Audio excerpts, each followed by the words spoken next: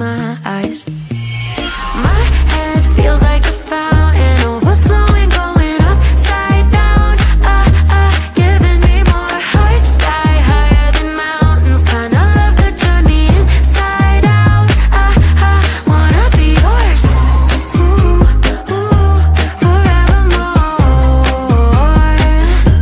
Wanna be yours, ooh, wanna be yours.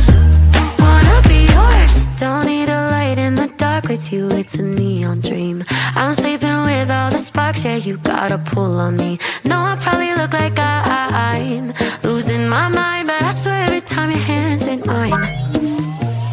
My head feels like a fountain, overflowing, going upside down. Giving me more heart, sky higher than mountains. Kind of love could turn me inside out. Wanna be yours, ooh, forevermore.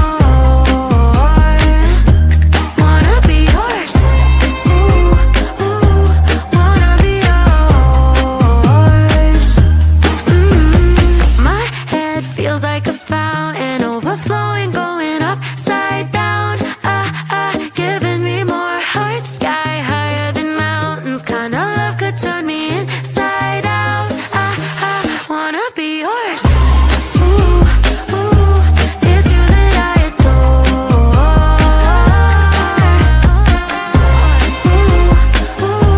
Wanna be yours, wanna be yours.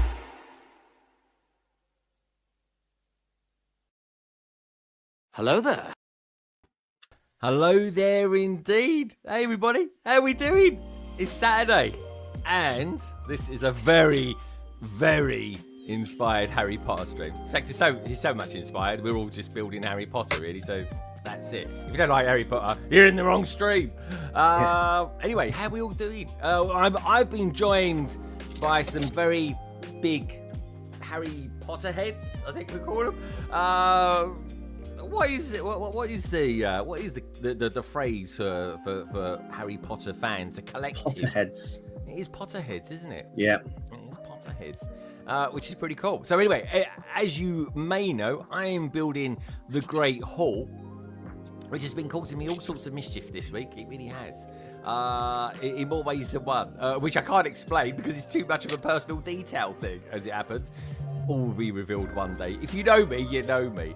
And my guests are probably thinking, what the hell is he going on about? Remind me in about 8 hours' time and I'll explain. Anyway, Chris, seeing as you're up there, what are you building today, Harry Potter-wise, my friend? It's a set I've been wanting to get probably since day one, but I applied the brake on it for a while. I was just kind of waiting for a discount, really. But I think it's perfect time for me, and obviously with the hype of Harry Potter and obviously the new TV series and the trailer and everything, it's just got me excited. I was like, great. When I next see the next best deal, I'm going to get it. Philosopher's Stone Collector's Edition. That is what I'm going to be building today. Dude. And I am so excited for this. I mean, like I said in our previous stream, beginning of, I think it was this month, wasn't it? Did we build, was it April or March? No, it was beginning of this month, wasn't it? Yeah. I mean, I should be diving into this Harry Potter world. Yeah. It's rather nice. And like buildable like objects and creatures are not like my main area of interest when it comes to Lego. But there are some I do like. That cauldron I do really like, and because it's an anniversary set, I had to get it. And this one, I just love it. I absolutely love this, and I like how it's all tied in together. And I'm very intrigued and curious to see how this differs compared to the Icon set. And I'm hearing a lot of positive stuff about this set.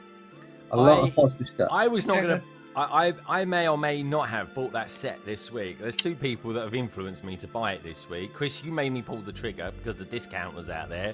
I'm like, if he's bought this is on discount somewhere. I'm like, oh, hello, Amazon. Amazon. And Lauren, because Lauren sort of double-dosed me with this, because in the UK, if you buy it, it's called the Philosopher's Stone. In America, if you buy Shut up about that box. It's called some... I'm gonna get it! The Wobbling Wizards Wobblies or something or other, to kind of cater for the audience out there. Which, of course, is a load of old mischief, because HBO, when their new TV series, is calling it the Philosopher's Stone. Yeah, as they should. As they should. Yeah. Well, it was. I kind of got the idea as to why, but really, we'll never know really how it would have been. I suppose. What was the reason for why it was Sorcerer's Stone? I feel like I should. Because Americans were too stupid, and they didn't think that philosophers was cool enough. They didn't think American children would be drawn to something called philosophers. Sorcerers sounded really more spooky, like more cool, more magical. Like philosopher over here just sounds like Aristotle, and kids don't know it. Like if you're shooting for that 10 to 12 reading, like 9 to 12, like reading age. Yeah. Philosopher, like what? Too big. They can't even spell that yet. A lot of grades. So sorcerer, Mickey, magic. Like they couldn't really use wizard, but it was a nice different word. Like and they changed a lot of the words. Like mom, they changed all the mums to mom. They changed a lot of the slang a little bit, and they stopped doing that later on because it was unnecessary. It was unnecessary. Yeah. Everyone was on board. It wasn't that big of a deal. By that point, you've got the audience, and you got it. You've got it. And also, British TV was still kind of over here. It was just funny replays of 80s television shows, which I grew up with. I grew up with Monty Python. I grew up with Keeping Up Appearance. I grew up with like all of those things on PBS. I lived for those shows on Saturday. Keeping Up Appearances. I like that. I'm debating whether to go on a tour. Like I'm gonna say a tour, but it was shot around Coventry, which is only about 35, 40 miles away from where I live. Premiership team there, mate. You can go see a cheap that's game. it. But Keeping Appearances, amazing. And I always think like it's quite global. It's really popular across the world. When I look at Chris, your audio went a bit funny then. Yeah, it's having a hard time picking it. I don't know. Can you hear me now? Yeah, you can hear you now. Okay, great. No, I just because I'm obsessed with comedies, English comedies, and so on, and some Americans as well. I never quite understood why Keep Appearances was so how it reached so many people across the globe. Like I know Patricia Routledge was just like insane. She's brilliant, but I didn't. She is a very good actress, or was. Yeah. So, but I mean, essentially, she was the Dursleys. Yeah. In a really funny, non-cruel way. Oh god, yeah. I mean, the Dursleys were horrific. I mean, as an adult, listening to these Harry Potter books, the first time for me anyway, and I've not even watched all the movies yet. I still prefer the third one, still my absolute favourite. You're not alone. And I just think there's so much story there. Like the Harry Potter's abuse, what her hang-ups were about her sister, how that kind of bled through to her husband, who categorically, took her side, and then there was their son as well, who spoiled brat, a spoiled brat, just a classic spoiled brat. But a result of his parenting, of the parenting that was given to him as well, but equally, they needed to be like that because you needed to get Harry Potter. You want to get on his side, Yeah, I'm really intrigued. I'm excited to see what his school life was before he knew he was a wizard. I'm looking forward to seeing that the Muggle life of Harry before he's thrown into the wizarding world. I'm looking forward to that the most. And like from what I've seen of the trailer, I think they're just going to go straight in. I think it's going to have that dark undertone involved, and it's just going to be, it's not going to hold back. I don't think. Like the scene where she's cutting his hair. Well, not in the movies. Yeah, not in the movies. And it was just a line. That was all it was. I think it was just a line in the books as well, from what I remember. It was just a thing of blah blah blah blah blah, and my hair always grows back. That's it. Yeah. That was all it was.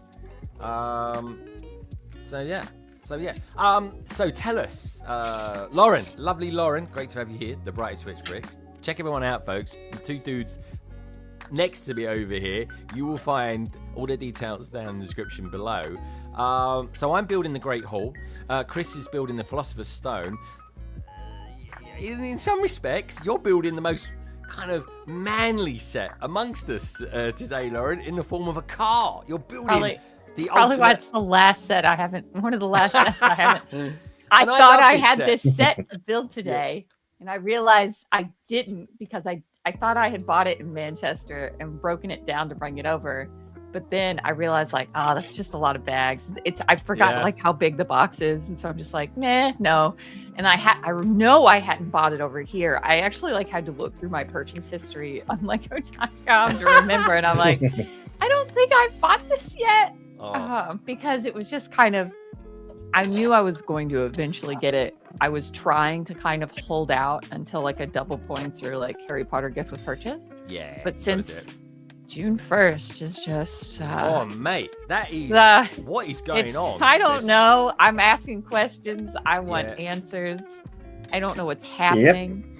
Things get... Oh, June 1. And I'm like, can we pick another day? Any other day? June 3rd? Yeah. What about June 3rd? Or May 20th? I don't know. Pick something else because June 1st is going to be ridiculous. Why regardless. The center of the universe as far as this year's releases are concerned. I think they're just... I really think, and this is going to be a repeating topic, I think, from now on until June 1st, because every single big reveal that we're going to get from here on out, June 1, June 1, June 1, June 1. So I just think it's like summer vacation. They're really banking on some summer vacation money. Even when I was in the store buying this for today, once again, it's the questionably faced. See, I love this set, and I know that Chris doesn't, and I'm wondering if our tastes will change as the stream. I like the car. The car. I think. If I was in charge of just this set, the car is brilliant. And like I said in our stream that we did, it's got some of the best play features of this year. Like when the suitcase shoots out, it's very, very cool. The way I would have done it was I would have just used the two minifigures. I would have two minifigures that came in the smaller Ford Anglia and put the face prints or the stickers on that. I would have put that onto headpieces to make the minifigures a little bit of exclusive, right? And then I would have had a plaque tile like what they did with the Hogwarts Express. That's what I would have done, and taken out those buildable Harry and Ron. That's just how I would have gone about doing it. Actually, like a fun display stand to have it like... Yeah, so you can angle it. Like, so you can, it's like taking off and stuff. And here's the thing, that would have been much more fun than if you had one of those stands, like those U.S.S. ones, that they can change them about a little bit so they can do different angles. You'll be like, you can change the angles. I'm not huge on display stands and stuff, and I don't think they're like very necessary, but it would have definitely been an improvement over whatever characters are in this guy. I'm hearing people say that a lot now. They're not into the Lego display stands. There we go, a little bit of the... Well, it got overdone in Star Wars and stuff, because you want an actual build, and I think it's being used as a kind of like piece inflator, or like it's taking away from the build instead of adding to. I think it adds to this set because it's special. It's the flying car. Like, it's niche here, when in Star Wars, literally everything is in space. Yeah. Everything should be flying. And that is a thing. That is the thing. And we don't actually ever know what ever happened to it, do we? Like, it's out there somewhere. Isn't it like shown in the movie once? It's just kind of like went wild. It's in the forest. But didn't it just go off in the forest? And... and it just it went wild. Yeah, it's now like a feral car entity. I know, there could be like loads of little ones out there now, for all we know, or it's just full of spiders. And the book was quite different in that respect as well. I mean, Hagrid, like, I think Hagrid thought it was all going to be okay, and it totally wasn't. It totally went a bit pear-shaped for him, to be honest. I hated the second book so much. Did you? It just got on my nerves a ridiculous amount. Lauren, you need to hold that thought. Because I'm going to say hello to everybody who's out there. Yeah. But I need to ask you what you didn't like about the second book, because I quite like the second book. Ford Anglia. I was trying to get to that, Alex, but no one was taking the bait. Angela. Yeah. We got Martin out there as well. Martin, good to see you. Everybody, do me a little favour. Check out the survey. If you came face to face, or maybe head to head. I don't know what you call it. With the Hogwarts house sorting hat, what house would he actually choose for you at the moment? Gryffindor's up there with 40%. I'm a Gryffindor. I think Chris is a Gryffindor, and if memory serves me correct, I think Lauren is a Gryffindor. There you go. We're all Gryffindors. Man, after 5 years, he's got it. I remember I messaged you not that long ago asking, and then I thought, actually, she probably thinks that's a stupid question. I changed my profile picture, so now I can't just point. It's the same on YouTube, but I can't hold that against you now. Okay, that's fair. That's fair enough. Thank you. But no one wants to be Slytherin. Everyone's very even. Hufflepuff. See, I love the name Hufflepuff, but I am Gryffindor actually. And all it came about was, I remember there was this website where it was official, and you just went to the sorting hat and you chose, and it just came out Gryffindor. I didn't even know what Gryffindor was then, or who was associated with anything. I was just like, oh, okay, well, my name's Greg, Gryffindor. That's an easy one. I just went with that. It just felt right. So, what can I say? The strange patterns of philosophy, folks, human nature. Get Coops out there as well. Get Coops. If you get any East Wing pictures, send them my way, mate. Do us a favour. Just say, if there is such a thing. Of course, folks, we're only theorising. It would be nice to have an East Wing. Who knows? The pictures are out there. Salix keeps say mischief managed. Yes, I love that phrase as well. Snot's out there. Good to see Snot. Hope all is good with you. Talking to Snot, we got Clever Pig out there as well. Clever Pig. Hey, Martin and Salix. Hope you are all well, my friends. Clever Pig. I needed to message you actually. Something came my way yesterday, in fact. And anyway. It's just something. He wants to know if something also came your way. Yeah, I want to know something from you. And if it hasn't, I will make sure I can point it in your direction. That's for sure. Because it would be like dumb not to. Anyway, one Clever Pig. If I don't message you today, I'll message you tomorrow. And if you're watching this, do me a favour, message me with a question mark or something like that, so it remind me. The Brick Larrikins out there, all the way from Australia. How you doing, my friend? Good to see you. Dude, you're like Lauren. Do you actually go to sleep? Do you know what sleep is? There we go. I love it. Greg DeLay. Yes. If I was a king or a prince, maybe that would be my name. Jill's out there asking what music it was as well. The group is called Sarah and the Boy, and I've got the rights to use it, which is very nice. Every now and again. YouTube in its infinite wisdom will send me a strike saying, oh, you can't use this music, and I'm like, yeah, actually I can, and in about 10 minutes they revoke it. It's really dumb.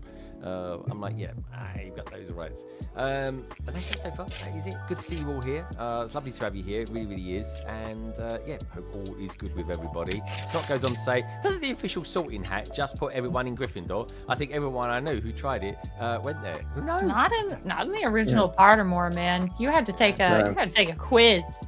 Yeah. Here's the thing. I've got an idea for you, right? And that's kind of just sparked it for me. You know, we get like what if we get those cartoons and stuff like that from like Marvel and stuff like that. Star Trek's always done it. They've got like mirror universes and always kind of timelines and what ifs and stuff like that. How about if there was a cartoon? It doesn't need to be. I mean, they could do a using real actors in that one day. But how about a cartoon of what if the Sorting Hat had put Harry Potter in Slytherin? How about that? How about that? It's called fan fiction. It exists. Yeah. It does. Yeah. There's actually I've never read it, but there is actually like pretty well known one. Is there? That does that explores that. But I just don't think the interest is there. Really? No. At all. That's the whole point. The chosen one. The chosen one. The whole yeah, point. I know. I keep thinking Anakin when I hear that one though. The chosen one. He was the chosen one. It'd be interesting to a certain degree, wouldn't it? Like if I mean, it would be interesting. Yeah. Like if Voldemort, I don't know, because there was some suggestion that the chosen one might have been Neville Longbottom. You know, what if it was the other way around and things like that? You know, and you don't know. Love his story in the books. He's great. If it made sense, like if it was completely wacky, no, like Ron's mom was Bellatrix and things like that. No, I couldn't do that. There we go. We got Harry Potter, the first Harry Potter one. There he is with his wizard. You're showing us yours. I have to show you mine. I've got Harry as well. Good stuff. Well, it won't be a proper Harry Potter set without Harry Potter. That is bag one. I've done bag 1 of 16 already. Although you do get some complaints that there are too many Harrys in Harry Potter sets. Yeah, there are some. You've got to remember, if you've never bought a Harry Potter set, you're going to want Harry Potter to be in it. Yeah, eventually you just have to lean into it and just make a pile. Okay, you just accept it. Yeah, I mean, you don't. Go on, Lauren. Go on. You don't know how many alts there are of the tiniest change of Harry's. So you've actually had to look it up. And like, no, this is different. He has a crease here on his robe here. Yeah, it'd be interesting to see how many Harrys there are. I don't know. Is there more Harrys than Luke's? Skywalkers? I don't know. That'd be interesting. Yes. More Harrys. I have them over my cabinet. Yeah. There's so many, Chris. There's so many. Cheesy did a video of all of them probably around 2023, 2024. I think I saw that. Yeah, Cheesy Studios. So good. Yeah. And I have mine over here. I haven't kept up with it, so I'm gonna have to make a leap backwards. But no, I can't remember. I think this Harry is very similar to the chess piece Harry, but different.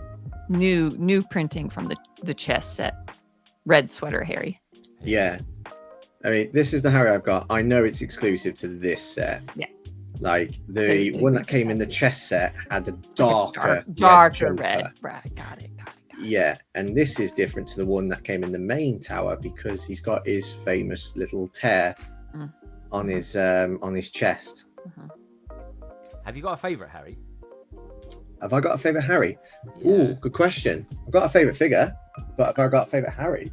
But is your favourite figure actually from the Harry Potter theme? Are you talking about like all themes? Yeah. Give me your favourite Harry Potter figure, and then give me your favourite overall figure. Okay. Right. Oh, when you mean Harry Potter, do you mean Harry Potter as a character, or just a minifigure in Harry Potter? A minifigure from the theme Harry Potter. Okay. Sorry, I was making it sound like it's my favourite. It's like being at school. I know. So what you're saying is, I'm joking. No, my favourite minifigure is. It's probably Creature from Grimmauld Place. Okay, that's an interesting one. I do like that one. I think there was a little bit of extra love with Creature when Grimmauld Place came out because I thought Lego, because they can be cheap sometimes, not all the time. But I thought going into the Grimmauld resolve Place, is waning. Can you feel it, Laura? Can you feel it over the years? Not with Harry Potter. We've been absolutely spoiled. Okay, we have. Actually, to be fair. I think Harry Potter's done well. It's only really got expensive in the last year. We just go all Star Wars guys. Yeah. And yeah, we do. Like I remember on Instagram when the Death Star came out. And they had that character that came in the set, the Imperial Dignitary. He didn't even have dress printing on his skirt. And we get it for Professor Vector. We get it for Madam Pince, Professor.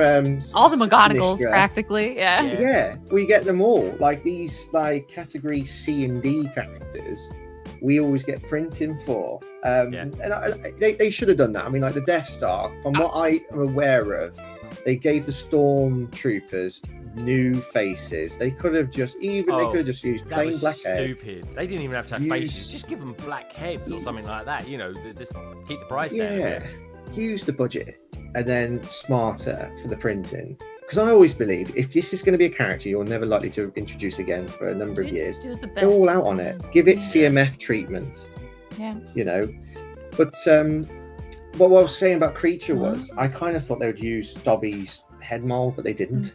And nice, and I like Creature as a character. So Creature's probably my favourite minifigure. I've not got to Creature yet in the books nor the films. So you'll get there. He's That's after the tone turned. Yeah. Yeah. In the books, on the goblet. What's a toblet? The goblet. The tablet. I just made up a word. Goblet of yeah, London. The tablet of London. You go around with your big toe hanging out. It's like a cross between hoblet and goblet. You get a tablet. There's a female kind of house elf. Winky. Winky. She's so cute. She's pretty important. Yeah. Oh, is she? She's Poor so thing. cute. But you know what I'm liking? And this is never in the films that I picked up on, especially in Goblet of Fire. Hermione is like, she's got Amnesty International for the house elves. She's seeing how crap that they're treated. I'm loving it. Yeah. I'm loving it. The spew. Yeah, the spew is really overlooked in the movies. I forget because it's for all the book readers. They just know of just like how obsessed she had one track mind of freeing these houses. And house elves were like, leave us alone, please. I know the filmmakers was a little bit under pressure because the first 3 films and Harry Potter became really, really popular, that people were noticing just how much things were getting missed out. And I think Goblet of Fire was going to be a 2-part film, but then you'd have to do that for Order of the Phoenix. Yeah. It's a big book, and I think Chamber of Secrets and Philosopher's Stone, the films, is a little bit longer than Goblet of Fire. So I'm thinking, well, if they would have done that 2-part Goblet of Fire, they would have probably done it for Order of the Phoenix and Half-Blood Prince. I mean, Half-Blood Prince is my favorite book. Yeah, I think would have been. It works well the way it is. Like, Yeah. I think it's just fine. I think it worked well, and especially you have to know your audiences at that point in time. Would audiences and families understood 2-part films? Would they have shown up? Would it have done as well? I don't know if you know that. Yeah. There's not many. I think, but if they would have done that, I think they would have made it harder for the TV series to be what it needs to be. Yeah. Because if they would have, the more they unpacked in the films, the least likely we have needed the TV series today. Yeah. But and I think the film stands up to today absolutely fine. Oh yeah. For what it is. You just have to go in. Well, I think the first 3 Harry Potter films stand up better than the first 3 Star Wars films. That's for sure. Oh, Chris Columbus did such world building in those. Like he poured his heart and soul into the first 2, and then Alfonso Cuarón with the artistic kind of direction of the 3rd. Yeah, he's good with kids as well, isn't he? Apparently, he did the Little Princess, which was one of my I was obsessed with that film when I was younger. Just the tone and the cinematography of it, like how dark it was, but still had this magic to it and hope. And that he really sowed the seeds for there. And he directed Home Alone as well, didn't he? Did he? Yeah, I think he did. Yeah, he did. I did not know that. But he's like, his name's easy to remember as well, because I always think of the Traveller, Yeah. His daughter's in Harry Potter as well. Susan Bones. Well, the funny thing I heard about Harry Potter was, that he was actually, a long time before he was offered the role, his parents kind of got him they kind of didn't want him really to be Harry Potter, because his parents, I believe, Daniel Radcliffe's, are what do they call them when you're getting people on a film? What do they call it? Like casting directors. They're casting directors in real life, and they're sitting there looking at him, looking at their son, going, he does look a lot like Harry Potter. And anyway, I think they'd had some conversations, and they thought he would have to go to America and live out there for quite a long time while the film sort of became a thing. And they were like, absolutely not. Ain't having that. Staying over here. Yeah. I wonder if their minds would have changed by now. But anyway, we won't go there. Because do you remember the sitcom My Family? What was it called? My Family. Yes. Yeah, the kid in that was very, very close to being Harry Potter. Really? Yeah.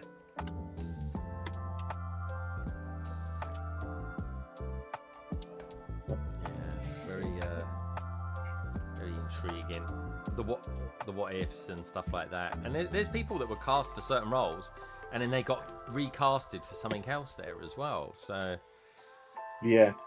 And what I'm looking forward to in the TV series is the fact that the actors should be a lot younger than what they were. Like they all should have been in their 30s, not their late 40s, 50s. Which is going to kind of be an interesting twist on things. So Interesting.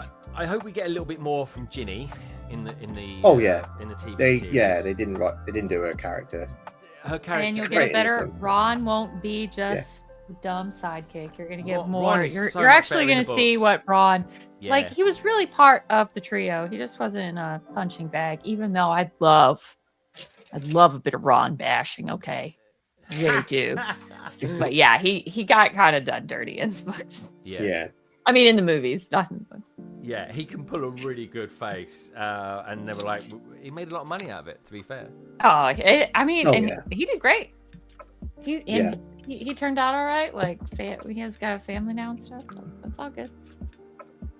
Yeah, I'm just really, I'm really invested in it at the moment. So much so, actually, my birthday is in about 3 weeks. I'm off to Bath again, so I'm going to be in Bridgerton World, which I've just finished all 4 seasons of, and I absolutely very nice. I loved it. And the last series, all being about Benedict. Benedict's my favourite character. He was always my favourite character. I'm like, wicked. I can't wait to see what they do with him.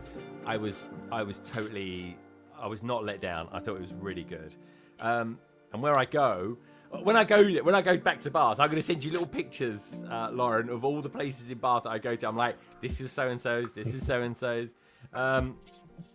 So yeah, but that's good. I cannot wait for the next season. The next season is my favorite. Oh yeah, I mean let's go, Eloise. Yeah, it's going to be really, really cool. But yeah, so I'm thinking. What Gemma would like to buy me for my birthday is the books, the Harry Potter books. So I've just got to look into what ones are out there, if there's any special editions or anything like that that are regarded as the de facto ones to get or anything like that, or just ones with nice covers on it or something like that. I just like the original. Yeah, I like the original ones. I really want a British copy of like a set. And I would love the original, those illustrations on even though we were over here and we had all of like our illustrations. Yeah. I still know all of the British cover art for those. But keep an eye on if any you see like a Philosopher's Stone book where Harry orders 2 wands at Diagon Alley. I would I'll have that checked because it's worth quite a bit. Oh, really? Yeah. There's a book where there were some misprints. And he orders 2 wands in Philosopher's Stone. Okay. It's worth a lot. Yeah. Wowzers. But I love all that. I want to get, but it will kind of make me feel like I'm a real proper Harry Potter head then. Book two, bag 2's done, I should say. Look at that. Nice. It's coming together quite nicely. It really is. I'm glad it's on the rock work. I'm glad it's on there. It really makes a difference. Oh, can't wait! I can't wait to put it with that. Now, talking to book 2, then I'm intrigued. You didn't. I didn't. As soon as they like get to the school and the howler and stuff, like totally worth it. We're good. I just couldn't imagine this poor kid.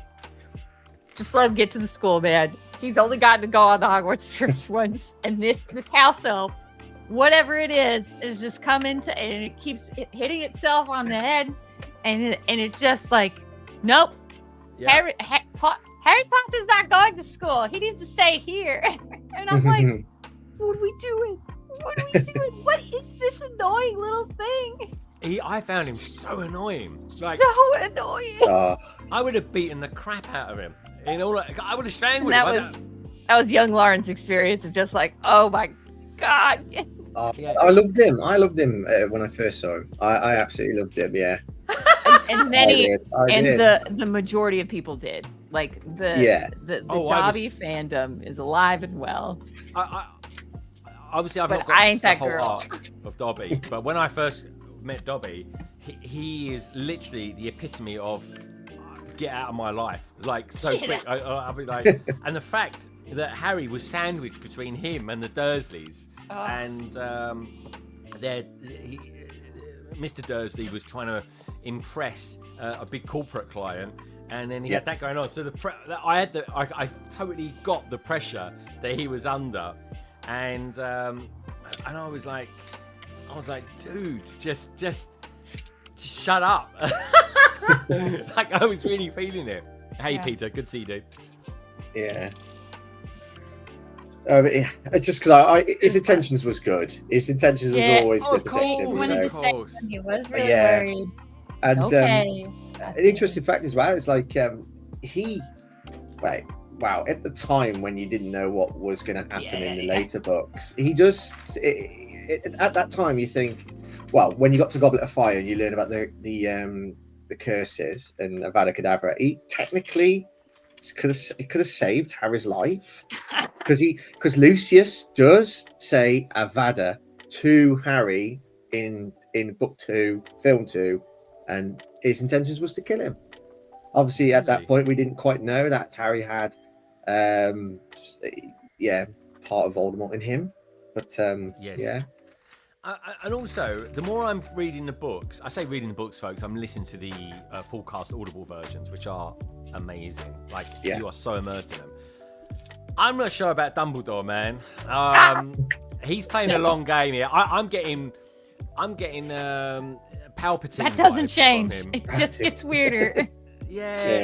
Just wait till book 5. You're gonna love book 5, Dumbledore. Totally Palpatine vibes I'm getting from this geezer. And it's the sheer fact that he's got a bit of Voldemort in him as well, which, I'm curious. I'm really curious.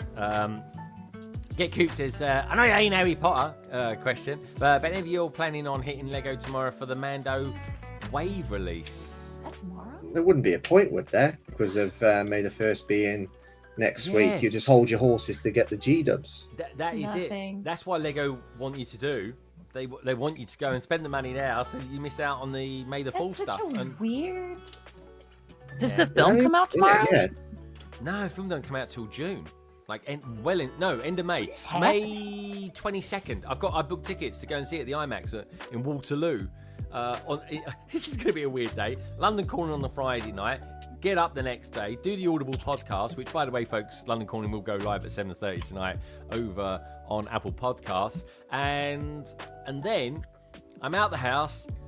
I'm back into the city, going to Waterloo, watch the movie on IMAX, and then back again. And I'm doing a Batman live stream. So, building the 1966 Batmobile, which, by the way, if you guys happen to be free, let me know.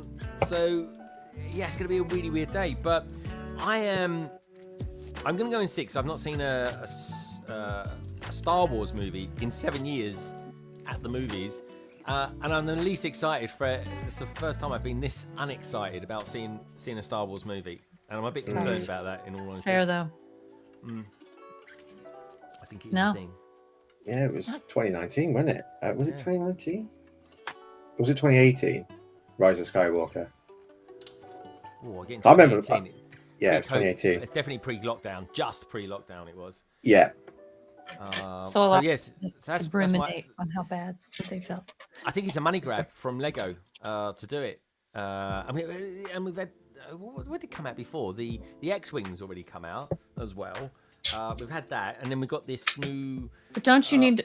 You could buy so many smart play sets with your Mando wave release, couldn't you? Yeah. Yeah.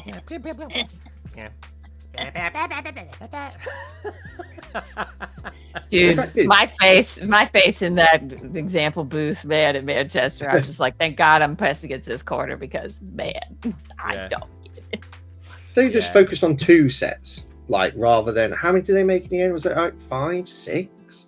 Couldn't they have just made 2 that worked with each other?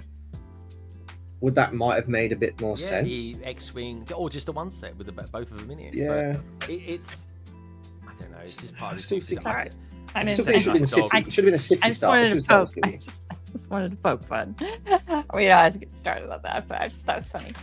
I would say this. I wanted to like it. I think it's a good idea. I think potentially it's but it's got some restrictions, and all I keep hearing, and there is a lot of, I don't know what it is. There's a lot of negativity around Lego at the moment. There really is, and you don't find it. I'm going like, they bring a lot of it on themselves. This is a tasty era, baby. I am enjoying it.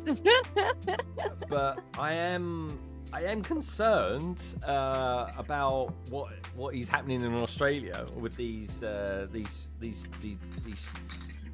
You buy the greatest massive Pokemon set, which is like $1,000 Australian, and they're giving you a Pikachu. I mean, that's the ultimate GWP, isn't it? It's ridiculous. Yeah. Why aren't most people talking about 170 Just one something. for us? I think it was 160, 170, something like that. Yeah, but in Australia, that's bound to be more like 250 at least.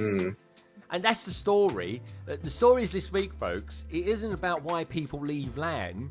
It's why in Australia are you getting the Pikachu set free with the big Pokemon sets? That's the big story this week. That means it's probably the greatest GWP ever, isn't it? I think it is, dude. I totally It's gotta be, isn't it? Gotta be. I'd buy it. I might even ask Lego team, can you bring me over? Can you bring him over for me? But it's such a huge discount as well. Like even the big one now, it's on Amazon. 300 Australian dollars. Wow. I mean, that's when you see 99999 on the Venusaur, Charizard, and Blastoise. But the Pokemon, the big one with the Venusaur, Right. that's heavily discounted now over here, isn't it? So 423, I think it's gone on Amazon app. So you could make a saving that will then give you the funds to go and buy Pikachu. Yeah. If you had 650 quid and you're like, all right, I'm going to go and buy a Pokemon, now you can buy the big one and you can buy the Pikachu as well, which is wild when you think about it. And I've got to be honest, I would not be happy if I bought it on day one or something like that. This massive avalanche of people buying Pokemon sets. You can get those Kanto badge stickers. Yeah, big deal. Whoopee-doo. I think that GWP was. I think this is great therapy for passing on stuff. Yes. And saying no to things, and holding strong. It's like and so it's what you said a moment ago, Greg, when you said you wanted to like. What set was it you wanted to like again? I wanted some to smart play. Yeah. The smart play. That was it. And I do to an extent, but it's the way it's been handled. I just think it's been badly handled. Whereas if there's a set out there, and you know when you get the leaks, you get the name of the set, the number, and so on, and you think, oh, actually, this is going to be a set I like, and it ends up being a set that I dislike. Do you know what? I'm actually fairly cool on that. I'm happy with that. Yeah. Because if you think, right, okay, that's such and such saved, and and that's great. I find. Because you have to brace yourself sometimes, don't you? Like it is. 100%. It's better when you can see it and go, I'm really glad. Shrek, for example, really glad it's done. This is not for me. This is an easy no for me, but this is well done and someone's really going to love this. With the smart play sets, I looked at them and I'm like, once again, even if you make the argument all day, these are for kids. This is for kids. They're not imaginative builds. They're not good builds at all. And so I just don't understand. That's where I'm coming of just kind of like I wanted to like them, and if they had done better with like the actual builds themselves to help and add on to the smart, sure, okay, all right. But woof. Yeah. I think they should have started with City, personally. City with the sound. Absolutely. Or even Ninjago, their own IPs. Yeah, Ninjago their own IPs. And if you want to do Star Wars, just do one set or maybe just two sets, like just so they work with you. Like they could have stuck with the X-wing, and what was it? The TIE Interceptor. Was it the Interceptor that was the other? The TIE Advanced was TIE Advanced. What you just keep those two? The chase. Those two only. Yeah, not the Cantina in all this. No. Cantinas. Oh god. And the I own Yoda hut. Cantinas. The hut. Yeah. Don't need it. I own the Mos Eisley Cantina, and when I look at that, because I've seen how good a cantina can be with the big one. Obviously, it's a completely different type of set because of the price and the piece count, etc. And then you turn and look at that, it does stain your perception on these sort of sets when you see a version like that, and it's just But it's not only that, Chris. It's the expense of them. They're horrifically expensive. So the people they're designed for. Even my coworkers who love Lego, who are nowhere on the internet, no content, no nothing. Yeah. I showed them this, and they just was like, "That's $80." And then the several one of those that are compatible and don't have the smart brick in it. I mean, what are they going to do next? I mean, we've had sound brick, we've had smart bricks. What botanical? Are they going to have smell bricks, sniff bricks, or something like that? So you can smell your botanicals.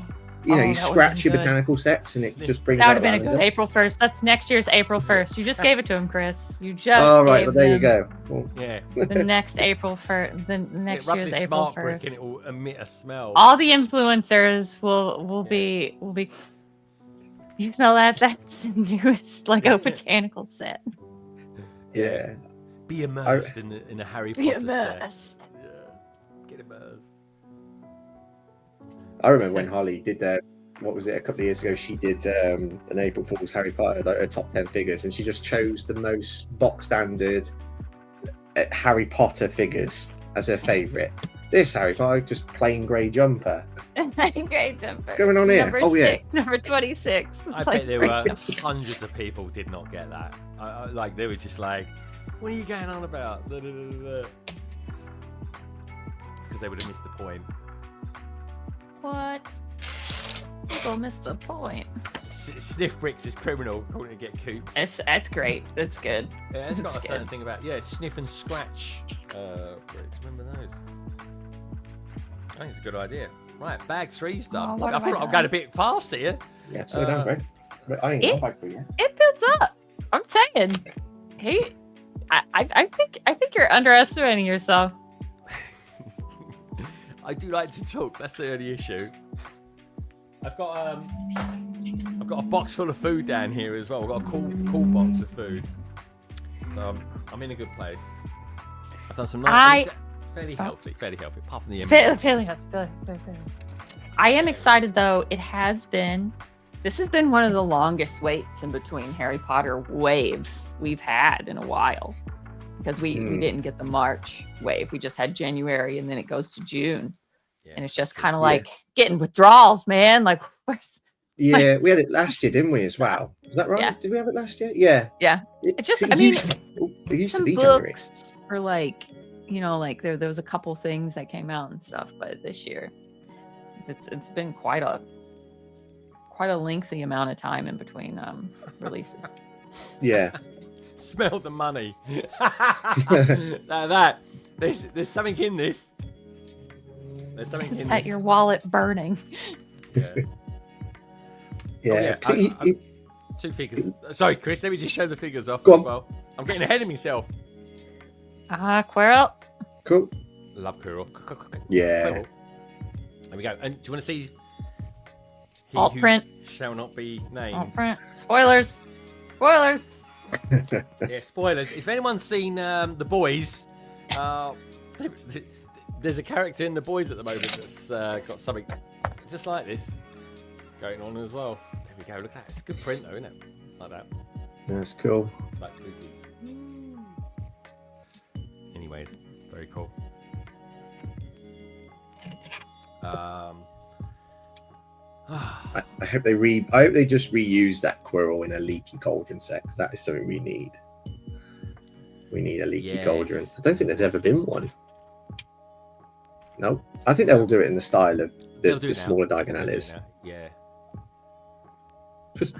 They could do it. It kind of makes sense to maybe do it next year, because obviously with the TV series, but like if they do one based on the TV series, it will never be the movie version. So I think they need to do one. Dude, if there's one thing I wish I knew right at this moment is what their plan is going forward with Lego and Harry Potter. Dude, I really want to know. What an interesting, like, what I wouldn't pay to see the 5-year plan. in the boardroom of even the next 3 years, what the rollout is. And I found out, which is really fascinating to me, and it's kind of bothering me because it's another different alt box. Okay. Yeah. This is an alt box alert. They've rebranded the tower. This box to be the new hold on. This. Yeah. So that they've rebranded the tower instead of hold on. This. Because the original tower still has this. Yeah. They've rebranded it to have this. While still on shelves.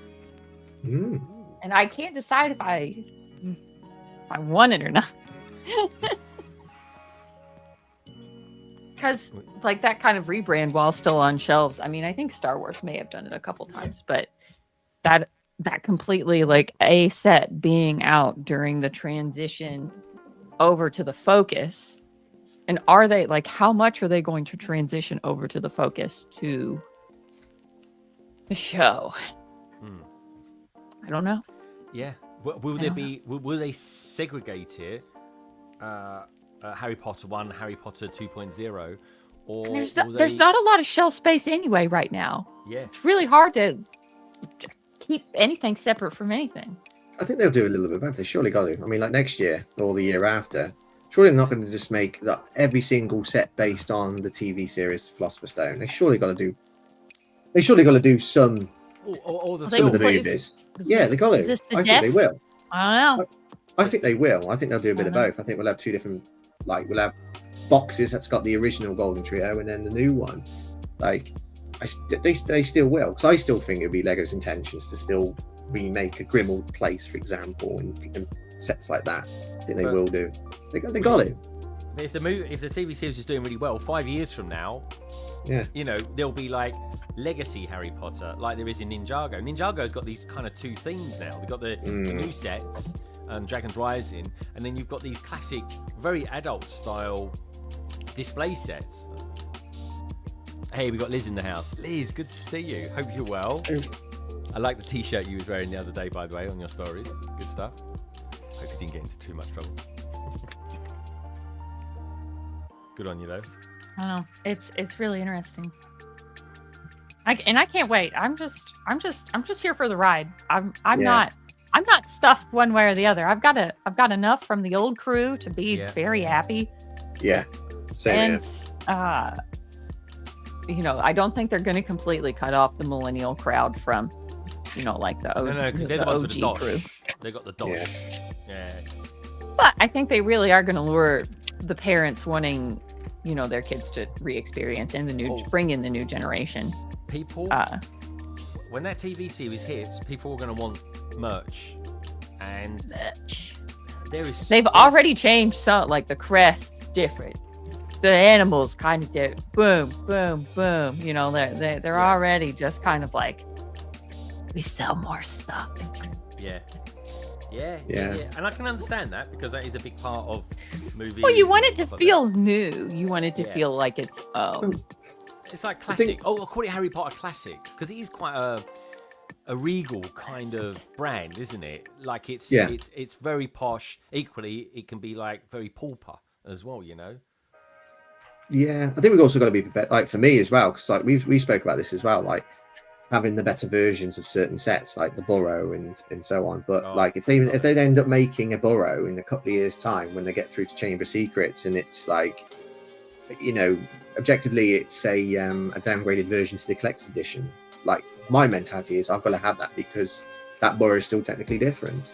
Yeah, got it. So I like, this side's gonna be like movie Harry Potter, this side's got to be TV series Harry Potter or whatever. But yeah, it's like, what if the next cast expansion is based on the new one and it's not going to be as glorious as the current one, or it's compatible with it? I hope it is. I kind of I hope so as well, because I'm invested in this. I think it's one of the best Lego things. It's going to end, and there's going to be a new one. Yeah, I know. I mean, wasn't that long ago, the old one, to be fair, was it? I mean, I'm treating this Hogwarts expansion, I know it's all separate sets, individual sets, and they all come together, but I'm treating it like it's one big set. Yeah. and I think it's only right to do that. Like it's on par with the Death Star. The difference between Death Star and the Hogwarts This is going to be more expensive. This is going to be like $1,600 by the end. Yeah, it's like at least you can pay and invest in it gradually, rather than if you wanted the Death Star, you have to like throw a lot of cash in one go. So, but for me, this Hogwarts Hogwarts expansion is going to probably be my favorite set. I think I'm just seeing it as one big set. They've gone about it weird though. Yes, with I feel like they've almost overcommitted and not realized their timelines. Yeah, I think. And then they completely erase things that were a part of the castle. Like, and they just go, no, these sets don't exist now, and you just need to focus on what's on shelves and buy these now. We're gonna get a big dump of sets at some point, and it'll be like, oh, here comes the reset. The set you built, Greg, and the last stream. I want to know what they are going to do with this. Like, this doesn't have an official connection point. No. Well, neither does the Owlery. No, but the Owlery is its own sort of standalone build, isn't it? But I think that yeah, is but as so well, is though, that. isn't it? Yeah, I It's think a that tower. was. I don't know. I mean, like, this needs to connect to something, doesn't it? Because isn't this like the first Quidditch training? Like, when you see it in the background, it's part of the castle. Yeah, but you don't see the rest of the castle with it. You just see a big wall. That's essentially all it was, and a tower where McGonagall was, and You're not gonna get it. It doesn't. It's not gonna connect anything. And the statue on the old version of that was better, I think, than this new one, because the statue had because it was more of a wall. Swords. Yeah. I really like the old one with the golden quirrel. I bought a lot of those. I kind of hope it does, but it's probably not going to, because it's been on the shelves for far too long. The Great Hall is retiring this year. Yeah. Yeah. Which is interesting, because you're going into next year. Interesting. Yeah. With the main tower and the obviously East Wing without the Great Hall. You need this to do this. Yes. Look, can I just make that bigger? Because I got to be honest, it's the best Lego going. Yes. And I tell you what I've bought as well. You make that look so good. I bought it. I don't have the tower. The boathouse. This is coming off of the shelf. Yeah. Yeah. And the boathouse goes here. Yeah. It's in pieces because my cat's knocked it off. I know. I'm just putting mine on the table. Hopefully, my wife won't notice. She will on the in like table. 2 seconds. But It's going to be hilarious connecting the legend East Wing. But that's the beauty of this expansion. Like, if you look at the first expansion that we had, the Hogwarts 2018 to 2020, it was like pretty much like a wall, like a wonky wall. Yeah. And then you had the 2021 to 2023 where they tried to get the dimensions right of Hogwarts. With this expansion, you can do both. You can have it in a wall if you want, and you can fit sets in such a tight space like behind Lauren, or you can have it like. Well, this have it is where it spread across ends. the table. There's no East Wing going in here. Okay. Yeah. If you need to know if this is a calyx unit, it will not fit on top of two calyx units. Can you get something on the other side? Like, what would you have to remove? No. Cards or? If you If put this towards the back, angled it backwards, so it's more like a 3D, and then the East Wing is going to be too deep to put here, and then where's our viaduct? I'm not seeing a viaduct. Oh yeah. I'm not mad. Where's our bridge? Yeah, you need that bridge. I need a bridge Lego. It's in You don't East. put the bridge. It's going to be an East Wing. Yes. If you look at the. It is 100%. That image that we've seen, right, which we're not going to see, with the East Wing in the back, there is a bridge. There is a bridge. There is something, because his minifigures are on it. I think it is. Have a look. This is a good eye test. I'm not looking at anything right now. You might see a book nook in there as well. You will see a book nook in there. I'm excited about the book nook. That was lovely. Oh yeah, me too. I was like, that's standard completion mentality of having all versions. That's Lauren in a nutshell. That is Peter. We got. I do think the design aesthetics will play a big role in how well it's received. The new series will be. That might also drive Lego set designs. Yeah, and I also hope in the TV series we see a lot more shots of Hogwarts externally as well. Yes. Because it is when you actually do watch the films, it's all very narrow, especially those first few. Yes, they've done it with Diagon Alley as well. Like there's a lot of shots that don't get screen time, and even interior.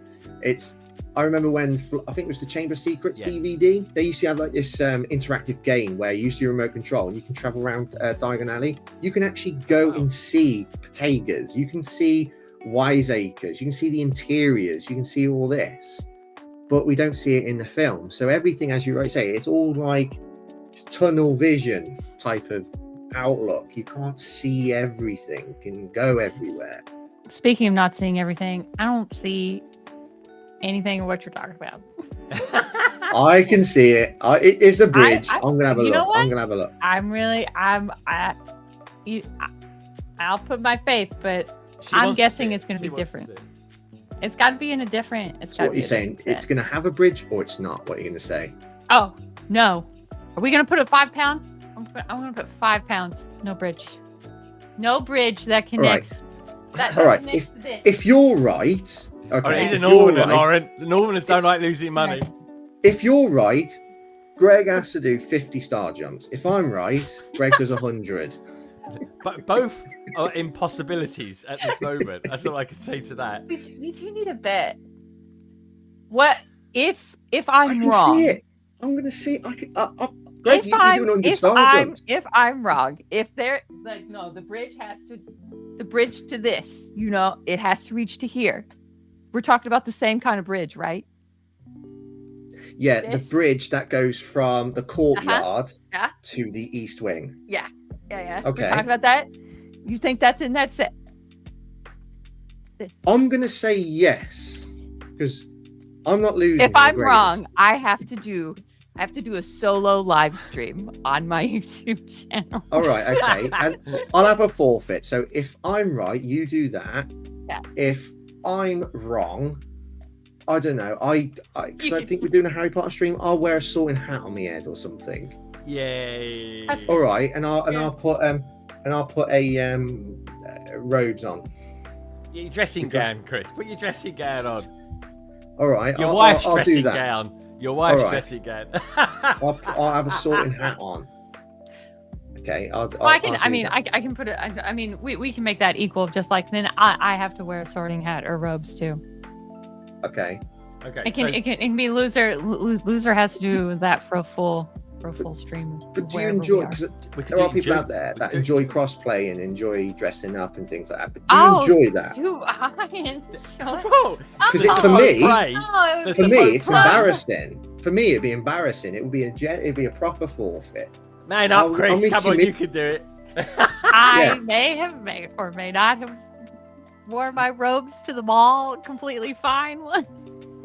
Yeah, you've just played into her hands. If I could casual cosplay every single day, I probably would. So okay, no. I'll stick with my live stream because that would be something new and uncomfortable. Okay.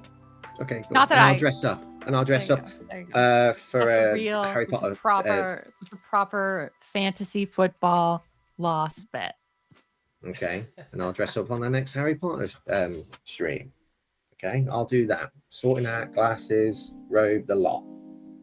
Bag 4 done. Look at how efficient Greg's being with us. Just causing Hear that? I'll just light a fuse, leave you guys to it, and I'll just carry on building. This is awesome. It is, isn't it? It's a big chunk. Yeah. I mean, you're starting to see the footprint of it. Yeah, it makes it will make the Millennium Falcon look like a poly bag once it's done. Yeah. The Millennium Falcon's days are numbered anyway. Position. I'll show you a nice print as well. I got a Death Star back at the house. I need to get down and. It's really good. Nice. Look at that. Nice. And all the tiles are the same. The box is the only thing that's different. All tiles are the same across all sets. All philosophers done. And it's printed. Hey Liam, good to see you, dude. Hope you're having a top day. Oh, there we go. Hawk's Factory is here. Good morning, afternoon, evening, my friends. Horcrux. welcome to the stream. Really good to have you here. Let's have a look at the Premiership scores at the moment. Oh, it's all 0-0 all the way round. Let's have a look. Ooh, West Ham are under the cosh at the moment with Everton, but nothing surprising there because David Moyes likes to just keep the ball and not really do much with it. Spurs are on top on their game against Wolves at the moment, but not really doing much with the ball as well. Change. Their football is so. They could be. I think they could start a game so well, but their football is so unsustainable. They could drop points. I mean, just look at Brighton last week. I mean, they were on top of it for so long, and then they go and concede in the last minute. Yeah. I mean, what about Sunderland last night? They absolutely collapsed, didn't they? No one saw that coming. I was glad. Yeah, I was really happy with that because it just makes Spurs have got an increased chance now of going down because Forest are out. I know it's not the result for you as well. No, but for what we all want. Yeah. Yeah, definitely. It's but yeah, it's harsh, but it's fair. It is the way it goes, and good on them as well. If Spurs don't win today, they don't deserve to stay in the Premiership, as far as I'm concerned. No, they don't. And I think like over the past few weeks, West Ham have been playing better football than Leeds and Forest. What Forest and Leeds have done has only been recent, like the past week or two. Yeah. If you know what I think should happen, like the West Ham should do the same. I mean, who's to say if Spurs and West Ham start winning? We got a full team. We got 0 injuries. Yeah. And we're playing good. Like we've got one of the most informed teams in the league. Yeah. But we'll just see Definitely. how it goes. It's interesting days. There's still so many points. There's still 15 points to get. So it's not over until it's over. It's not over until the snitch is caught, guys. Oh, this is true. There we go. Back to the Harry Potter again. But yeah, I tell you one thing I'm really surprised at. Years ago, I would have loved to have had FIFA and Lego sets. Or more to the point, football and FIFA sets. None of this soccer stuff. I mean, what's that about? Yeah, soccer is like the philosopher's stone. Listen, football sounds like too much like football. We can't come up with another word for our pigskin game. Therefore, we're gonna call it completely separate. Yeah, I know. It's just unfortunate. Chris, we need to see your build as well. How's your build coming along? And we'll come to you in a second, Lauren, as well. Whatever this is, there's a lot of technique in this. Oh, let's have a look. Let's have a look at Lauren's then. Hold your horses, Chris. Ladies first. All right, go on. Oh yeah. Oh, that's quite a strong mechanism, actually. I mean I appreciate a strong frame. There we go. So. Say no more. I know more. I feel like there was something to read between the lines there. Chris, show us how your build's going so far. What do you think of it so far as well? Are you enjoying it? Yes, yeah, absolutely. Well, I think it's going really good. The chessboard piece, which is great. And so I wasn't a big fan of the chessboard set that came out a couple of years ago, but I like this because this has got like when the set's completed, there's a lot of stuff that we've had in recent years. Like we've had a chessboard. We've got like what's it that Hedwig perched on the books. We've had buildable books before. The minifigures, a reference to the troll. I mean, we had the troll mold, which you're going to eventually experience, Greg, with your build. I'm glad it's all tied in. Even like the chocolate frog card. I'm looking forward to that piece the most, really nice. Which is the Dumbledore chocolate frog card. I'm looking forward to that. And I like how everything's all, it's all tied together. And I hope there's a plan for this. I hope they do a Chamber of Secrets one, Prisoner of Azkaban. I hope so. I will be getting a case for this. That would be cool. I don't know. Yeah, have a whole, 7 of them. 7. Yeah, I hope so. That's obviously going to be a while to that. That would be nice, wouldn't it? It would be. And Philosopher's Stone is one of my favourite films. It's probably my second favourite. Chamber of Secrets is my favourite. Then Philosopher's Stone. So here's the thing, then. This is Chris's favourite film, but Lauren's least favourite book. Well, isn't it the Chamber of Secrets? Isn't that your least favourite book? or was it just aspects of it you didn't like so much? I'm thinking That's kind of hard to name a least favorite book. Okay. It is difficult. What was the one that made you go, no, like that too? The fifth one. Oh, okay. Yeah. I started out not in a good place, and I ended up in a worse place. You get there's no backup. Like and then it's all going to be okay. No, it's not. It got worse. The fifth one was so emotionally strong for me, and I have so many memories connected to reading that and picking it up out of the midnight release and doing all these things. The fourth book is still my favorite. Triwizard Tournament. Loved every second of that. Maybe it's the sixth one that's my least favorite. Oh, right. It just kind of felt like an in-between. I really didn't know how to feel about Half-Blood Prince. I think my mind was out I was reeling from the fifth book. I wanted things to be resolved. Didn't get resolved. What I wanted to happen happened in the seventh. The ending, the conflict resolution and all that stuff happens all in the seventh. So I think Half-Blood Prince is probably my least favorite. Close from, I don't know. 1 and 2 are just they're so sweet though. So I would still say Half-Blood Prince is my least favorite book. And quite interesting, it's my favorite. It's really, and that's the reason why, the film Half-Blood Prince is probably one of my least favorite films because it didn't quite capture the elements of the book. I love a lot of stuff in that book. Yeah, I like the origins of Voldemort. That's what I like about that. The origins of Voldemort. I love an antagonist. I like antagonists. I like Vader. Harry Potter could have been their stories are so similar between Harry Potter and Voldemort. That's the point. I know that now. It's not Luke and Anakin. Yeah, their stories were really similar.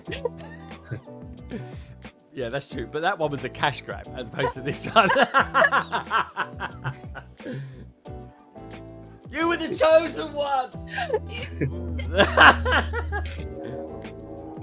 Very cool. But I remember this. The scene that really got me was that when Tom Riddle applies to be Defense Against the Dark Arts professor, and the description of his character being this waxy looking guy, and obviously his body's starting to be riddled and messed up, and I just like that. I just loved the background of Voldemort because I like antagonists, and at that point I really like Voldemort, and then to get an understanding of his background, it was just amazing. And then what really the pivotal part was the Horcruxes, that's how fair. And it was how he had a fear of death as well, and how willing he was going to very clever what he did to try and make himself eternal, and how far he would go, take magic to its limits to ensure he was immortal, and his perception that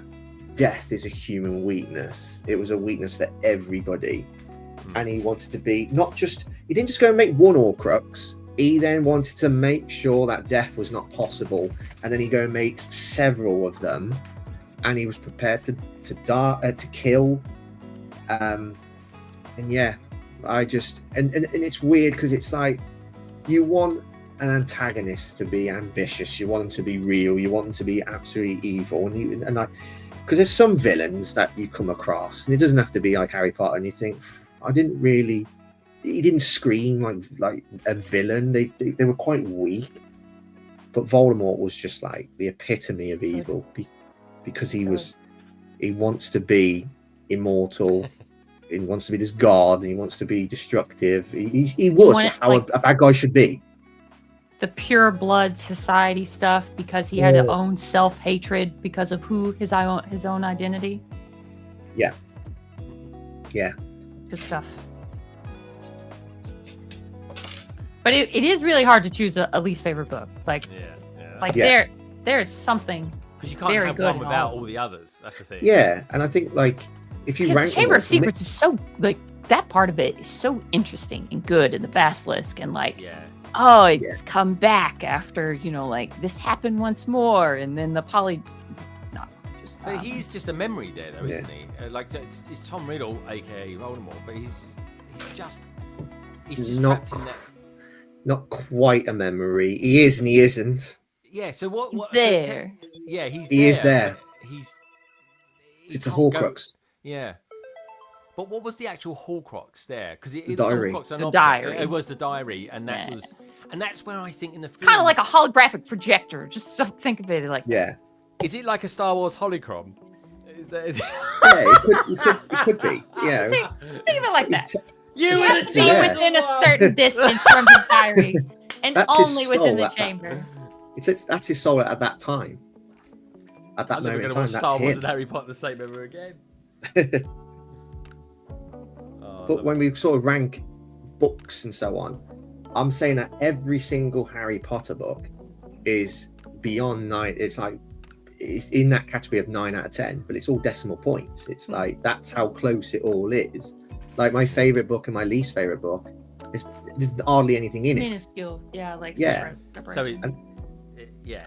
And it also depends So on good. how you So found good. them and when Yeah. you read them. Yeah, and what was going mindset on. was. Your personal lived experience is what has, in a very Horcruxy way, bound all of us in this Yeah. fandom. Like it is an inseparable part of me.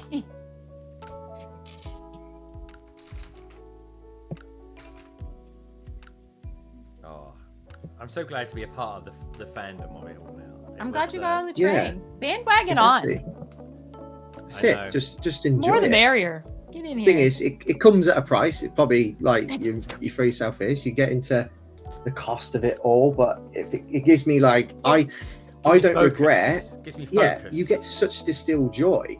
I mean, we had conversations about Hogsmeade last year, you know, about it price and all this.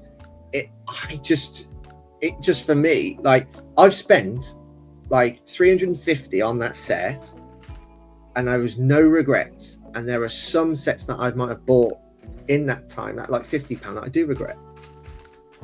Yeah. You know, it gives you so much distilled joy. Like in like buying Lego merchandise, the time you put in. Don't forget time cost as well. I mean, like you put time into things. That's probably the most. You know, time is money as well. Don't forget, you put a lot of time into watching stuff.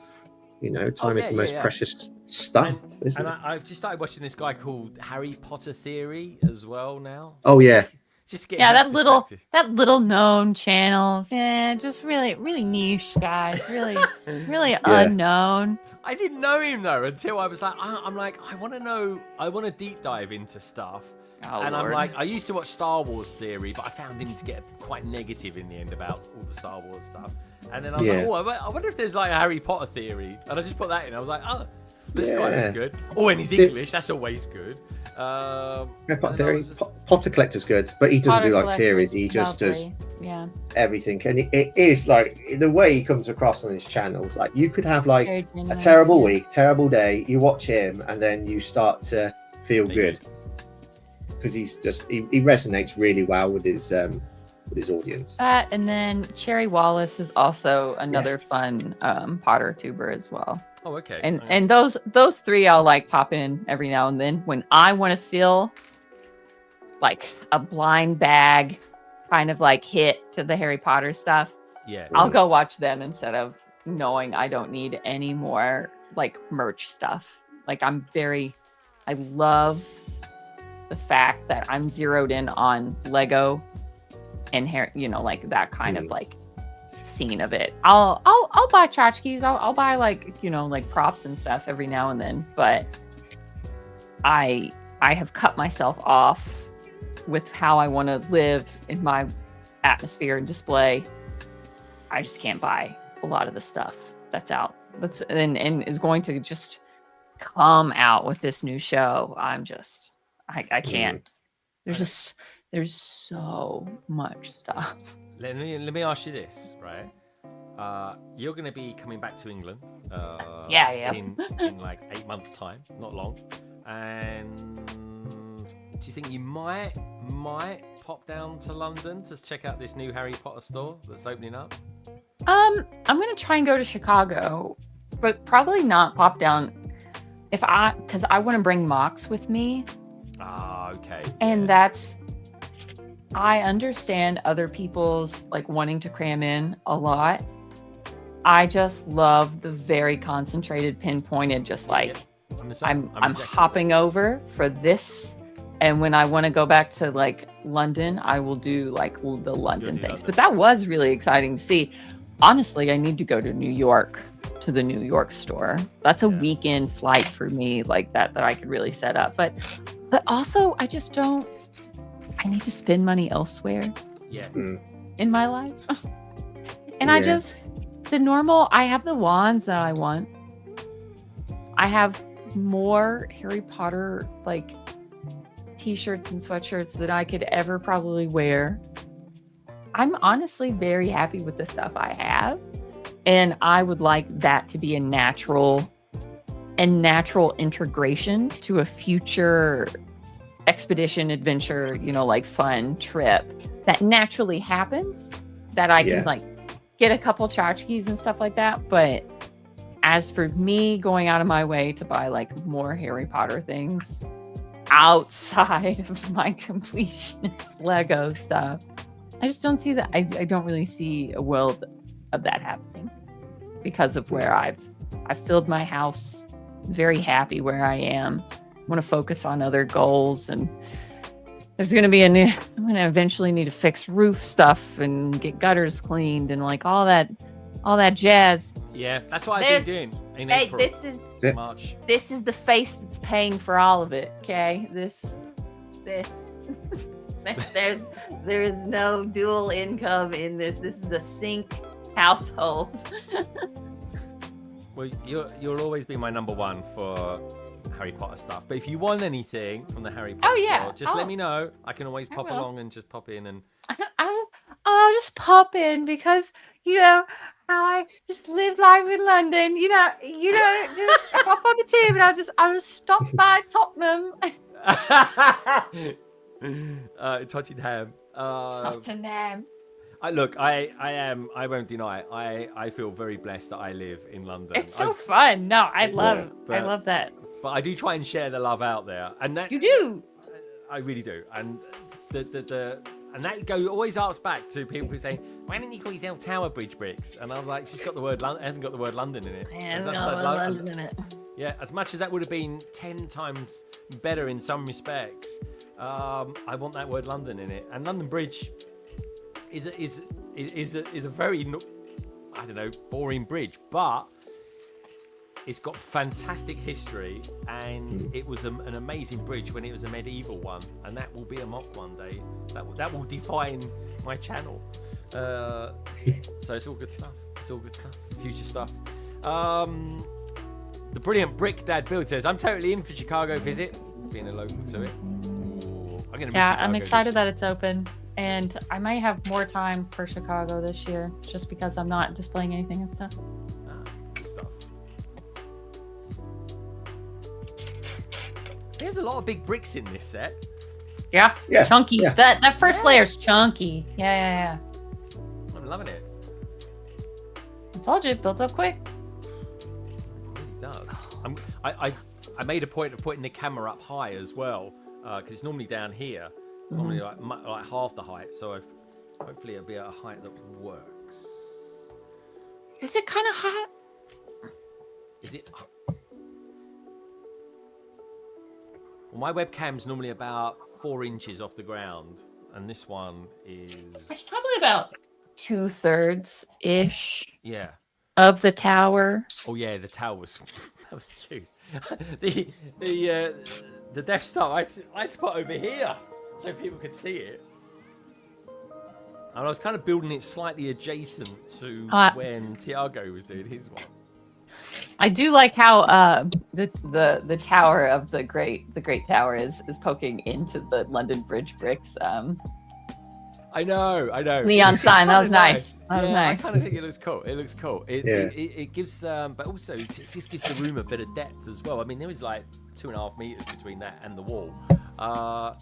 but the tower just looks great. Like the towers that I was gonna keep Ninjago City there, but I like the tower there so much that it's like a wall, isn't it? Like a fence, you know, like the spike is at the end of the wall. It kind of feels like that, but it just looks so good, and it's so easily recognizable as well. So it's like, I'm gonna keep that there. I like it. You know, and I will change things. I always like to change things around a little bit. Like there's always little changes going on there, but you know, for now, the tower is where it's at. So we've got that. That goes in there. But I am really excited for it all to come together in June. I'm not going to be able to wait very long before putting that set together. Yeah. Because it's, I may have to build it downstairs so that I can just immediately add it because I'm not able to have room. Have you decided what's going to be day one purchases in June? I don't know how I'm going to take, Chris, I'm going to have to take my Death Star trolley because there's no way I'm going to be able to get out of the store with my plan. Yeah. Like, is there any... There's this little thing that Lord of the Rings may or may not release on June 1. The Ministry of... One. What is happening? June is always massive though, isn't it? June's always big. And is there any Harry Potter sets that you think you're going to just wait for, just to take the edge off June, or are you just going... I mean, the Dobby and the Crest can probably wait. Let's take a little bit of a backseat. Because those sets can get you. Because you sometimes think, right, okay, I'm spending this amount on this set, and you think, well, $30, $35 is... Why are you there? I like saving those smaller ones for the future where I just pick them up because I hadn't bought like the Cornish Pixie until like later. I waited on the Cornish Pixie. I waited on the Death Eater Battle Pack with the motorcycle, and I picked up several of those in Manchester just because I wanted some of my Death Eaters to be British. And I'm gonna watch when the Cornish Pixies go on sale because I would really love like kind of a small army of them. Ewok army, I think the Pixie is done better than the Ewok. I would have loved a tiny Ewok army as well, of those buildable. But the Cornish Pixie is just easier. And I think, I have some ideas of what I could turn that into one day. So yeah. That's a set that I have my eye on long term. But I think there's plenty I can pass on, but also I will be saving up on purpose because it's been so long and I'm going to have all of that time off. My vacation, I'm going to have 2 weeks off before Chicago. Oh, that's nice. And so that's my summer vacation. And I think I may just go for it because honestly, in the long run, 20% on like some of those sets, will probably have some incentive. Hopefully they do something fun. And then Lord of the Rings, of course, may or may not have a very specific day one release. Gift with purchase, who knows? I don't know.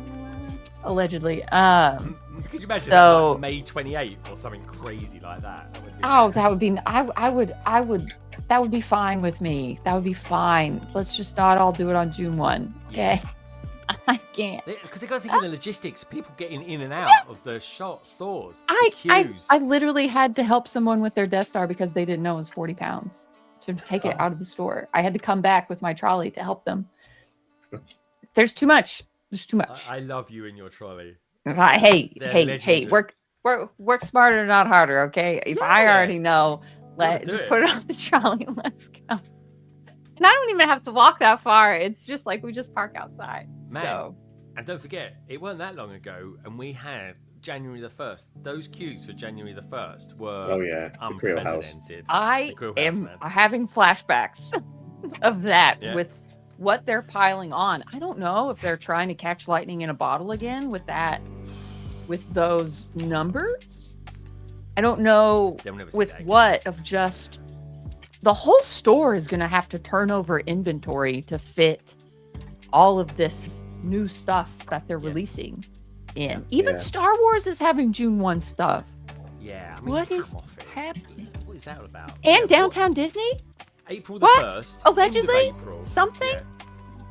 Yeah. These are D2C. These are huge, multi-$100 rumored sets that are coming out June 1st. What is happening? That's why the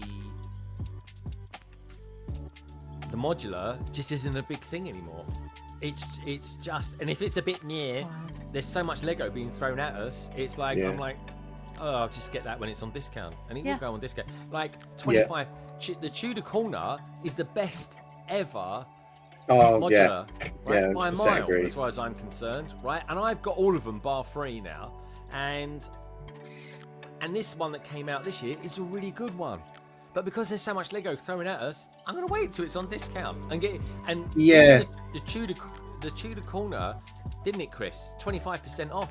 It was going in the latter part of the year. Yeah, 150. I think, like, because you get these special sets like Tudor Corner, which you think, retail price, no problem, that's fine, it's good. My money's going far there. But like, it's an absolute jackpot if you can get it on a discount. Tudor Corner. Because I got that day one because it was just too good. Beautiful set. And exactly, that's exactly what my mindset was January the 1st. Because I really was close to getting the modular, and I like it. I like it even more now that I've seen a lot of like reviews on it and so on. It is a really nice, charming. It's a good set. And I like it when Lego. It's a nice build, yeah. And I like it when Lego go for different angles and different dimensions with their AKK. How you doing, buddy? And because it is too. I could wait on it, you know, and it's definitely one of those where, because it's 230 as well, to get a discount, you can get it for like the standard price of modules, which is always around about the 200 mark. But yeah, I'm prepared to wait for it. You know, no rush for that, mate. If you're not going to build it straight away, that set's going to be around for a long, long time, and it's going to absolutely discount really well. You know, double VIP points, all that stuff, where you'll get actually a better gift, a better GWP, and all that lot with it as well. So yeah. See, I don't get swayed by many GWPs. There's very few in the year that I think I gotta get. I get GWP qualifications is because it ends up being like the main set that you buy becomes the most ideal time to buy it. Harry Potter is, but like when I buy Harry Potter on like September the 1st, it's not really for the GWPs because I want the big set day one, because I'm going to be throwing myself into that. When it comes to GWPs, I don't get pulled in. It all depends on whether it's the best time to now then get the set that I want anyway that's on the wish list. And if it's Lego exclusive, of course, like the barge, for example. I want to get the barge next week because it is going to be at a rumored 20% discount. Here. Absolutely same here. But the discount is the driver. Yes. Not the GWP. I don't care much for the hilt, to be honest. I'm glad you call it a hilt as well. A lot of people call it a saber. It's not a saber. It's a bloody hilt. I think I'm going to have one cart of Star Wars stuff, and I've been holding off on K2SO. Going to buy him. Yeah. Me too. And literally, I'm going to have to try and work to like. I do like the new X-wing colored scape. The X-wing's lovely. It's a nice build. It's a good build. But beyond that, I am just. I mean, I really think the Death Star might be one of the last like commitments. And honestly, I've been thinking about like my Star Wars guest room, and it's going to look really cool. But I'm like, is it time for me to maybe like kind of make this room something a little bit more combo or like something like that? Well, just like more usable and stuff like that. I think Star Wars is on a downer at the moment, and I don't mean to be pessimistic or anything like that. I'm very light-hearted, definitely not negative. There was just something about Star Wars at the moment. It was on a low, and then they brought out these smart sets, and now it's even lower than what it was before. Yeah, and I think people are just bored of it right now. Yeah, I think people are bored of Lego Star Wars.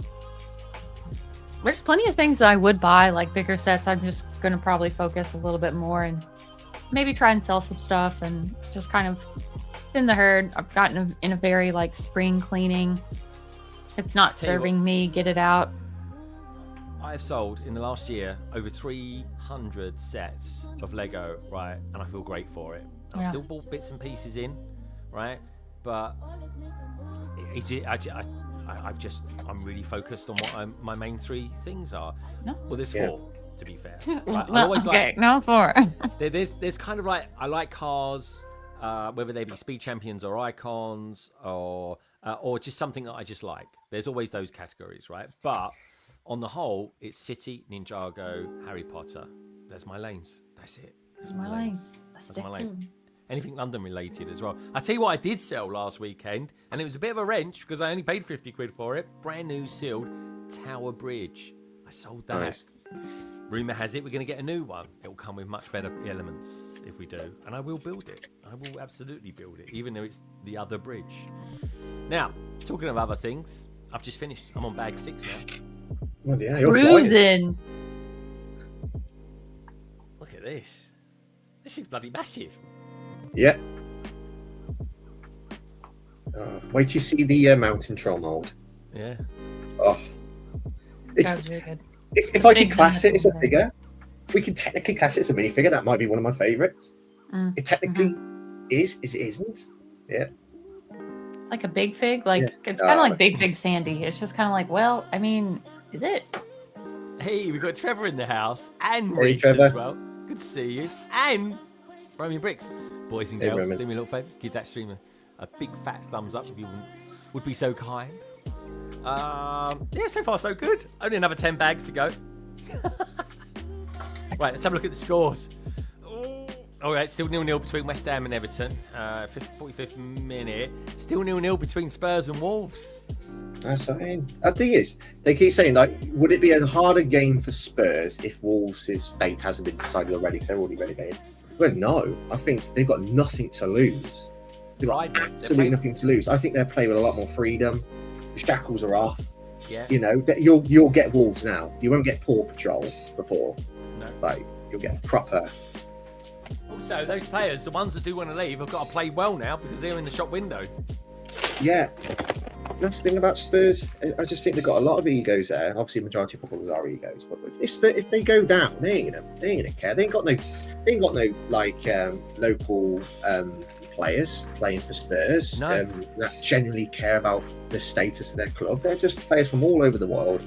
They'll end up going to different clubs, and Spurs would be the ones to suffer. Yeah. You know, they'll jump ship.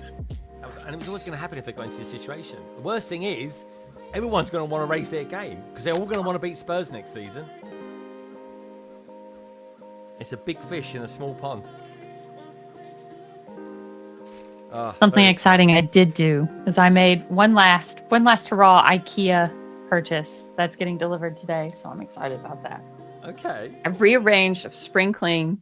I've rearranged my dining room, and I think it's going to fit well. And I think it's going to serve as my Lord of the Rings spot. Oh, a Lord of the Rings spot. That's how it starts. I don't know. Exciting. I've had to backfill in. So I have my Harry Potter room and Star Wars, and I'm like, okay, that's all. Okay, well, I also have all the Lord of the Rings things. And then now I have my Cyber City that I do want to commit a space to, but it doesn't. They're so tall.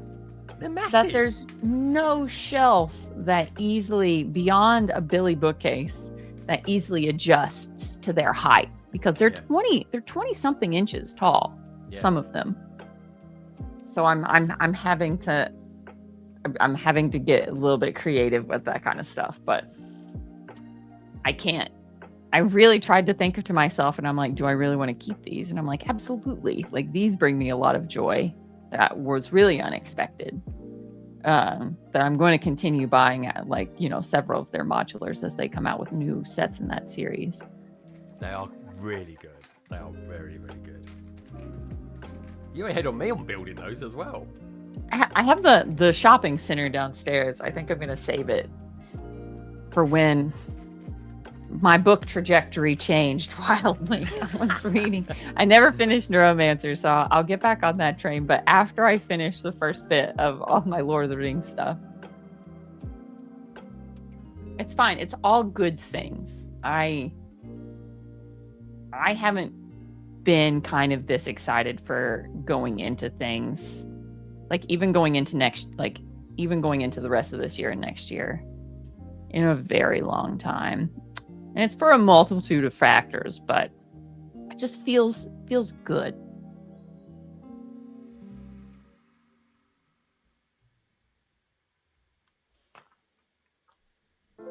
Lord of the Rings, then. Tell us about this spot, because this time, well, I don't know, go back 3 months ago, I didn't own a Lord of the Rings set.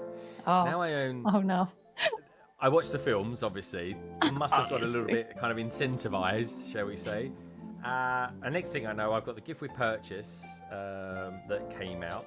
Which one, Smeagol and Deagle or the Witch? Okay. I got Smeagol and Deagle because I just cannot believe Lego went there, to be honest. I was just like, that is one dark thing. Yeah, it's like it's more than a full stroke. Let's put it that way. And they went there. They did that. I was like, I got to have that set now. I got to have that.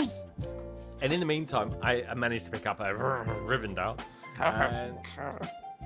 And then I got, pretty much in the same week as it happens, all three I got in the same week. I got the Sauron's helmet as well. Because I just thought the figure was really nice on that. I think it's really, really cool. And it'll go well with my Mando. The only helmets I've got is Boba Fett, Mandalorian, and Jango Fett as well. So I've got those. I got them to build, but they'll look good together.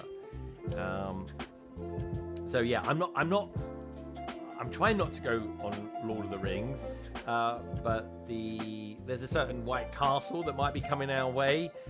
Man, it just looks freaking epic. It's had the presence about it, and yeah. I appreciate the moon-esque-ness of it to allow it to be displayed. So I think I'm gonna put that set. I did some preliminary measuring, and I think it could fit. I love it. Preliminary measuring. Now Rivendell, I don't think will fit without it being coerced, but I can try anyway. But spoiler alert, I haven't actually built any Lord of the Rings. You're not. Yeah. They're all sealed. I'm the same. And I've got them. I have all the big D2C. I don't have Sauron's helmet or anything. Well, that's not going anywhere anytime soon. Oh, Chris, you're quiet. That's it. I've just realised. That's the plan I'm going down. So I want to, because I don't own a Lord of the Rings set. I've been close to getting Rivendell, Barad-dûr, and all that. When I start up next year, it's in my plans to do a Lord of the Rings stream. I want to build them back to back. I want to have a Lord of the Rings month or two.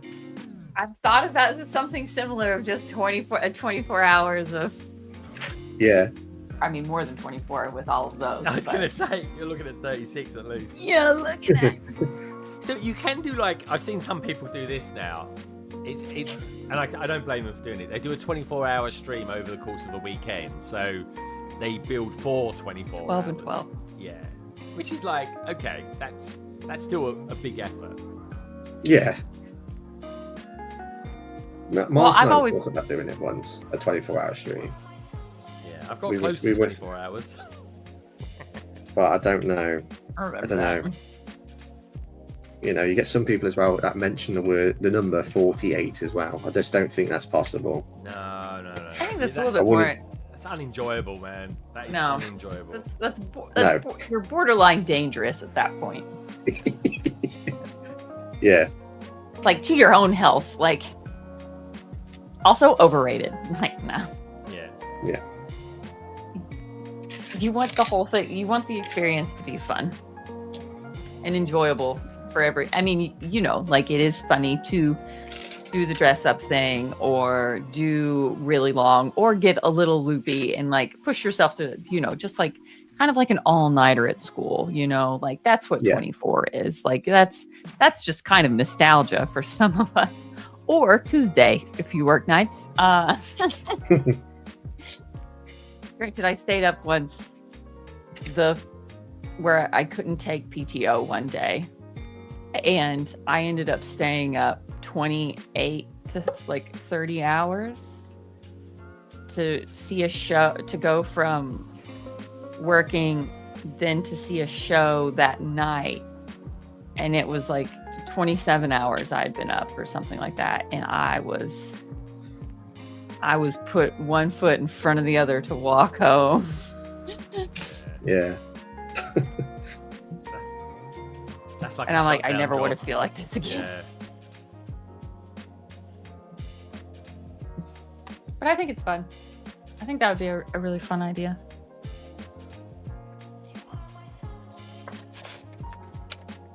I think we're going to see several people finish uni soon and get a little bit more situated in their kind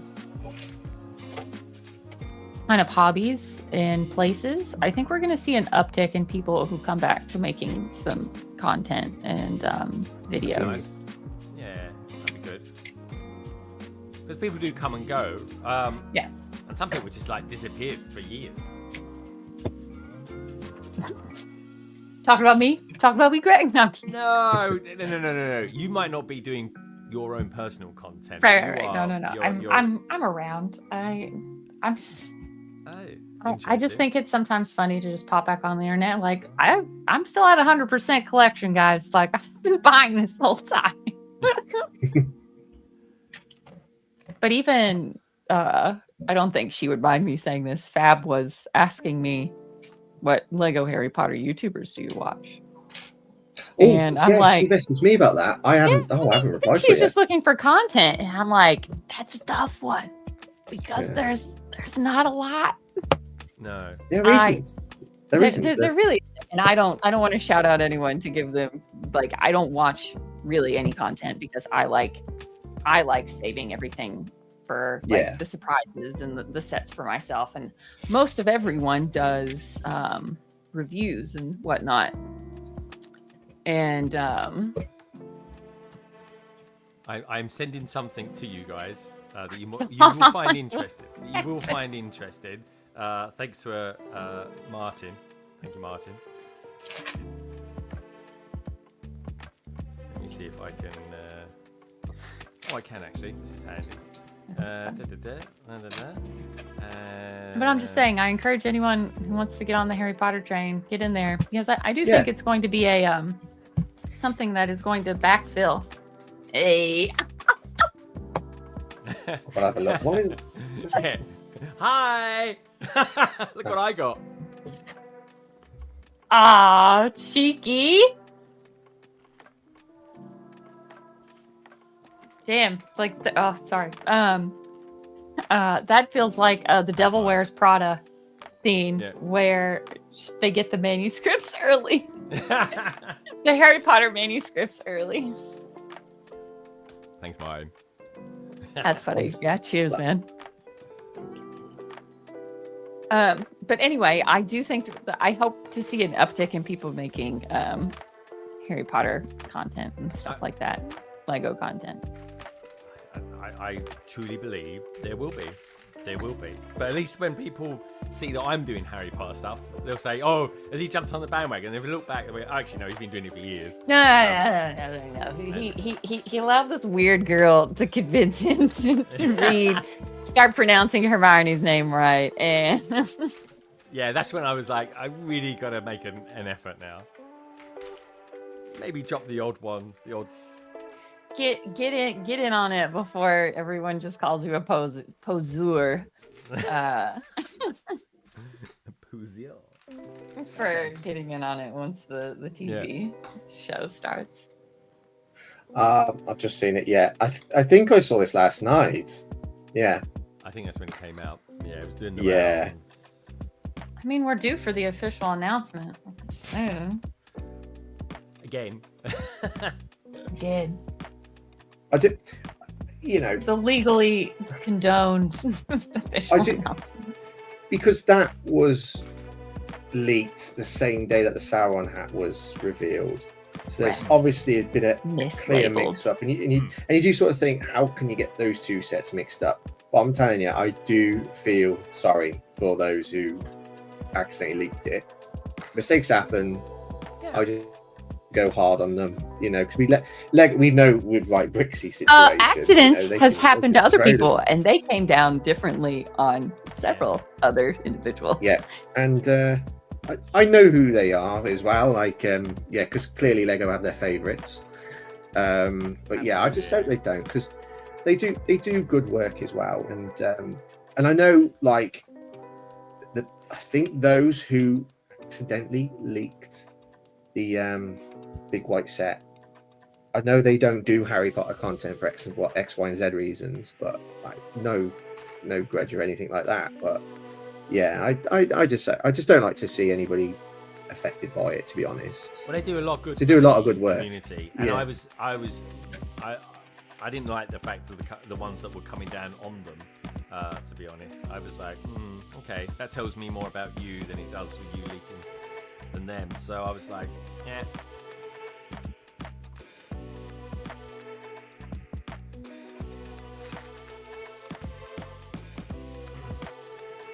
Let's put on some wall stickers now with the tubular pieces. Like done.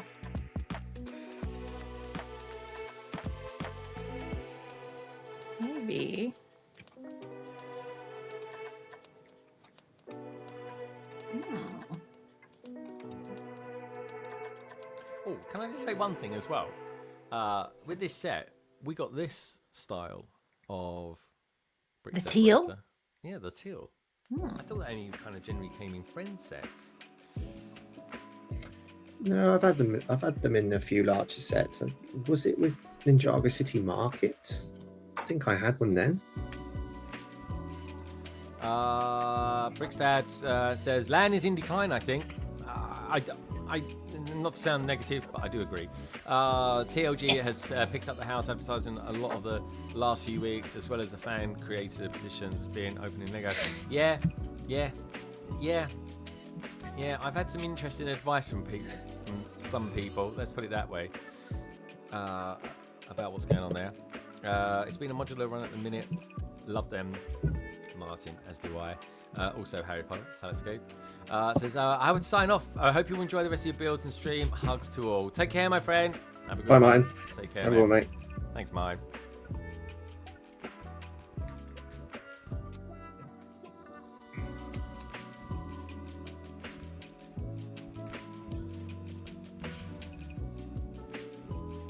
How's the Ford Anglia coming along, Lauren?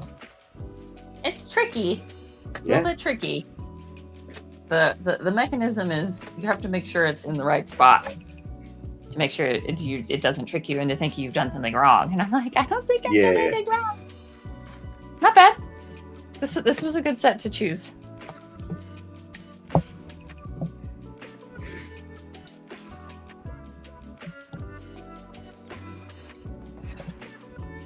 Now we need a night bus. Done Yeah, slightly yeah. larger than this. See, that's Please? what I think kind of While we're answers taking that- orders. See, this is what I think kind of answers that question then. If they are to do TV series sets next year, because we've had like the small Ford Anglia and also Night Bus So and many. Sirius Black Spike, they should do it with the Night Bus now. I think that's pretty much inevitable. It's going to happen. So It would be nice. if they are going to go in next year with a Night Bus of that type of concept, then yeah, I think they will do some movie sets next year. I think. Oh, yeah.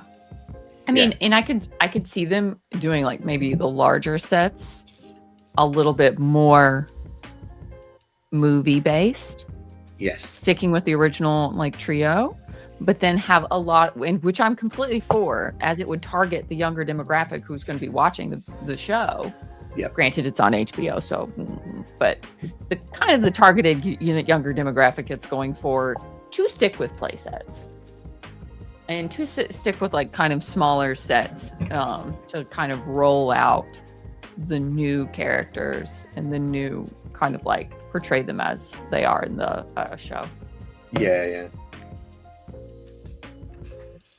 You just kind of wish, like, sometimes Lego just go a little bit all out. You got these statuette figures, to represent the Golden Trio. I just kind of wish they just put a little bit of printing on them, like they did with the micro scale. The micro scale was ridiculous with how much printing they did on the and the fact that you got two of each.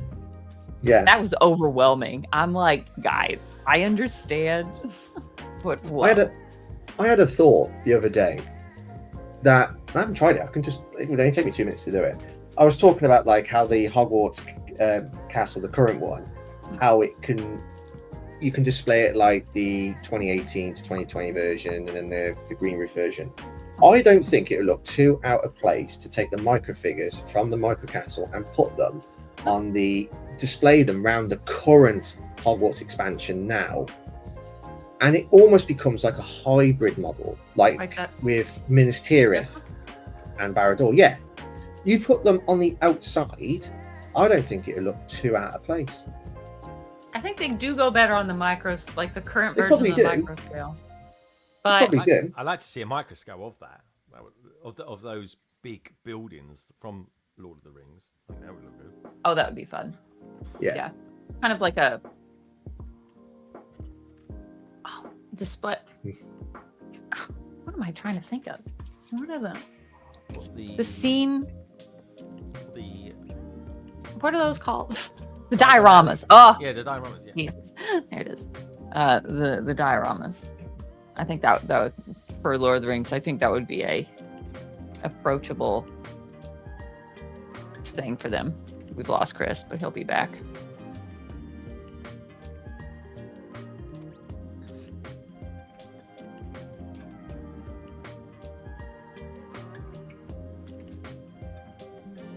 Yeah, you don't build many vehicles, do you? So I don't. Granted, I went out and bought some Speed Champion sets really, to fit in my Cyber City. I got nice. any kind of like futuristic looking one. Did So I you, got at least what like you I get? wanted the DeLorean for a really long time, so I caught up with that one. I got Suki's pink Fast and Furious car, and then I got one of the white ones, and that's all I know about it. You got one of the white ones, probably a Countach. Yeah, sure. I tell you what. Have you got the? Did you get the Lumi cybercar? Have you got the Lumi Brick cybercar? I think I do. I know I have the bus, Oh, but I might not have the cyber car. I'll have to look. You could always do like a rebrickable for like a Blade Runner vehicle or something like that. That's I can barely do. I am going to be doing the other back order set. Hail Mary is still currently on back order, and it's driving me nuts. I was But gonna say, yeah, but that's not bothering you at all, is it?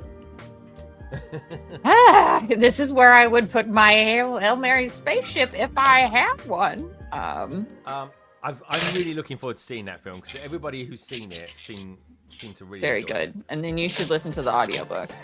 I bought the audiobook. I will Fabulous. be doing that. Good yeah. job. That is the correct decision. I'm gonna build the alt build of Thestral Bix Rocky. Okay. That went viral. So much kudos to him. Very excited to see his success with that and like all that community taking it up and embracing it. And that made the 3-in-1 bunny go on back order. Yeah, because that's three- being used for the face hugger as well. Yeah. And so I bought that set showed up. My other back ordered set, but that back ordered set showed up. So I'm going to be doing that rubricable. But I was just thinking the other day I forgot a lot of. Bye, KK. And then I got a plan for mocks. I'm not showing anything in Chicago, thank God, but I really want to commit to Bricktastic mocks. So trying to think of those already. That is I gonna be kind of wild. have an idea of one of them that I'm really excited about, but I don't know if I can pull it off. What about like a baby? What's the prison called? The massive A baby Azkaban, Baby play scale Azkaban. Azkaban is in the talks because I've got all the parts. It's all the parts I didn't use for Big Boy. How many Dementors did you use in total? Roughly. I assume you didn't count. A lot. I think I counted them and I can't remember the number. I told Brick the red polos. Did you tell Brick Beyond the Brick. Beyond Brick, yeah, Beyond Yeah. the Brick. I'm like, the Yeah. red polos. I told Beyond the Red Brick polos. several probably very wrong numbers, but I didn't care because it was just kind of like, the most important part's the build. Numbers. I think I'm around 800 Dementors. Gosh, Drew. But I could only Nice. fit, maybe not 800. Maybe I'm like closer. I could have swore I fit around 400 Dementors on that because I couldn't fit more. I It was gonna look out of place. It was gonna look obnoxious. But now, with the new Dementor battle pack, Yes. I would like to do a Shy Time is My Time appropriate official 1000. Yeah, I think I could get there. Yeah. that's cool. So I would like to have 1001 figure, and that would be it. Just to say so. So that's my niche side collecting kind of side quests. But I'm so happy that there's more Dementors than people. I love a Lauren side quest. I've got a lot going on right now, but they're all good. It's exciting. Yeah, no, definitely. Hey, good to see you out there, Si. Hope you're well. Hey, Si. Brick Dad Build said he did actually try to count them when he was there. I mean, I did try to count them too. I may not succeeded. I had a lot of oh my gosh, look at all those Darth Vaders. I'm That glad you would've been really chose. Did you really? Yeah, a lot of the kids would be like, oh my god, look at all those Darth Vaders. Oh, that's kind of cute. I'm glad you chose Prisoner of Azkaban because we never had that set Brilliant before. Yeah, no, it was great. It worked out. And that is hell on earth, that place. The way Yeah. it's It's like described in the book, Alcatraz. It's like the- yeah, that- it's worse than that. Because yeah, it is worse. it's It's like the Alcatraz of the underworld. yeah. It's not a good place. It's a bad place. And I tell you who got affected by it, and I wonder how they're going to portray it in the TV series. Is Hagrid. Yeah. Because Right. they lean into it a little bit, and he's like, yeah, I don't want to talk about it. It wasn't a nice time. And it's like, you know, when you could have those in a season, you sometimes get those episodes where it's focused on someone. Something like that, you know? Just imagine, like, in the future, we could get, like, Hagrid in Azkaban Whoa, Chris. uniform. Let's reel you back. Yeah. I'm That would be a dreaming. Deep cut, dude. Deep cut. Because you could do so much with Hagrid. Oh my God. Hagrid. West Ham are winning 1-0 against Everton. Oh, get in. I'm happy with that. Spurs edging closer. Is it I still will 0-0 literally Spurs? cry if West Ham win that game. Sorry. I was thinking about it this morning. West Ham was my first love. It really was, and it's a real distraction at the moment what they're going through. But I don't know. It's raised my senses with Lego and football and life in general, to be honest, which is good. And days like this is what I live for. You gotta It have really some. is. It's Just don't tried. be pouty. Don't just pout sort of the rest fan of the day when it doesn't go your way. Oh, It's really no, annoying to I'm some of okay. us. Yeah. I'm You can always be glass ecstatic half if they full. win. Yeah. Have at Yeah. it. Do not turn into a mopey puddle and Yeah, just bring everyone else down. When I was a hormonal 16-year-old, it would wreck That's my fair. weekends and everything like that. Pass. These days, I am so glass half full in life in general anyway, that I'm just like, it's the way it is. It's what we deserve. It is. You know, It's the way it goes sometimes, It's no. not. The league isn't one game, is it, Chris? It's an accumulation of No. 38 A games. theme isn't Mountain one set, climb. Greg. Okay, a theme isn't one set. Yeah. I mean, I've cried in football when we've lost. I've cried in football when we've won. Remember when Man City snatched the title from us in the last minute? I wrote down. Oh, And I remember mate. It's a when we sick beat feeling. It's the hope Yeah, that kills you, well- dude. It's the hope that kills you. when we beat Chelsea in the European Cup. I remember I cried then when we beat Arsenal 2005 when they were unbeaten for 49 games. They were going for the 50 and we beat them. That was emotional. And then last year, actually, when we won the FA Cup against Man City, because every single pundit wrote us off. We were never going to win. We were against the champions. We were 8th place and we convincingly beat them. And it was, really emotional. Oh my God! The guy that scored tonight, or today, I should say, Thomas Souček. I totally said in a live stream this morning, Thomas Souček will score today. I should have put a bet on that. Oh, But it's such emotions high because football, we're not just fans, it's like a tribe. And that's why when I look back on these football sets that come out, I'm not sure that if you're a football fan, I don't think these sets are going to be automatically for you. they're not Because they're not, because they're not nothing I've got no interest in them. Got Ronaldo, played for Man United twice, brilliant player, Ballon d'Or winner 5 times, I want to say. Yeah, which is World Player of the Year. He's a bit special, you know. But like, I'm not interested in any of them, and I'm more of a club football fan, so I'm not interested in the World Cup same here. trophy, you know. So also as well, dude, Chris, right? For those that don't know, FIFA not that long ago was very dodgy. Like, yes, really, they are very. Like I know nothing except that. Yeah, FIFA they are. There's companies that I would keep a wide berth from. That would definitely feature in a list for me personally. Very dodgy. Yeah. Oh my god, I'm building steps. I didn't realise I'm building steps here. So here's the thing, because it's actually quite hard to get hold of at the moment. It's kind of retired, but not retired, and still available in some Argoses. And it's the boathouse. I didn't have the boathouse, so I did buy that recently because that really is what finishes this off, isn't it? Really? The boathouse is cute. Yeah, it's good. Yeah, that was the very first set, I think, from this expansion. It was it was first. I think. Oh yeah, that's when they started with the smaller add-ons before we even had the Great Hall. Which is weird. That was right. Yeah, it was this in the Owlery. Yeah, the boathouse in the Owlery. Odd. You got it. And yeah, it's a nice set. I like the boathouse. And yeah, they did literally go all out with the printing on some of the main professors like Dumbledore, McGonagall, and Snape. Giving them arm printing. Bowen assisted that as well, by the way, Chris. Good player.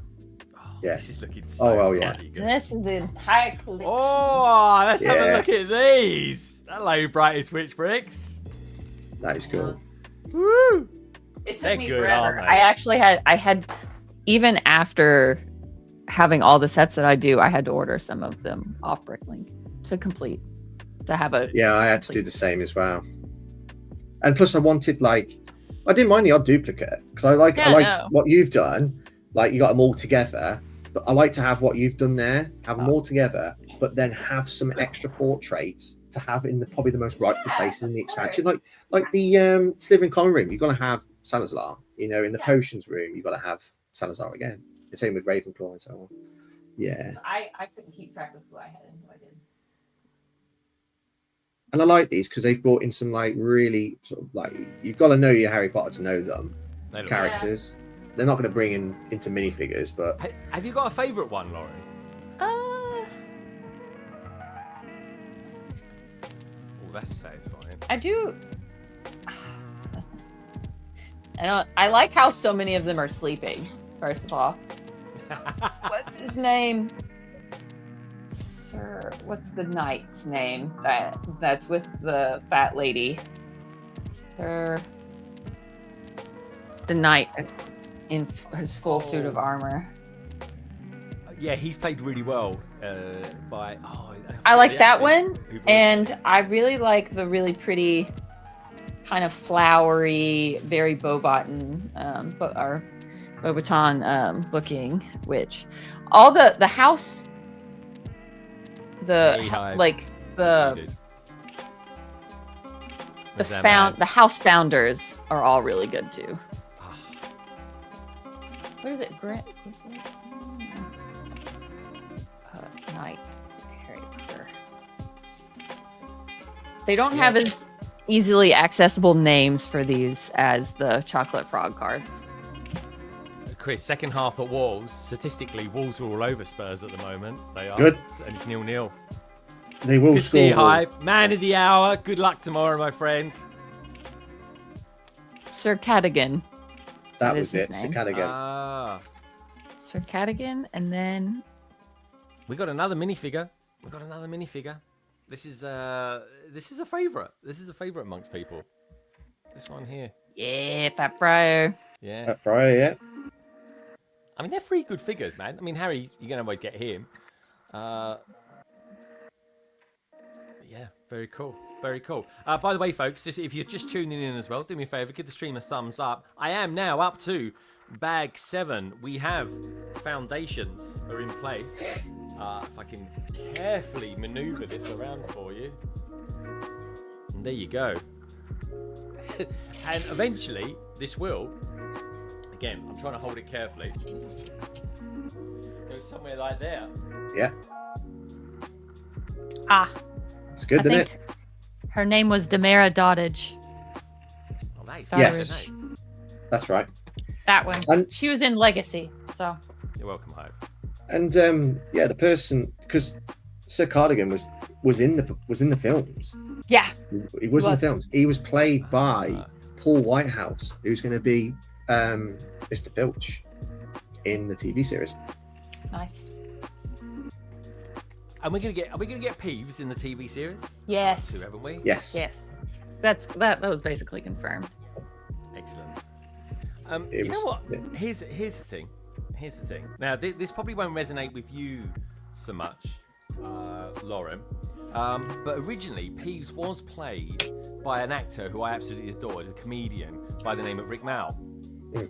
And I wonder, because it's a character that would be generated, I'm presuming CGI'd or something like that. I'm wondering if they could use Rick Mao's voice and use AI to kind of create him as the ghost, and almost kind of then give his estate obviously money for that, if they'd okay it, I suppose. But I don't know. It's one of those AI things that I appreciate, because most of AI I don't, if I'm honest, and a lot of it's quite sloppy. But I don't know. There's a bit of a homage to him and a bit of work that he did, because he did it. He did all the first two films, I think, and got paid for them. He just said they just couldn't get the look of the ghost right, or the poltergeist, I should say. Yeah, that's great. Yeah, Rick Mail. Yeah, he did an interview where he said he got paid for it as well, because he managed to fill the scenes and everything, and he didn't use him. So they could do that, and I hope so, because obviously Rick Mail. I'm trying to think where I might have seen Rick Mail. He was in Blackadder. Yeah, Young Ones. And Blackadder. He was in Drop Dead Fred, which was a film. Oh yeah, it was actually. He was the main guy. That's really. I don't think they would do that, but if they did, what I would like to see is just the behind the scenes, like release those scenes once this film comes out, just kind of like the Finding Harry, Finding the Magic. Go back and do more, like possibly, like more things from that had to be tossed from the earlier days. Even some like casting, if they had the old casting vids from like some of the adults that possibly didn't get the roles and stuff. I think the old cast are really enjoying this revamp, aren't they? And the guy that played Draco he's having the best of times again, isn't he? Yeah. I mean, They give him. I think it's really rude that that guy, he never left Hogwarts, and I'm just like, listen. Some of us just like that was so much of it. And when you made enough money off of this franchise and you are so beloved by so many, yeah, it's basically you freelance and he really adored it, and he adored all the friends he made from it, and he didn't want to go on to do more different things, and he has been in several very cool films, and he's a good looking guy, and he generally seems like a nice bloke. I know. I mean, who are we on about here? I think I missed it. Who? You're about Rick Mail? No, Drake Tom Brown. The actor that played Felton. Draco Malfoy. Oh, Tom Felton. Yeah. And even I'm not much for biographies, and I like keeping characters separate from actors. But that's possibly a biography I would read one day. I don't really want to read it now, but it certainly looks good. And it would be one that I would be interested in. They'll all cash in on it. They'll all be doing little bits here and there. They'll all come out the woodwork. The TV series, the Draco's really tall compared to the rest of the kids. Fits. I wonder what that's about. Because I know the description of them doesn't really have to tally up, Snape. But it's interesting they've picked someone who's really, really taller than the other kids, and I wonder if that's why he could bully. Or that's what they're going to use as the kind of a excuse for him being a bit of a bully. What? Greg. Because he's bigger. But then Greg. equally, it makes Greg. sense target. Greg. Stop. I'm trying to understand. You're not Right. gonna. He's just tall and blonde and good looking. So Yeah. they're going to. He's got like a very like regal features. Yeah. Do you know? I don't know if you've lived in the world, Greg. Pretty tall people have it better. They do and they don't. I think as kids they can get picked on though. That's the thing. Oh, yeah. That's But when not they- my lived experience. Yeah, that's my only thing. It depends where that story goes. But yeah, some tall, lanky kids, they used to get picked on rotten at school. They did. Yeah, lanky. I wouldn't call him lanky. Yeah, no, he's not lanky. He's good looking. He's good looking, quite feminine looking actually in a way, which normally means you're going to end up being a good looking adult as you get older. But Some of your mind tracks are interesting, right? well, yeah. Well, take it from me, right? My brother, my middle brother, is the tallest brother. I'm the shortest brother amongst the three of us. He's 6'8". He didn't get picked on, and it was one of those things that he go at school. This is, folks. It goes kind of. It can go either way, but equally, Draco is a result of his parents, his father. I don't think his mum's particularly nice as well, so I hear. So we will see. You leave Narcissa out of this. Yeah. It's not too bad. I don't think she is. I mean, you got to name a narcissist. I mean, come on. There's After a flower that is the daffodil, because all of her sisters are named after flowers too. Okay. So it's not necessarily being narcissistic or anything like that. No. Lucius is the bigger one. Sorry, that's He's the bigger. YouTuber in me. Yeah, I think Lucius is where Draco gets all his traits from. Also, Yeah. imagine being trapped in a marriage, grown up to tell them purebloods are superior, and now you're in this marriage to try and save your son from the Dark Lord. Yeah. Yeah. They were all frightened of him. Hey, we've got Mitty in the house. Afternoon all. I've just got Mitty. home from the Reading Brick Show. Mitty, I saw you there last year, dude. I literally, as I was walking in, him and his wife were walking out. How was it? Was it good? Let me know. Good to see you out there as well, Hive. Anybody who's just tuning in, Hive, Mitty, you guys, show the stream some love. Please do give it a thumbs up. Check out the survey as well, actually. Just asking the question, which Hogwarts house would the sorting hat choose for you? Gryffindor, 40%. Hufflepuff, 8%. Ravenclaw, 36%. Oh, Slytherin, 16%. That's growing. 25 votes. Thank you so much, everybody. Super appreciate that. Let's just take a look at the Premiership scores as well. Liverpool are 2-0 up against Crystal Palace. West Ham are beating Everton. 1-0. So I'm going to lose it, I am. And Wolves are 0-0 at the moment against Tottenham Hotspur. I think you take that. Take 0-0. Dude, I have a question. Yeah. Well, that would be 4 points. Dude, no, 5 points. We're 2 points ahead of them at the moment. Oh, no. No, I of mean, course, if they the get a results point. are the same. Yeah. I take that as a cushion. That means we can lose a game and still be in front, which you need. You need that. So anyway, very exciting. Keep it up, West Ham, please. The problem is, for Spurs, they got Villa away and they got Chelsea away. Dude, Chelsea are going to have Horrible a management games. bounce. Yeah, they're going to. Yeah. I was quite pleased when I heard about Rossini getting sacked. I was like, oh, He's just all talk. He's just talk all jazzy. I know, mate. he talks a good game. He was a bit like, strangely enough, Potter for West Ham. I really wanted him to do well.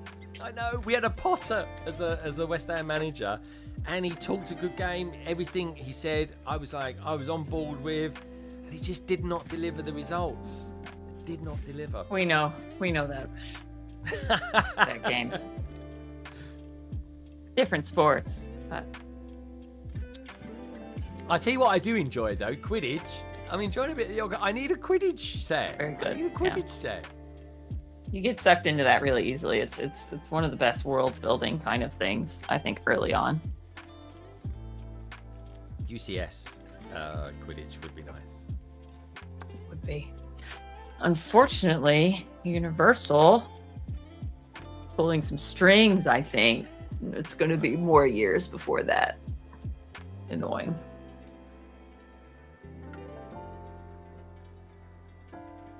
So, are Universal part of the Like, HBO I'm just saying Warner Brothers. Oh, okay. Warner Brothers, who essentially owns the decisions that are made via the Wizarding World at Universal. How about that? Yeah. I don't think Universal, no. Like, I don't think Universal is, but like, Wizarding World is who owns the trademark for all the merch. Got you. Right, okay. God, that is a big industry, is it not? Warner Brothers, What? huge. And they just got approved to extend the Epic Universe land. Just the Wizarding World in general is just a big thing. I need to go and see that this year as well. That's definitely on my to-do list.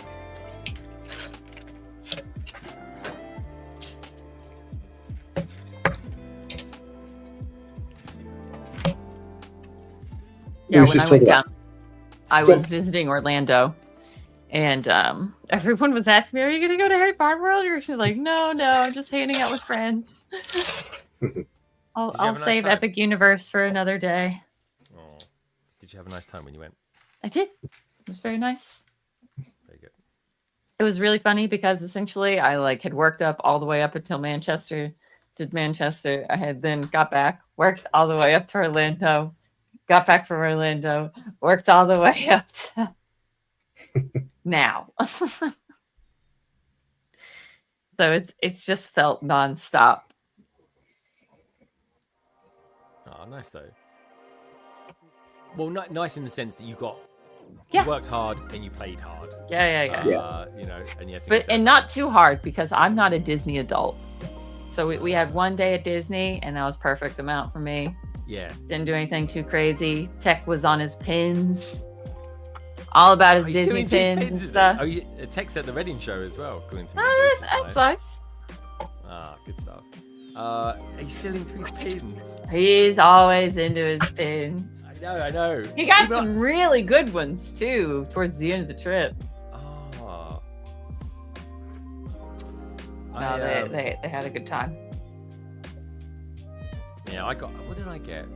I got some badges. They're not really pins as such, but I got some badges last week. They're just really nice badges of various themes. And I just thought, well, if I just wear a plain black shirt or white shirt, I can just put the badge on. It looks like, you look the part then. You look the part.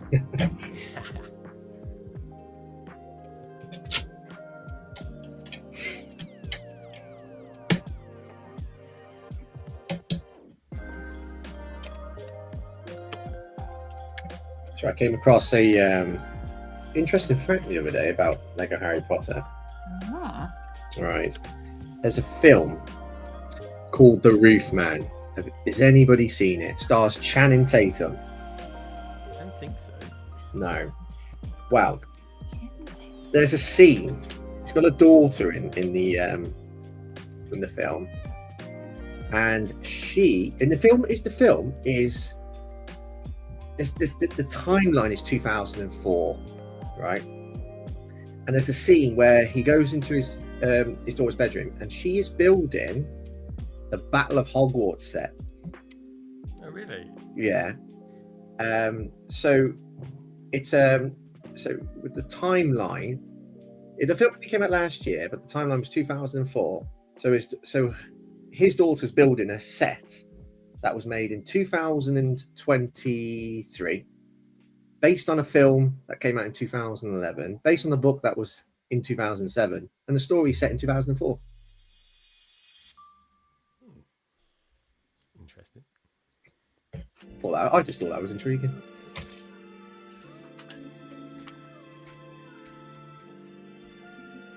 Right. Like, this could that would be one thing on what's it called? Where people review movies under their profile, and I can just see this review. Unreleased 2020 Harry Potter set really took me out of the world. Do your research.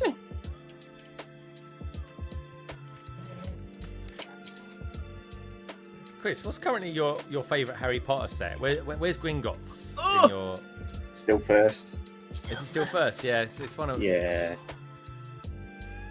Gringotts is one of my favourite sets, full stop. But for you, it's your favourite, absolute, is it? Yeah. In terms of Harry Absolute.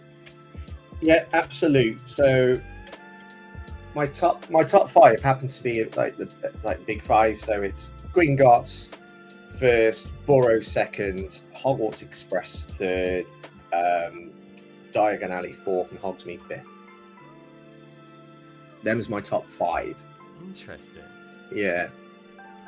Yeah, I love them. Lauren, where does Gringotts factor for you?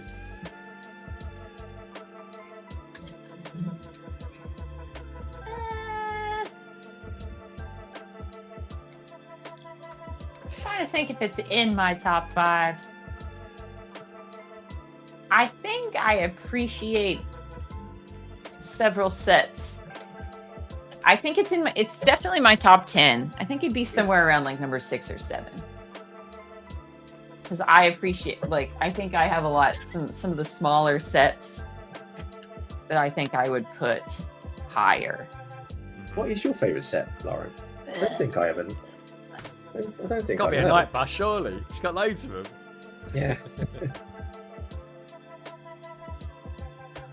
I should be more. This is the first time I've been in this room for a while.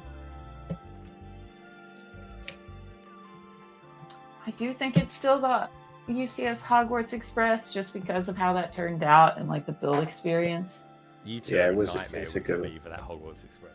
Oh, I sorry. think- Yeah, it's a beautiful set, especially when It it's was- got so much flack in that first Dude, game. I was one of those people. I Lots gave of it flack. obscene. And I mean, I didn't mind it the whole time.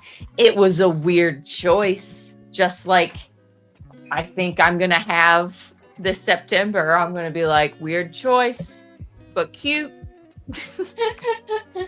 I'm like, I'm not going to complain. But Oh no, it was Oh, such, certainly it was a very odd choice, but I don't know. It was just very Okay. fun. The build experience was really fun when I built it with Rosie. Yeah. God, Rosie, where is Rosie these days? Where is Rosie? That's a great question. I asked him that, and even when I saw him in person, I'm like, Aw, "Where man. do you go? This is prime. This is prime Harry Potter This is- content time." Exactly. I don't know, man. Yeah. Life Life, sneaks yeah. up on you. But I am glad that Boss Bricks, made an Instagram. So he's at Reading Brick Show too, showing off his Pokemon sets. But Rosie did encourage him to do Instagram, so he is now on there. So I get to Yeah. the talented builder. Like, okay, all right, I see Yeah. where this mock energy comes from. Okay, things make more sense. enjoy speaking to that Buff Briggs when I was a Bitastic. Yeah, I loved his Pokemon builds. Was it Rayquaza he did? Was it Rayquaza? Yeah. I think it was. Rayquaza. So there was a couple of Pokemon builds there. And I don't know the other one. It's red. Yeah. I'm surprised at Gringotts. Like, to think top 10. I think if they came out with a really good play scale, Which they will. Yeah, it's inevitable, that is. I hope it's inevitable. I really hope some of these inevitable things are in fact inevitable. I love you guys saying So- it is inevitable. It is. And Hey, big face. they I- kind of have to. They have to have the Gringotts. You can't I'm have that. so much less trusting of the world. Isn't it funny, like how we've gone and just done a full circle? We've gone back to before we had Gringotts. Like we need it. Now we need it again because like we got this Diagon Alley that's just getting bigger and bigger. And we need I it. truly think if the play scale Gringotts is done correctly, it could be very on the same line of how much I would enjoy each one for in their own way for what they are. I don't know. Yeah. I think I was I'm still kind of disappointed by the building build. It as a set, I think it's really cool, and I can see how how much more wrong it could have gone if they didn't give us the dragon, if they didn't really like do what they did with the like double minecart thing. But I was just expecting something else for the building. I was the building hurts me in a way of what my mind had built up for potential. That's not Lego's fault. This is on me. Of my mind of what it could have been if really done like just the Green Gods building. If you was the lead on that project, what would you do? That's why I'm not the lead on that. That's why I'm not a manager. And I'm like, but that's tough because you don't know what they're working with, just like with, like Hogsmeade. But what constraints and what other voices were in their ear and head and who was pulling what to get what done. I have every faith that decisions were made where they were needed. And with how it came out, very cool. What a neat, very cool, adventurous take on it. But I just built it up in something else in my mind. And I do think, personally, if they would have just done the drag, taken the budget for the mines, the vaults underneath, taking that and put that into that, like really making that like a really cool, like architectural style bank building to give us an actual printed piece of the name too. And with like real columns, like ridges and stuff, like there's just not enough texture on it for me. See, I would have just appreciated a little bit more of an architectural memoriam / like dedication to what Green Goth was. But that's it. It's still fine, but that's why it is where it is on my like how it feels. What it evokes for me is all I can remember is seeing the first images and go like, okay, cool. Oh no, it was in the July, wasn't it? I think I vaguely remember it was the July. I remember staying up because there was some suggestion that the images were going to come out, and I stayed awake and I fell asleep. So I fell asleep, but then I woke up about an hour later, and then Kerry Brickapix messaged me, and then a few others. And I was like, I know. That's one if I miss in the space a little bit. I used to remember I saw her last week. I was like, what are you doing? What are you up to? I'd knock one side of me, I'd heard the other, and I'm like, right, you need to tell me what you're up to. Why aren't you doing anything? And Mark started laughing. I said, don't you laugh. I'm going to be starting on you again in a minute. You're starting on you again. And it's just life, man. It's just life. It is. It's just life. Things change. And that's the thing. She's still in the Lego space. Yeah. She's still doing loads of shows and stuff. Yeah. She's just not doing social media. That's I even had to like wave her down in Manchester. Oh, she's lovely. She is. But I think what perfectly would sum up my reaction to it, High Tea Toys, Joanna, had a very similar initial reaction to Green Gods of just kind of like, I think we had both built it up of the building in our minds to something that, but the minifigures were great. Really loved all the goblins they give us. I really like the inside.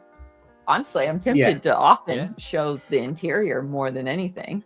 GWP? That was a good GWP. The GWP yeah, great GWP. Incredible. Matt, like a DLC type of GWP, wasn't it? It's a bit like 100%. The Death Star GWP. Yeah, that they really hadn't done before. They use Harry Potter for so much firsts.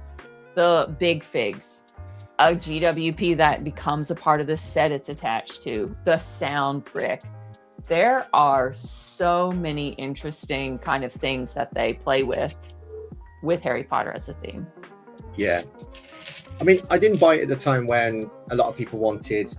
So I get it. They're city builders. They want. They just wanted the building. They didn't want to pay the money to get the bolts, and I get that. Yeah. And I was a bit like, I like how Lego tried to do things. Because the whole purpose of having Lego and designers is to then introduce something to me that I could never picture in my head. So I like that. And obviously, from the storytelling point of view, you need to have the bolts. You need to have the banks, and you can fulfill all the storyline. The interactiveness of it and like the play features. If you were to ask me what's my favorite set with play features, different ranking. I think that would be number one of Harry Potter items, like sets Yeah. of play features and stuff. Because there's so many, even like you can squeeze the iron belly in the actual bank, so you can picture that moment where you just burst through the floor. It's incredible. Just the thought of like you've got this vault, then you've got the building, then you've got the dragon, and then you can perch the minifigures on top when they're just about to escape. That's incredible. But I wouldn't have been too disappointed. Like I think over the past few years, I think I've gone the other way a little bit and thinking, could they have done it separate, given us a better vault, and then at the time with Gringotts, a better bank? I would have liked the idea, even though it's probably not possible, but I like the thought of having the vaults as compatible with Diagon Alley and Gringotts. So imagine like having the vaults that runs right underneath Diagon Alley. Yeah, and making it kind of a wider kind of like perch it on like top. An ant. Like, I imagine it like an ant farm, but and like a proper waterfall like feature where like they go under and stuff. Where like it holds one cart and then the cart with them like drenched comes out the other side. That it is something that I would really like. And I also think you could have gotten so many of the old dwarf castle guys to buy that mindset. Even with Lord of the Rings, with the Mines of Moria, you could, I think that minecart, even with the canceled Doom, Indiana Jones Doom set, like, I think you could have really gotten a lot of people who would have been interested in just the minecarts. Mario, Donkey Kong, let's go. Like, there's so many minecart potentials that I think it would have been a really nice separate set that a lot of people could have taken advantage of if it was separate. But I also think it was an easy sell to a lot of people. The spiral track kind of limited it because it's just curves. I think you can't really build it out much, but it was probably always Lego's always intention. Like as soon as they built Diagon Alley back in 2020, they knew they were probably going to do a Gringotts, but I think they felt the fandom. Pressure? They felt like the pressure, and the time that had passed. Where absolutely. Like it was ending its. And I'm sure it went through many iterations for sure. Oh yeah, especially that type of build. Because I like the mini builds that they showed in the video. Mm-hmm. That was fantastic. And I think now I like going back to when we just had Diagon Alley and Gringotts. I think we need Quidditch Stadium that always gets predicted every single year. I thought it'd be the set this year, but it's for sure looking like it's not. I think now we need a Quidditch Stadium more than we needed Gringotts back then. Yeah, Quidditch. Go with this. It's got to finish off this. Half a pitch, and then you can do it. In the book, you can show us it can go together, and you can make that glorious, well-rounded one. I think they're going to do the new uniforms. Yeah, I think they're going to make a mold and like at least the printing. Maybe not the mold because they've done really well with the cool Doctor Strange rubber capes. I really enjoy those, but I would really like a really nice. I like the new Quidditch uniforms, and I'm like, if they did those prints and like you see it, I'm down. I'm in. Yeah, absolutely. I think it kind of makes sense as well because there's going to be a lot of focus on Quidditch, isn't there, with this new TV series? Yeah. Oh, the amount of people who have AI'd themselves into that walking away photo, I'm almost like drunk from. I'm like, guys, calm down. But it's nice to see people like excited. Yeah, and people like because there's a shot of the new Snape that's clearly in the Forbidden Forest, and I think it's they made a mockery of his jacket, but he referees that game. He referees Quidditch. Listen, you're gonna put Snape in a Muggle zipper. We gotta talk, okay? No, it's 90s. It's like a 90s sort of look, and he ain't gonna wear like traditional black robes for it. Muggle zipper out. Go in the corner. Sit in the corner and think about what you've done. That's my only take. Looks cool otherwise, and I can see how zippers are possibly in the wizarding world. I just, with how formal and traditional and old world, no. It took me out. It took me out, bro. I'm like, okay, streetwear. Okay. outside of the super shiny zipper that's staring me in the face. Cool. But I did like the look though. I thought the costume looked good. Yeah, no, it's fine. But that was my immediate Hey, reaction. just I know, to take Pete, you into the break. Because they touched on it, didn't they? The HBO documentary, the half an hour one, that there is like a lot of focus on the fashion. Sorry, just saw a score come in. Sorry guys. News update. Dean Thomas, by the way, big West Ham fan. Keeping it Lego Harry Potter. West Ham, 94th minute, just scored a second goal against Everton. It's now 2-1. And Spurs have just scored as well. Oh. But we're still ahead though, Chris. We're still ahead. Oh, so excited. 2-1. We're going. Go on, you Irons. Well, I'm glad they scored. It evens it out. Come on. I just wanted Spurs to draw that. I know, man. They get literally in the 80th something minute. But Dean Thomas, West Ham fan. We're going to see West Ham stuff going on. See, that's the thing. West Ham will benefit from that as well. Yeah. Do you know what I mean? There will be. Yeah. I want to get Give me a West Ham Harry Potter crossover kit. Do you know what I mean? Would be very interesting. I promise you'll want it, Lauren. You will want it. I promise you. I'm sure I will.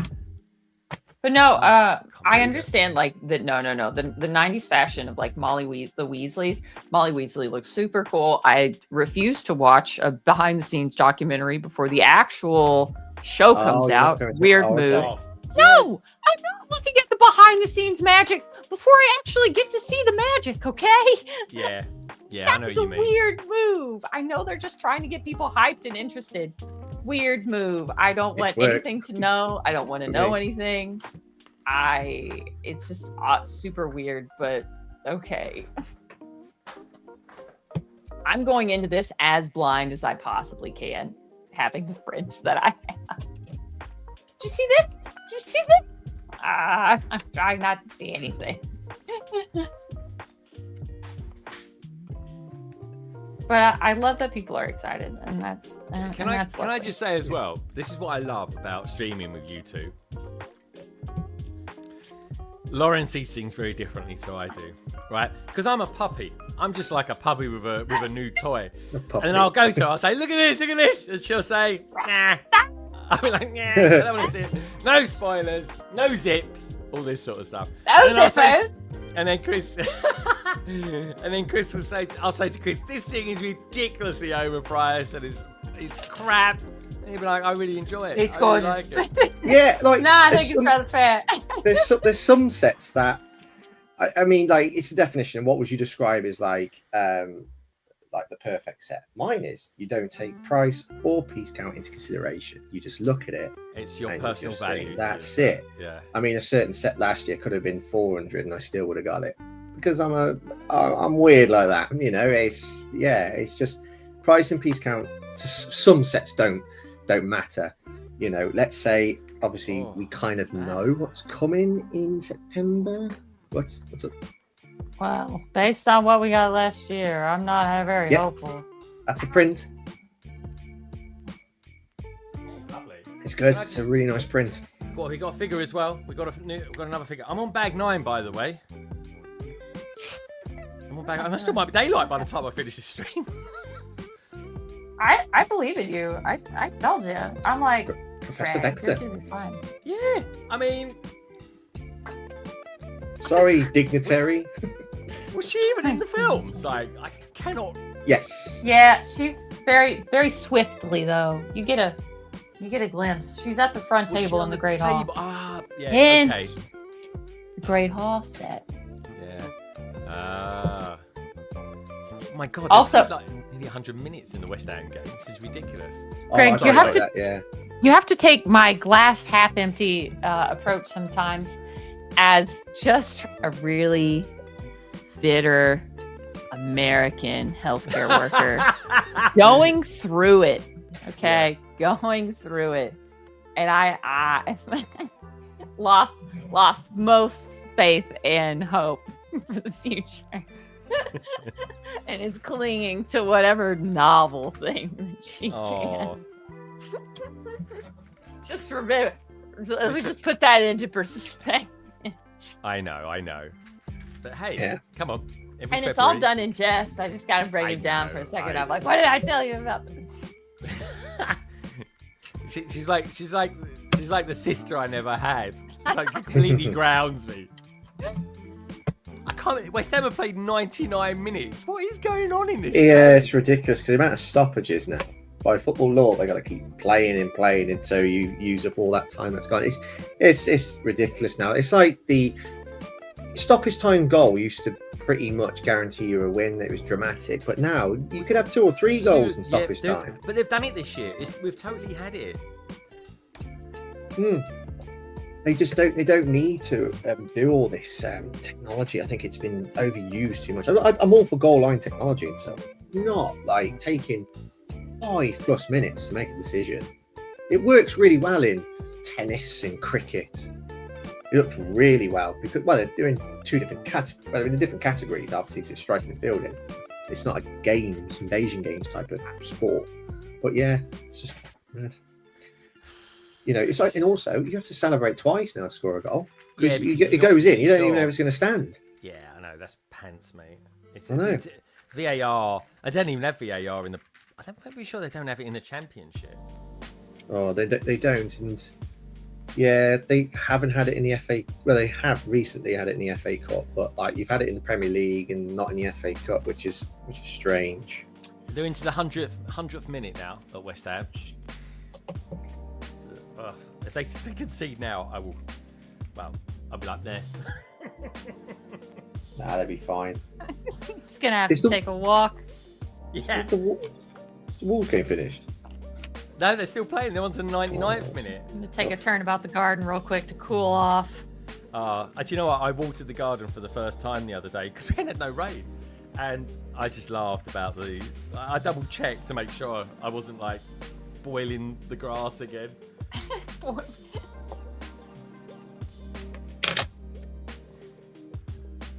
West Ham, 101st minute now they're into.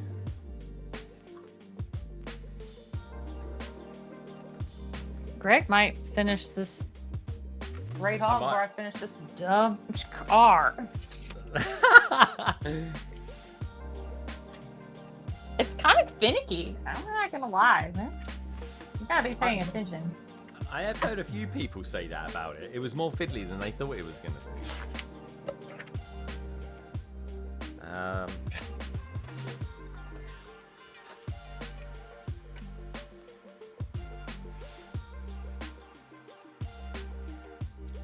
Does he go on? These go on after. Oh.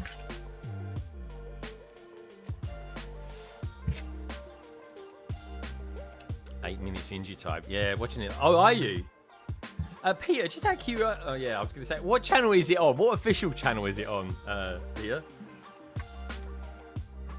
My God, I was going to sign up to TNT because I thought TNT had all the Premiership games. Turns out they share them with Sky. And it's just like, man, it's just like ridiculously expensive. Yeah. For all the games. Like to watch Premiership games. Why were you sure? Just be on Sky. Oh, full time. West Ham 2, Everton 1. Phenomenal. That is a result. Yeah. Let's see how Spurs are. Spurs up to the 99th minute. They're still playing. Because if they win, you had to win to get out. Yeah. It's a massive result. Yeah, we were we're 2 points ahead, but everyone going crazy about Forest getting 5-0 on that last night, which is a good result. But they're still in it now but everyone's won in the bottom 3. Yeah, and 5-0. It doesn't matter. It's just about points now. I mean, goal difference. I mean, it could go to goal difference, but no, it could do. It absolutely could do. It's that close, Chris. But the fact is, we're still above Spurs. When we've got ourselves into this position where, as long as we keep winning, or getting the odd point here and there, we'll draw. We'll stay ahead. Yeah. Anyway, that's it. Yeah, you can't. Yeah, you can't watch 3 p.m. games live on Saturday. That's nonsense. That's nonsense. True, but it's nonsense, Pete. Pete, I might need to have a chat with you about what we were chatting about that time. Such a Greg sentence.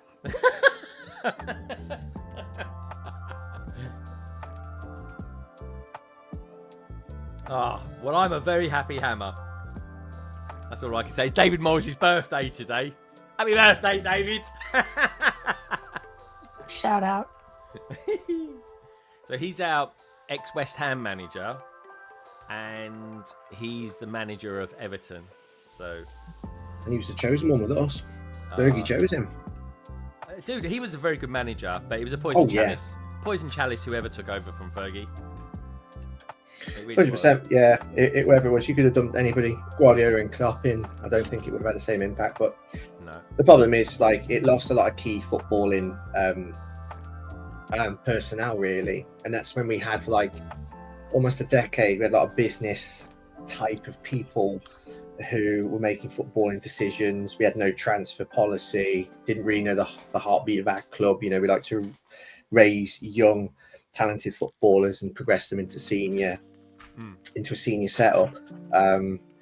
You know, obviously our owners, I don't know how to view our owners from a business point of view. They're fantastic. I like Ineos because they're sports specialists, and I think Ineos and Sir Jim Radcliffe, they've done an amazing job. I think so far they've had to make some really unpopular decisions, such as like making so many people redundant because sack the dinner ladies, didn't they? Yeah, it's because they were overspending as a club, and there was too many people in the in the club that needed to go because they were just so much money was being spent and wasted apparently. But then we got the Glazers, who was the American owners who bought our club in debt and never paid that debt. And it's like, from a business point of view, incredible because they bought the debt for money they didn't have, and they've made it into billions. Yeah, and they are good, and they've done it from a business point of view. For Man United, fantastic. You know, and they're great. And the Glazers, they what's the American football team that they own? Tampa Bay Buccaneers, I think they are. But hopefully it's onwards and upwards. We've got proper people in place for football operations, and then hopefully we can start climbing that table, which we've done. We've gone from 15th to 3rd so far.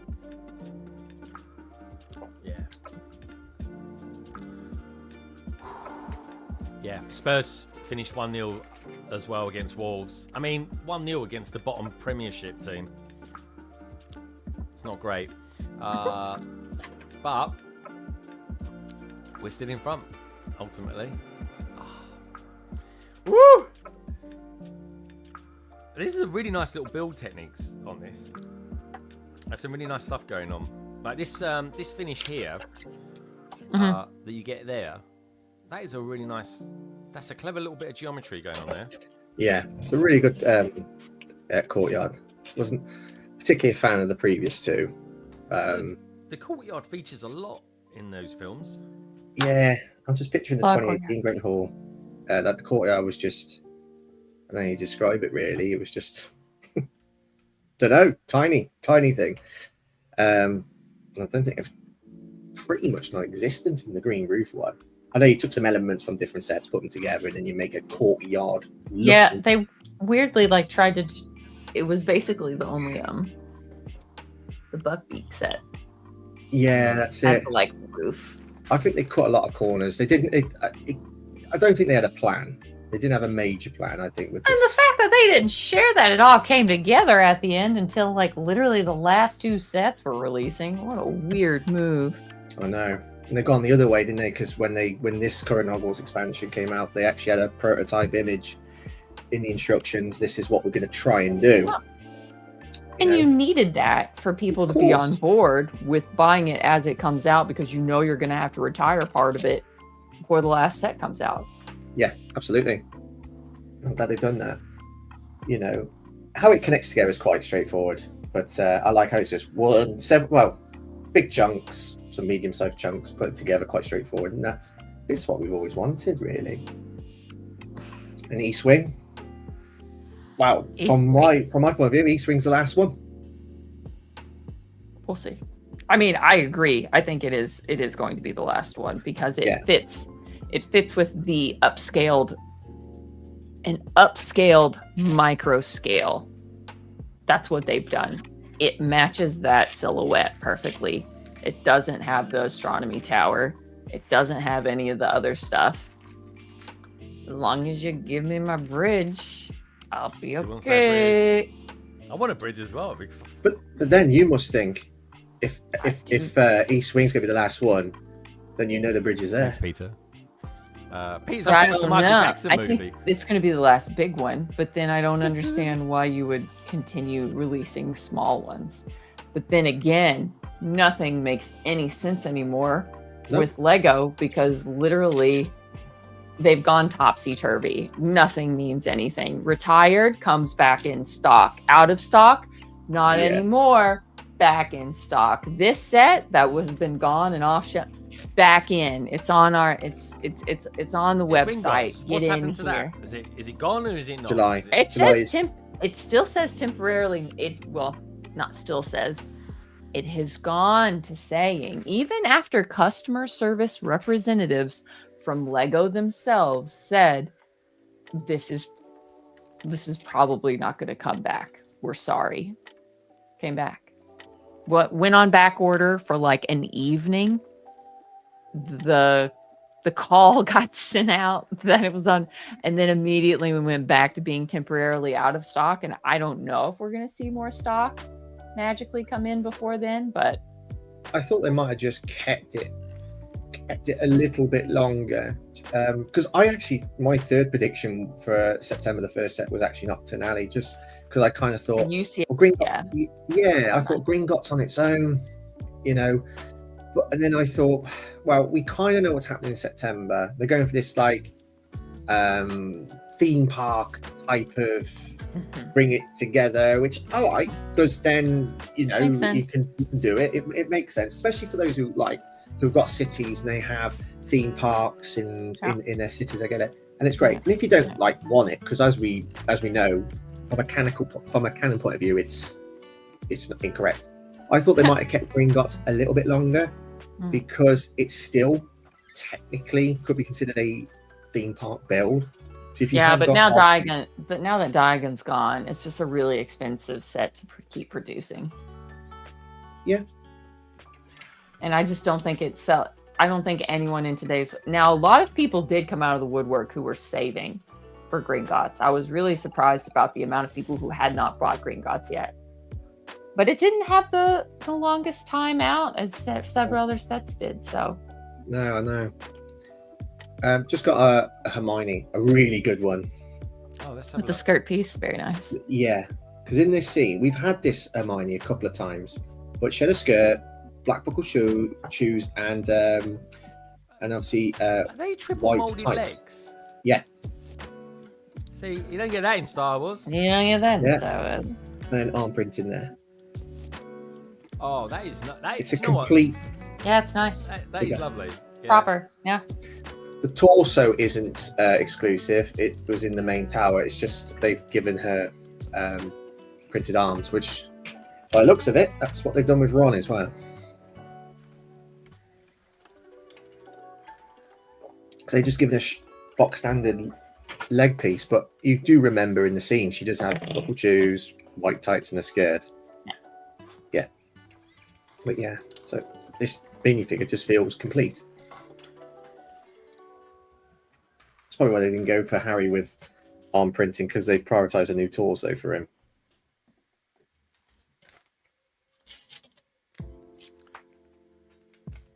No, I'm done making decisions and announcing my thoughts based on previous patterns that the Lego company has held true to in the past at least 6 years.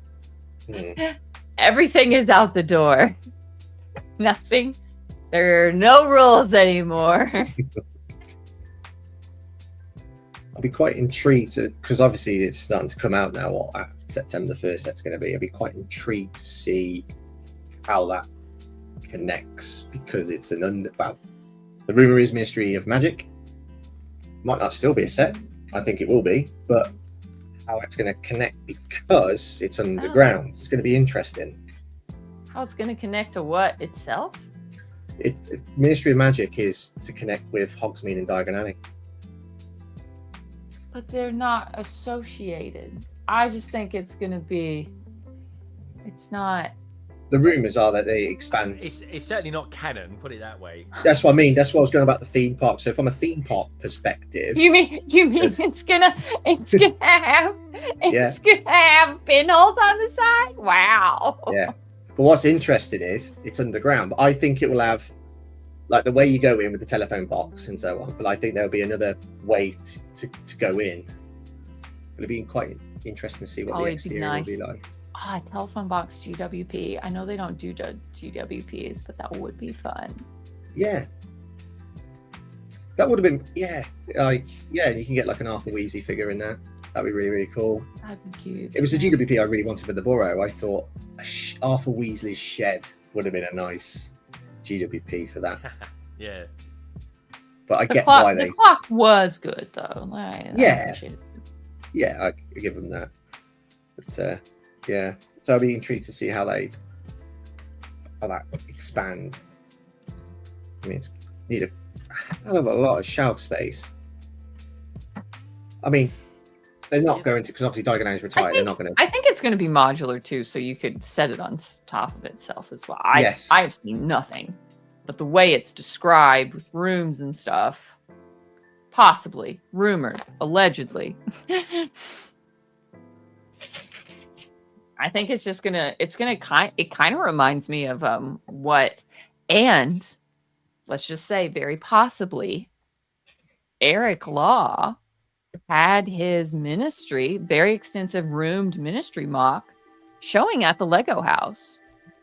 And those master builders show those sets off and per the Lego house to give inspiration. And kind of like from regular builders to the designers and stuff. So we could be seeing something that kind of, I mean, in all honesty, I would give the first spark of an idea, depending on how it looks, possibly stemming from something like that, since, you know, we did need an improvement off the gate. Oh my goodness, yeah. I mean, if I picture the tier list in my head now, Ministry of Magic and that Quidditch Stadium, like the last decent one, not like open trunk poly bag advent calendar build. Proper one. I've put Quidditch Stadium and Ministry of Magic as like urgent needs sorting out. It needs a proper. Oh, curious. I would have never picked the Ministry as like a UCS set. That, I mean, it was certainly fathomable, but I don't know. I just didn't see it as something that would be on the UCS list anytime soon. But yeah, just after the Universal Park, okay, I get it. Just do well. Yeah. But it worries me. I'm worried about what we're gonna get with the amount of money. We don't know the price yet. We don't know. We know the piece count, but not the price. 4,000 pieces. It's going to be. So, but that could be £400, or I reckon that would be great. I would be fine with £400 compared to what we got. What worries me is as long as it goes away from what we got last year, about how those two matched up, I'll be okay. Yeah. If you look at, because we had a bit more information about the Disneyland Main Street size and price, that's predicted to be like Diagon Alley. That was 4,000 pieces, just shy of 4,000 pieces, and that was $400. Yeah, I mean, if it's really good, I can live with anything under 500. But remember, everything's getting like a $50 add-on, just like allegedly something that's supposed to be Meredith. Something that's supposed to be $600 is now going to be $650 allegedly. No. Do you reckon that's because there's been a bit of market research done on the feed? Market research, inflation, cost of living. Yeah. I'm not happy with it. Will I pay it? Yes. That's the problem. But overall, I am buying. They've counted me out. I'll still invest and buy the big sets. But for all the extras and for themes that I would have originally kind of been in on and bought, I'm pulling back majorly. Like I'm out. I've sold a lot of my Disney sets. I couldn't quite bring myself to sell the ideas of Steamboat Willie. I was like, I sold a couple of them, and I've kept one back. I was like, nah, that's a bit of a special one there. So it is. Keep that. But I got rid of the camera. I was like, it's nothing to do with what I would build. As much as I would like to build it, it's a nice to have. I'm just like, no, that I sold that, and I'm like, okay, fine. I will get the Ninjago workshops with that one or something like that, you know. Oh, workshops, yeah, just behind me. Love it. It's really set, good. Great set. Yeah. Well, you can't go wrong with Ninjago modulars, can you? Really? This is I'm great. just a bit... I love the fact we get the magazines as well. Yeah. Oh, the magazines, the minifigures, and at the moment, and what's going to be next month and the month after that, they just throw in some really nice figures in there. I think we got like the Earth Monster, which is the green guy with the big head, and looking forward to that. There's an Earth Monster coming, and Django however, Fett. There's a tin of Django Fett out now as well. Yeah, that's right. But with the so I was going to tell you about that, Greg, because the Earth Monster is the next minifigure that comes in the magazine where you haven't got the tin, it's just the one figure. But that minifigure comes in a £9 mech set where you got Kai, Earth Monster, and another character. I can't recall the character's name. It's in a £9 mech set. So you think, well, if I pay an extra £4, you can get two extra figs. Get the mech set. Get the mech set. Because the magazines, everyone throws the magazines anyway. You look at the posters. Yeah, that's nice. I actually give it to kids. I give it to my godsons. One did say to me recently, she said, when are we ever going to get the Lego with these magazines? I'm like, yeah. They're catching on to my plan.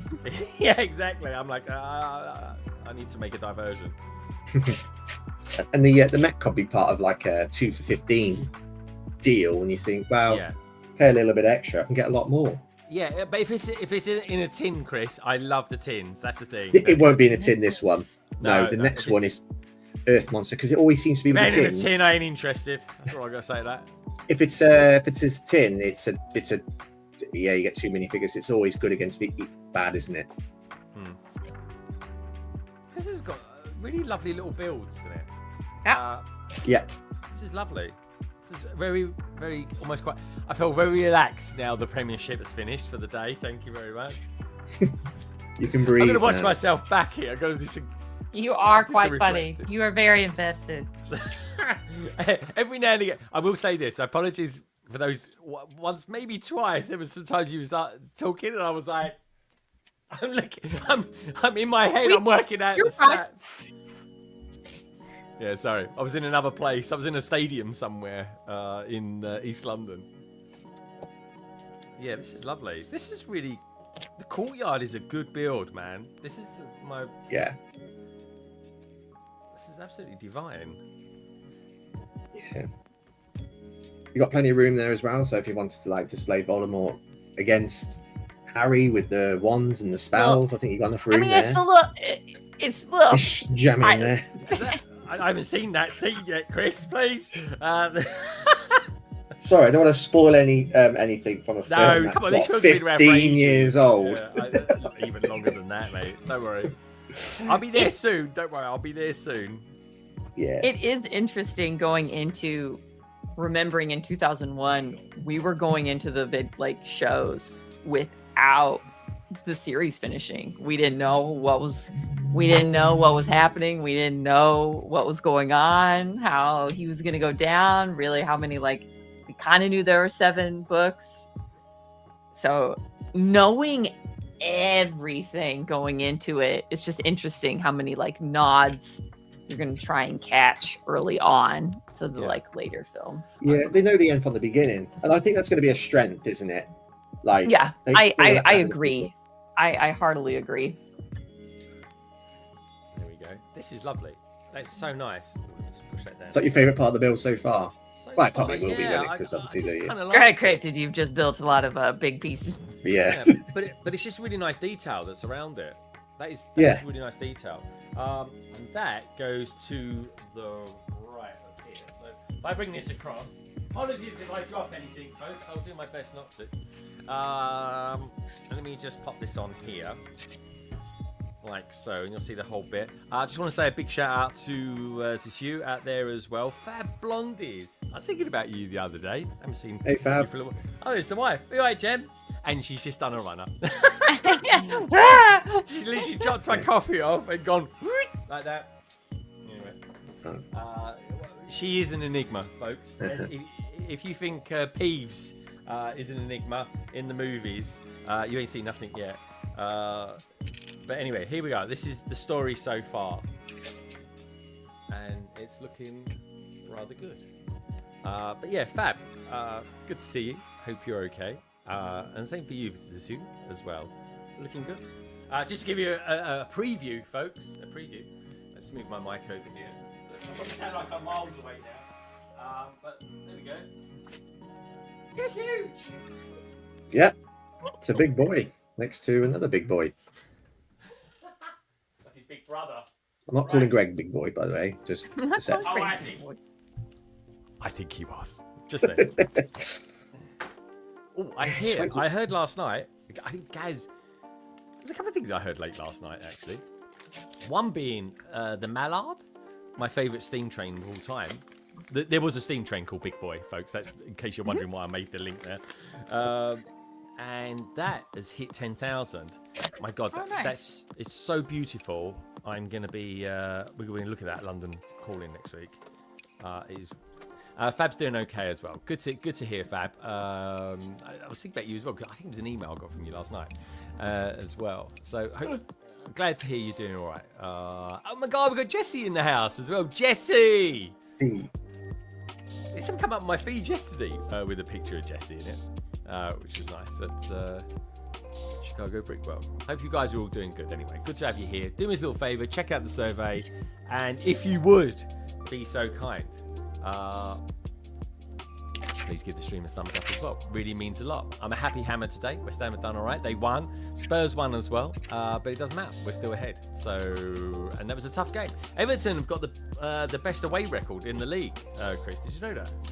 Yeah, they beat us at Old Trafford with 10 men. Really? Yep. That was unexpected. Unforgivable.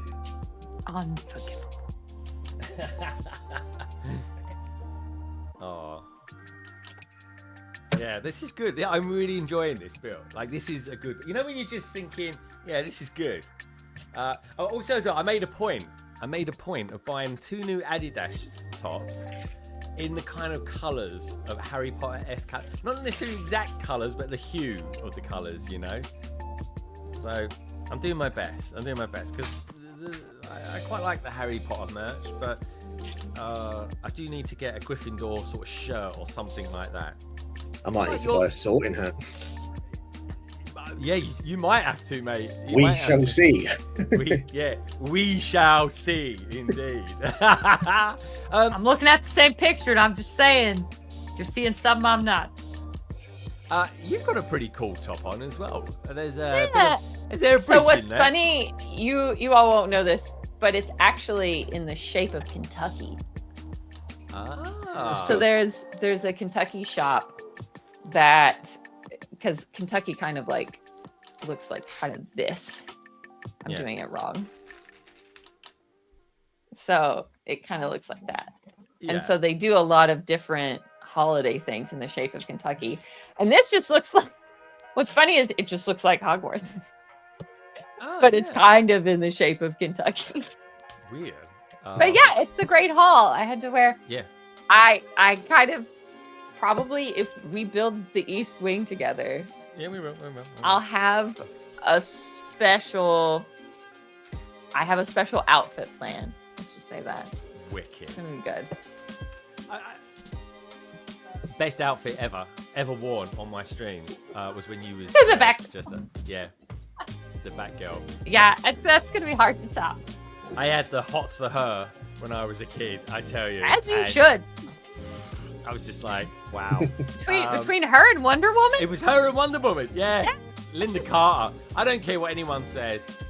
I don't care. She's best looking woman of all time, as far as I'm concerned. She was a voice in my favourite computer game ever as well. Oh, really? Yeah, Elder Scrolls 4 Oblivion, 2006. Yeah, my favorite game. Still play it to this day. They made a remaster a year ago, which is just brilliant. But like, nostalgia sometimes wins. That's why when somebody in the Lego space says, "Oh, I really like the 2004 Hogwarts. It's the best one ever." Really? But then again, nostalgia kicks in, and but yeah, she voiced the Nords in that game. But they had a lot of like well-known voice actors in it. They had Sean Bean in that game, Patrick Stewart, Terrence Stamp, if you know who he is.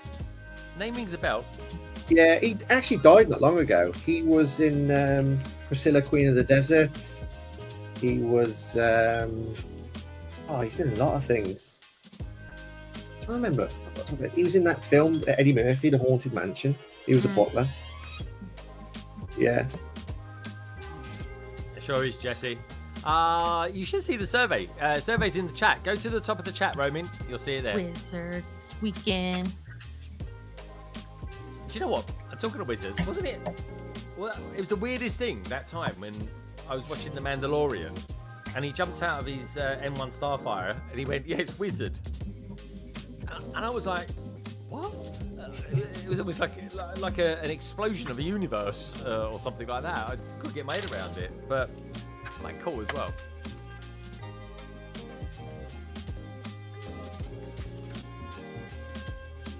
I don't know. Maybe they'll give us a couple more smaller sets to go with this. Maybe like some inserts. I don't know. I'm perplexed by Lego's choices with this last year. This thing. Yeah, I'm perplexed. I wouldn't say I'm panicking. Like, sometimes my passion can get a bit ahead of itself. I can't control it, but I'm like panicking a little bit that we are not going to get an astronomy tower. All the more opportunity to do that for one of your mocks for your future self. Yeah, I mean, there's always that opportunity. I think it'd be easy to do. I think it would be quite. But it is unfortunate because they really hyped those of us who are listening the most detailed the most. Yeah. I think they've just done. I think they achieved the most detail just by default, just because it's bigger. It's the bigger. Because when you've made something bigger, you automatically going to have more detail anyway. So it almost seems like it's one achievement rather than two.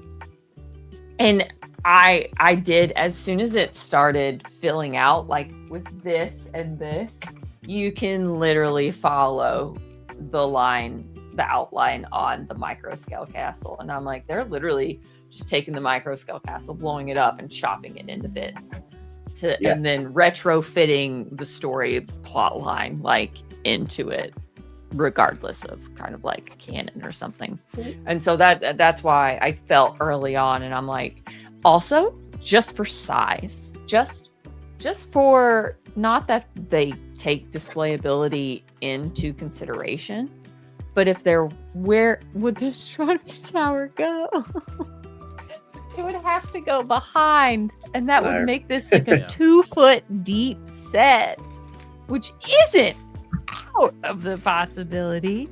It would be wildly cool, though. I'd love that. The fact is that they gave us Hogwarts Castle and Grounds. It sort of makes it plays your mind a little bit, because you got like the microscale castle, and then you got the Hogwarts Castle and Grounds. It's like, what are you trying to get close to?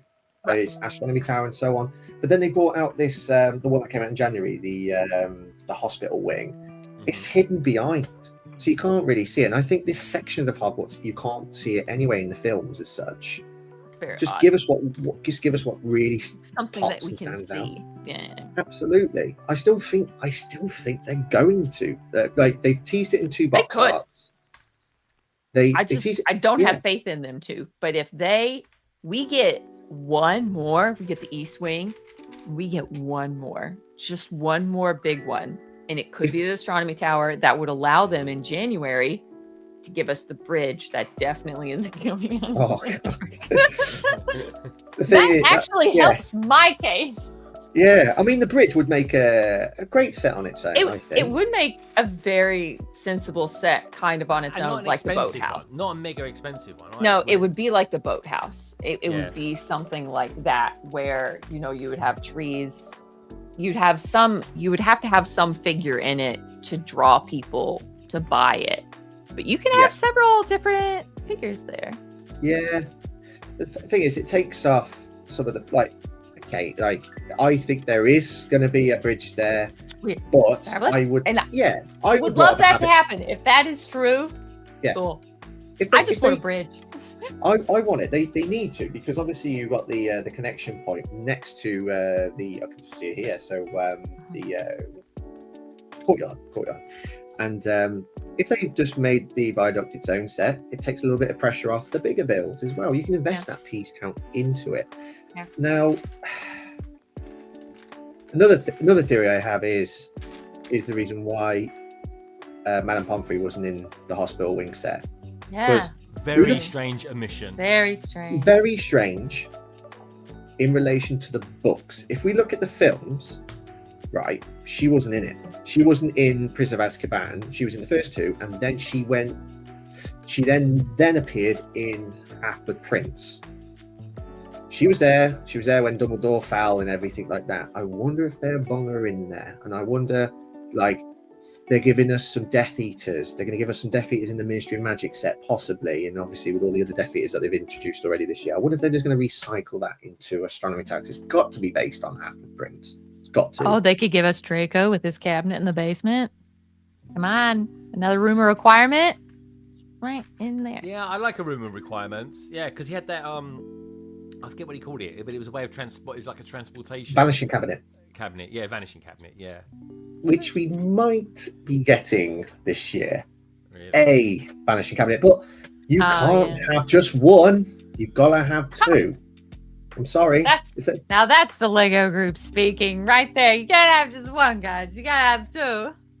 Yeah, and I think they're probably they do that because they like to stretch the consumer. I mean, look at what they've done with the Smart Play. Oh, you know, Han Solo, no, not in the cantina. I'll buy two vanishing cabinets before I buy Smart Play set. Yeah. You got me there. It's like, I wouldn't be surprised that in the Borgin and Burke set, there's got to be a nod to the cabinet. Yeah. There's going to be a cabinet, and like an apple inside of it. Come on. Yeah. Or a bird. Could you put a bird there? Because there was a bird on the one in the film, wasn't there? It was a bird in it died. Hogwarts, yeah. So that was that when they were like testing it just to see if it was potentially possible. So, like, they're going to do it. I'm going to say that in the Borgin and Burke set, they're going to have to put the cursed necklace in there. That needs to be an accessory. Come on, just give us and then I sort of think, a print. I'll take a print. I'll take a sticker of it in a box at this point. Sticker in it. Whatever, that's fine. I'll take it. Just give me the curse necklace. It should be in there. I'm just gonna guess that it will be, but it should be a print, because if they have introduced it in Hogsmeade last year, and then they know they're going to make Borgin and Burke's, then just reuse it. They should have done it with a Hufflepuff cup. How many times have they just thrown in the most basic of golden goblets? They could have just whacked a H on it. It's been used. And we could have had that forever. You could have forever used that, or made it special to put with like. But I wonder. Something came up earlier that I hadn't really even thought about. With the new show, there's going to be a new CMF. It's going to happen. Yeah, a new CMF series. Yeah. It's going to happen. I'm down. I'm down. 100%. That would be such an easy way to catch up.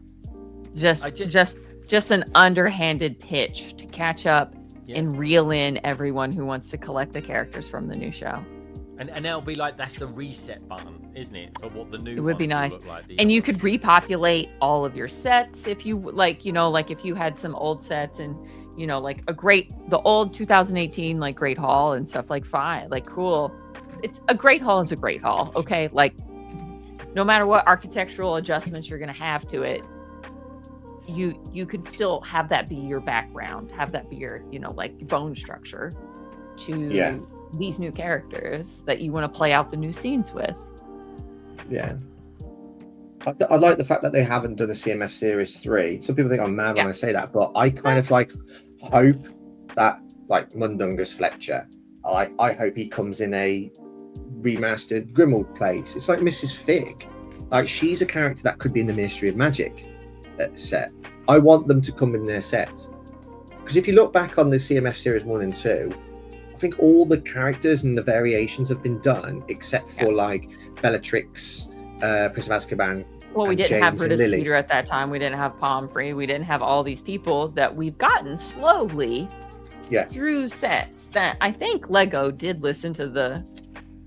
is listening to fans kind of more, or a conduit, or just paying attention and giving us we've got those designers characters that are right out there in the social medias. So that's good.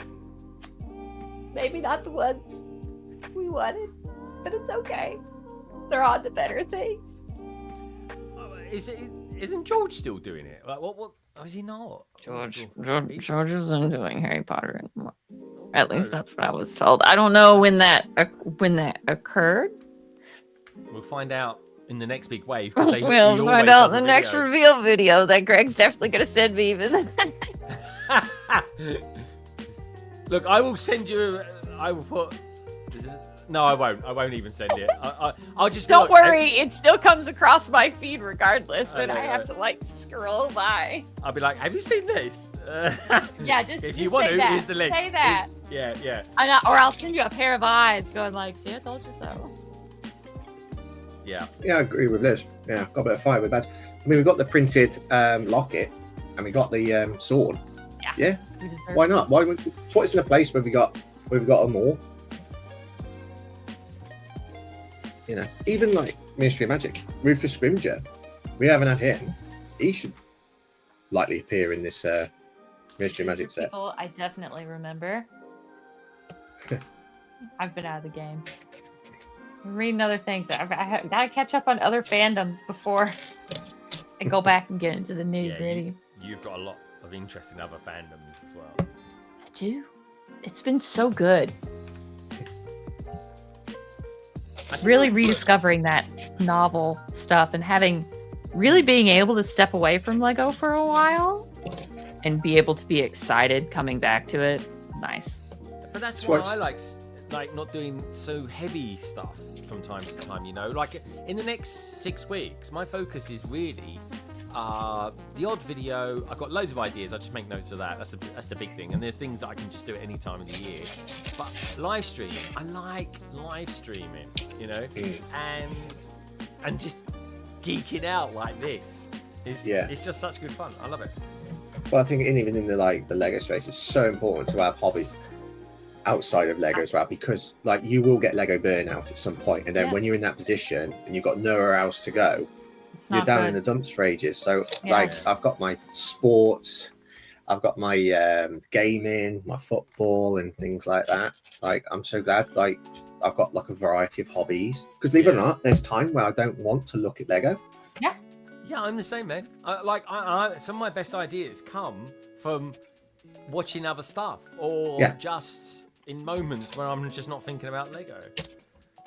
Lego is a big part of my life. It isn't my life, though. It isn't. Yeah.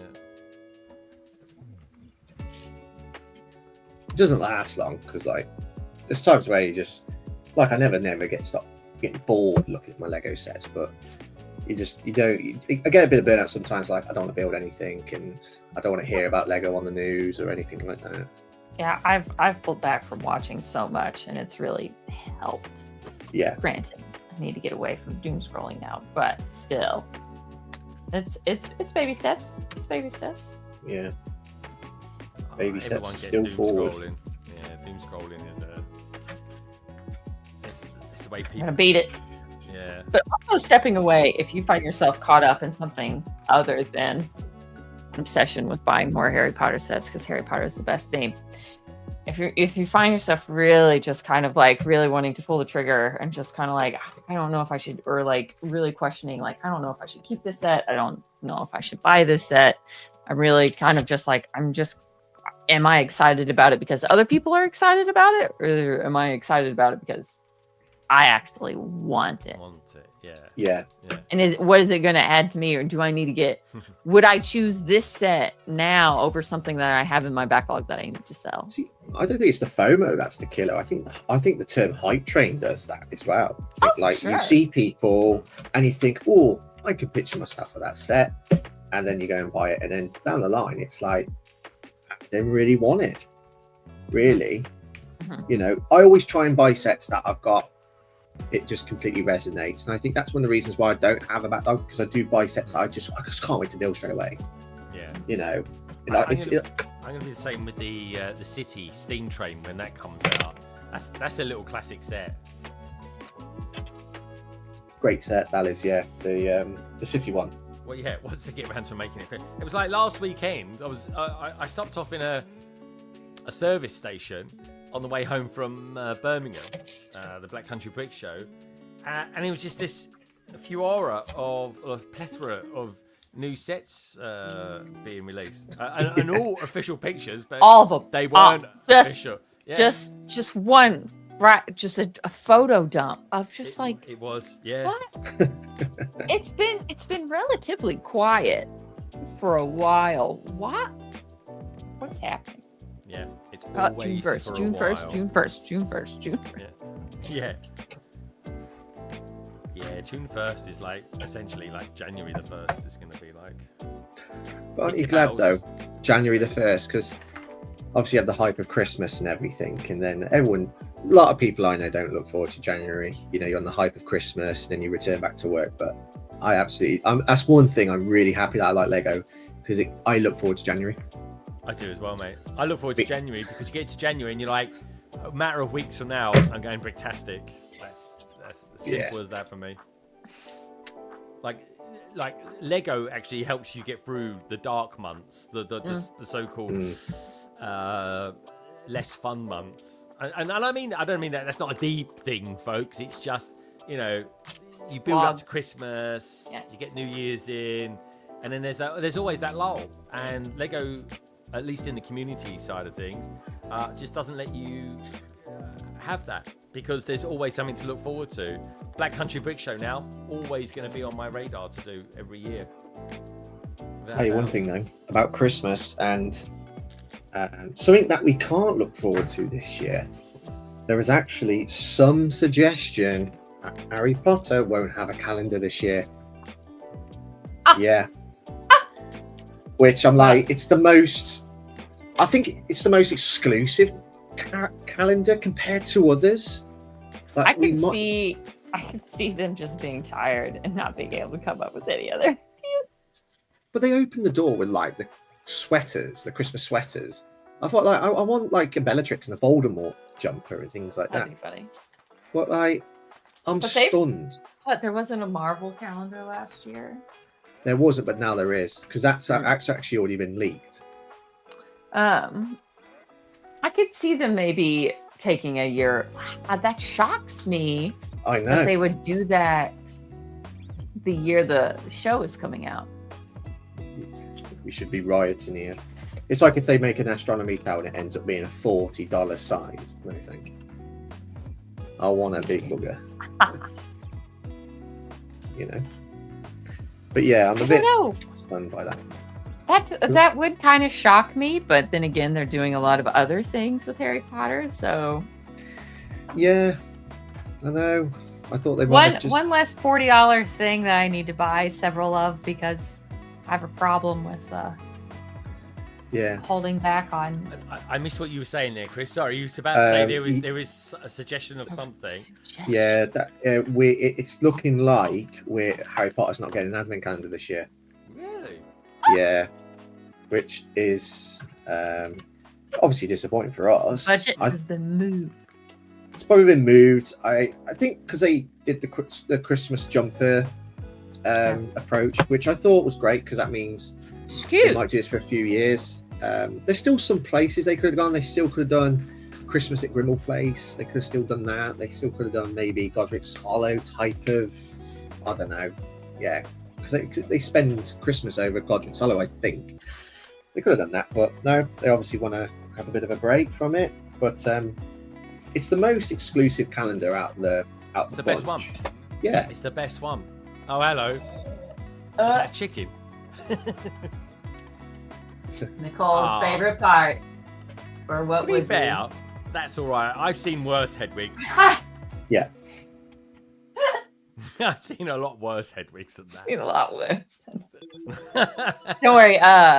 Chris's Hedwig is going to be the best today. Yeah, I mean, yeah. I think, is it going to be the best Hedwig though ever built? No, Today. Today it will be. The best Hedwig's got to be the Icons one. I'll give the best Hedwig to the big icon set. Yeah. However, as a package, as a whole, Okay. I am tempted to say I like the Philosopher's Stone way they did it better. It's a wonderful set. You Just kind of like when you asked me if there was a Hogwarts that someone needed to buy, which Hogwarts would it be? I would say the micro scale bookshelf Hogwarts for just like anyone coming into it. I would say that is absolutely what I would choose. Yeah, good shout. As a recommendation. Castle and Grounds. Yeah, like Yeah. micro scale Castle and Grounds. I mean, talking of printing and reusing it, like they got the galleons, which came out in Gringotts and then came out in the calendars. And now this, they can make prints, just keep reusing it.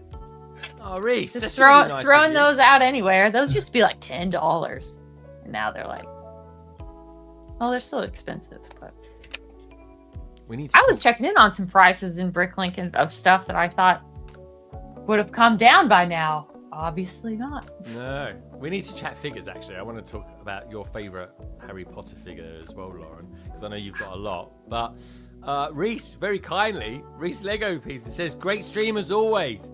You guys are awesome." This is like the Harry Potter crew, as far as I'm concerned, folks. It really is.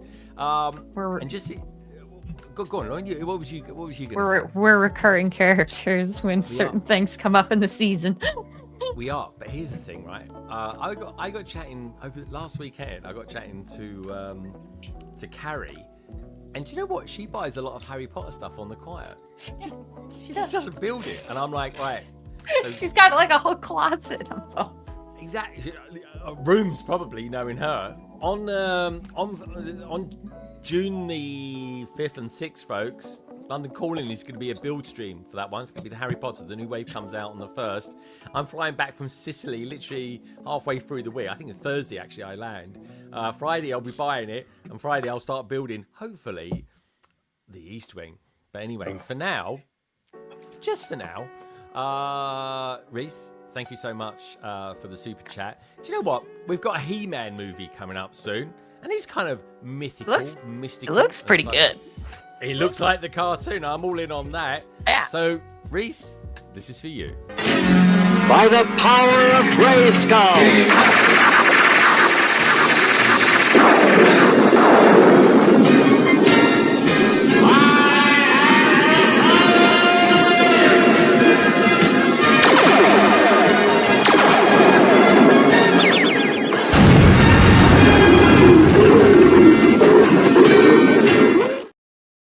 Cool, that is loud.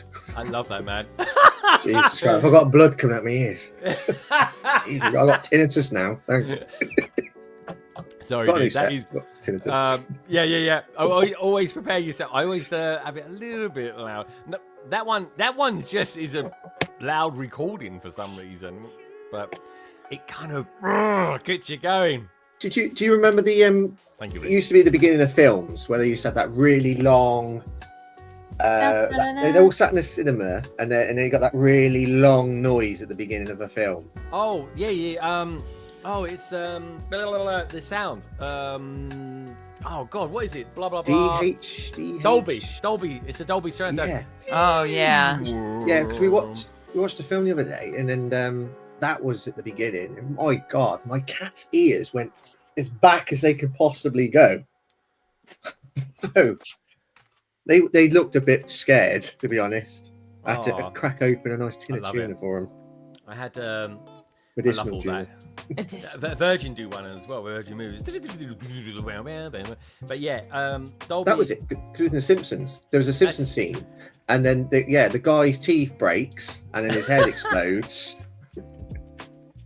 Mate, I bought speakers once based on one single review, and these speakers were massive. They were like 1.5 meters high, and a depth of 45 centimeters. They were huge.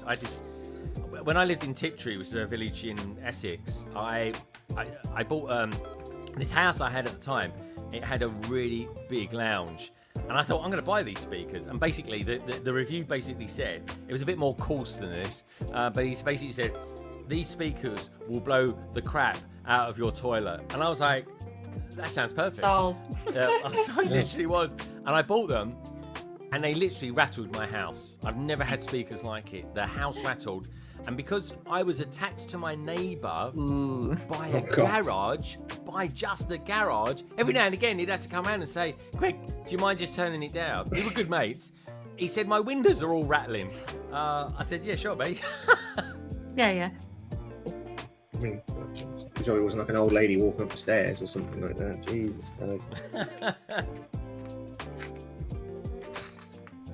But yeah, I do like... I'm a kid of the 80s and 90s, dude. I like it loud. You get it when you watch some like content, like their actual video footage is like quiet, and then when it goes to ads, like it goes like twice as loud. Oh really? Oh, I don't like that. What is that on? Is that on YouTube? Is it? Yeah, YouTube. Ooh, but I did spring for premium. I remember those days because I only bought premium last year. Oh, okay. For the amount of YouTube I watch, I was just like, God, why didn't I do this sooner? Yeah, you honestly, I've never gone back the other way. Premium is expensive, but I tell you what, you switch to premium, like non-premium for a day, and you're like, I can't take this. I can't. I hate the platform. I think I think it does have some like kind of eye-opening experience for those who don't pay for premium, and it's just kind of becoming one of those things that, I don't know. It's just another base, like what a lot of people would consider like, well, I'll cut back on groceries before I think about canceling this. I'd do that. I'd cut out the sugary food. He says eating a mouthful of M&Ms.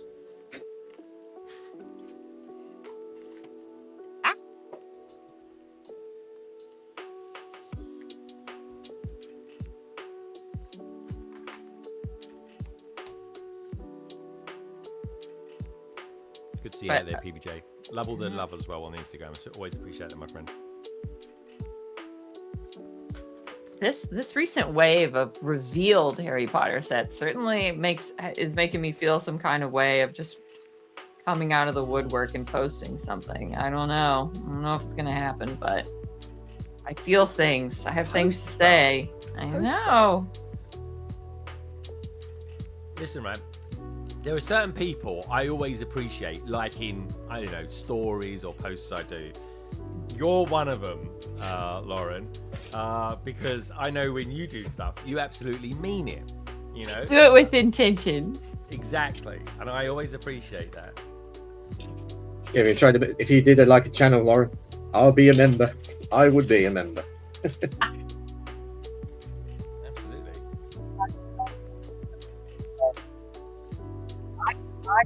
Better than I have in a really long time, so. And still, I've even told my therapist this, and I'm like, if things really turn around and I get my stuff together, I'm going to point right back to Manchester being the absolute turning point. Manchester's great. Manchester's good for anyone's mental health, especially when it comes to Lego. Oh, Bricktastic healed things in me I didn't know I needed healed. Oh. Was it just a nice sort of change of scenery, routine, and stuff like that for you? Did you? I mean, it could have been the fact that I, going into it, I don't think I could have been much lower in where I was and stuff.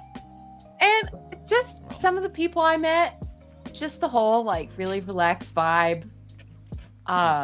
exploring the city, you know, like getting to see friends on their home turf and just getting to be on, like, trusting myself to just travel internationally alone and just like hop around and do my own thing, and the walkability of it, basically like the safety of it, like all of it. England's not a bad place, is it? It's not that bad, is it? Safety. When I was going back to me, because I went away.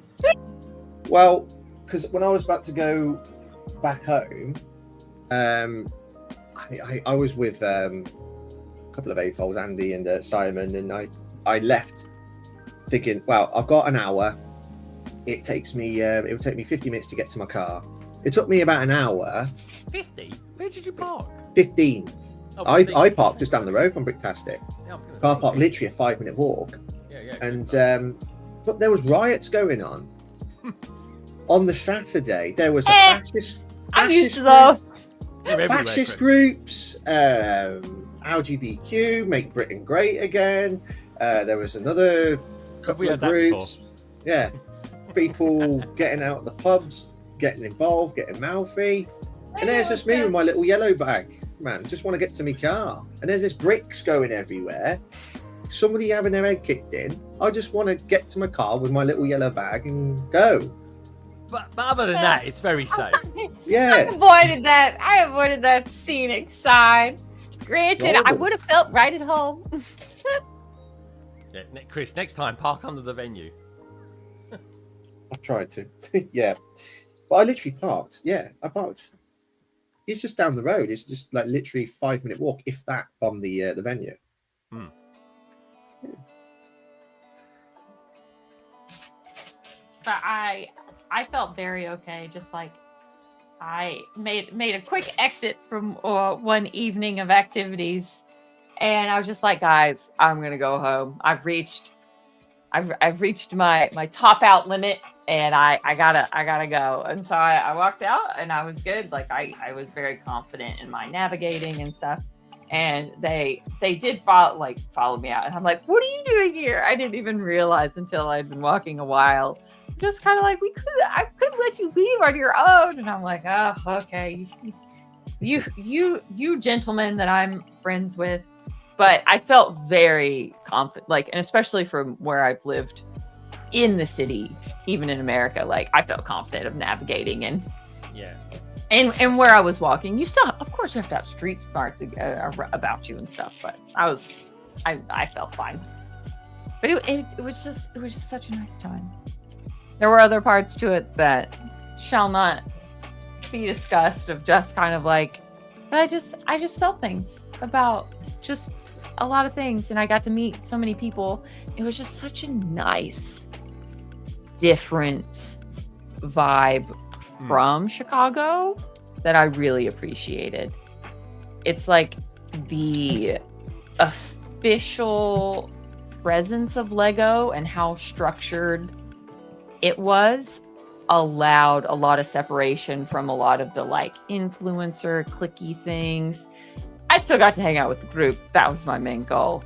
But it just had such a different, where you have like planned stuff and people and content and like all that stuff going on in Chicago. And once again, I love the 24 access. I love that part of Chicago. Me too. But it was kind of cool and nice having to make plans and going out and being forced it's into sociable the city. though, isn't it? It is a sociable. It's very sociable. Yeah. So Everyone's it was just very welcome. Everyone's very welcome, and you know, it's just very casual, and you just don't know where the night is going to take you. That's lovely. So that was a lot of fun. I just had such a surprising good time that I needed in my greatest hour of need.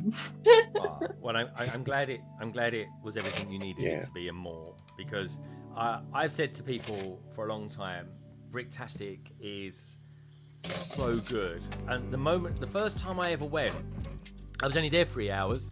I literally drove 5 hours up there with Minark and drove 5 hours back. I was there for about 3. Hardly saw anything there. Loved it. And I saw all the influencers were there. Like Tommy was there. High Tea Toys, and I was like, why is no one doing nothing with all of us here? Why is nothing going on? I even got a photograph of us all. Rosie was even there. Yeah. It was just nice though. Sometimes like there's kind of, but I would consider those content creators, not people doing it for like a living. They love like that. I think there's a little bit. I use that word non-interchangeably. Like I appreciate just kind of casual like fans who continue to just kind of make content on their own terms. And then there are people who are living this other influencer life that is cool and important, and a lot of them are great, but it's a different feeling. But I also just I was able to just appreciate what had led me there, of just kind of like, think of all the things that had to happen, good and bad, that has led you to be able to have all of these friends in this place who are from all over, also internationally. Hardly anyone from America, granted, like outside of like the Californians and stuff, like hardly anyone from America in your group. Yeah. And then even more so what that could lead to in the future of just meetings and friendships and people I want to get to know better. So Cody's going to be there next year. And this week, actually, I need to look at the signing up and see what that's all about, because he got in touch with me and said, this is a bit of a headache. And I was like, okay, dude, yeah. You're not the only one who has said that, because I have no idea what it makes 0 sense, and you can't sign up without a lug. Yeah. I've tried making some stuff up just to like see with the jumper plate site, and none of it makes sense. So when someone does figure that out, let me know. I will let you know what I find as well. And maybe that's just like initial and there's going to be more, but because I know it's changed from last year, but last year I was able to get to last year's sign up page and it just was closed. And I'm like, okay, that makes sense. But this, I know they're doing stuff differently, but like this looks nothing like anything. Yeah, I'll look on the boards as well. I see what the feedback has been like. Andy, thank you so much. Super appreciate it, my friend. Hopefully see you at Brick Testing next year as well. Hey Andy, how you doing, mate? You've met Andy a few times actually, haven't you, Chris? Yeah, I'll see him next week. I'm meeting up with potentially Andy, Bricks, Martin, seeing him, and Trevor's videos as well. Yeah, so Andy lives a little bit further afield compared to like Trevor, myself, and Martin, and also Simon.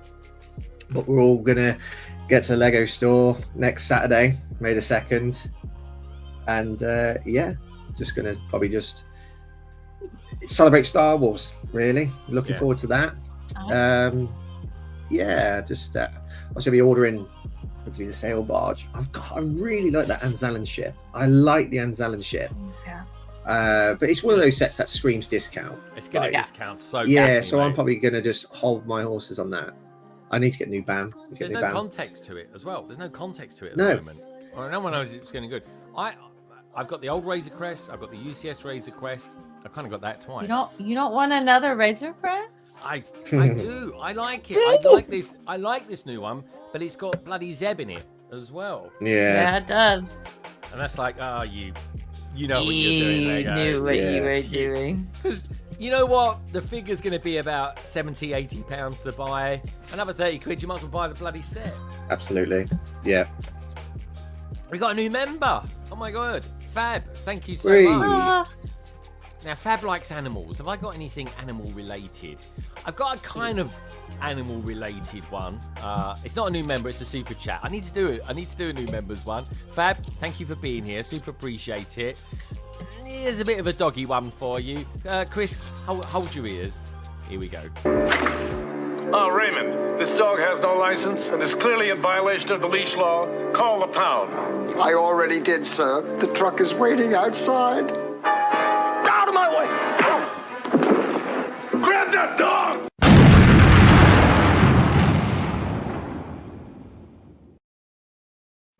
So I just have to apologise to my neighbours. Sorry. Well, I tell you what, I've just remembered as well. Fab is obviously massive when it comes to Harry Potter stuff and stuff like that. So I think she needs a bit of a Harry Potter one as well. Chris, this is definitely hold your ears at the end of this one, all right? Hold your ears. This is a bit piercing even for mine. What can I say, Fab? Again, this is for you. Oh my God! Is this my acceptance to Hogwarts?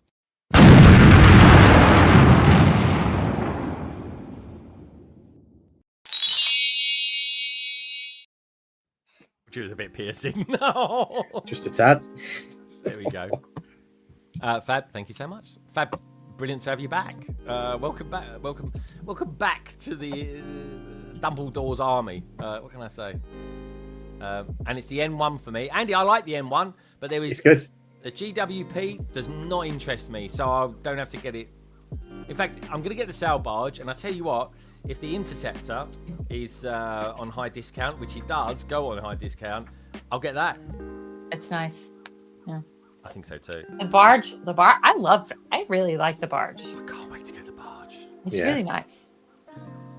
Waited so long for it, really. I just want to stand a discount, really. I think it's just one of those where when I saw the barge, I'm like, can they just incorporate the Sarlacc pit set in it? Yeah, Swing and a miss. I think, if you throw the Sarlacc pit in, but kept the retail price, I think a lot of people would have been happy. But if you get like a discount, like it would have been huge. Would have been a massive pull. And I think, well, because of the saving we're making, it's going to be what, 344, 345, it's 20% off.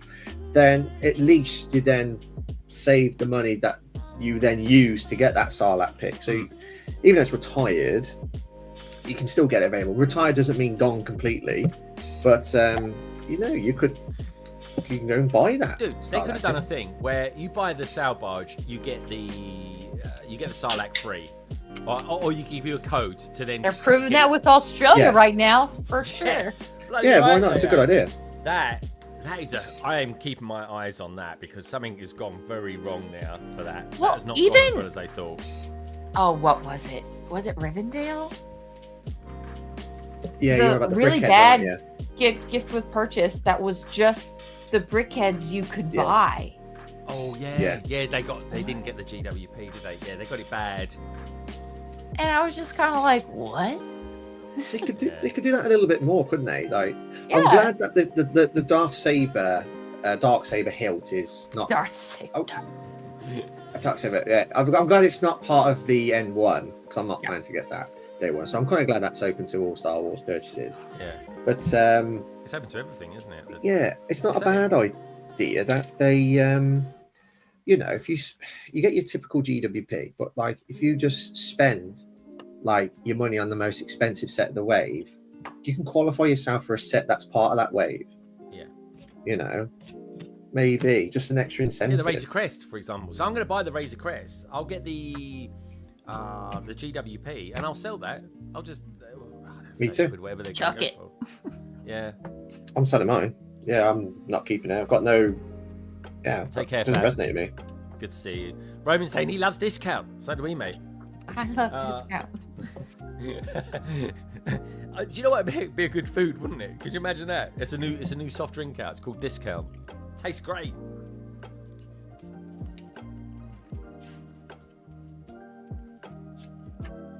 Listen, the hood of this is this the hood? Yes, the hood of this car, not that stable to build up. Really? I don't know if I've missed something, but I have no bricks? extra pieces so far, and it was just unstable to build. Like, there were several steps where it was not very secure. Do you think it's because it's got all that Technic in it? It's like the building up on the Technic. Like, there was something that did not have a lot of connections, and I was just like, this is a choice. This is a choice.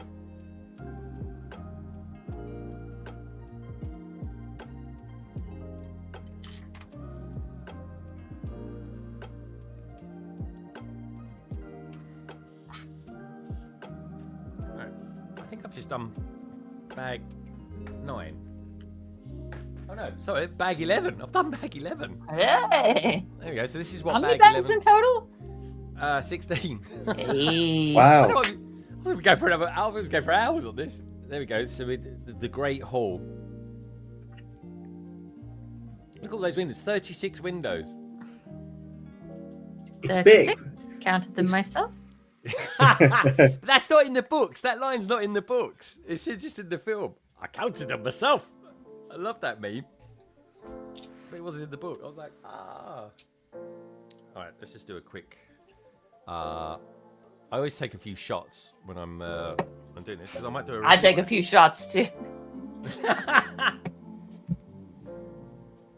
Mine aren't medicinal. Definitely.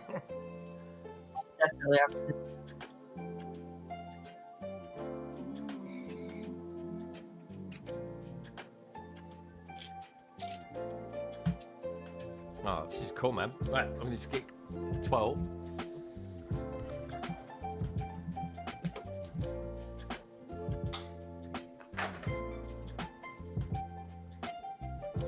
Yeah, I would, Andy. Yeah, you don't want to like carry stuff around.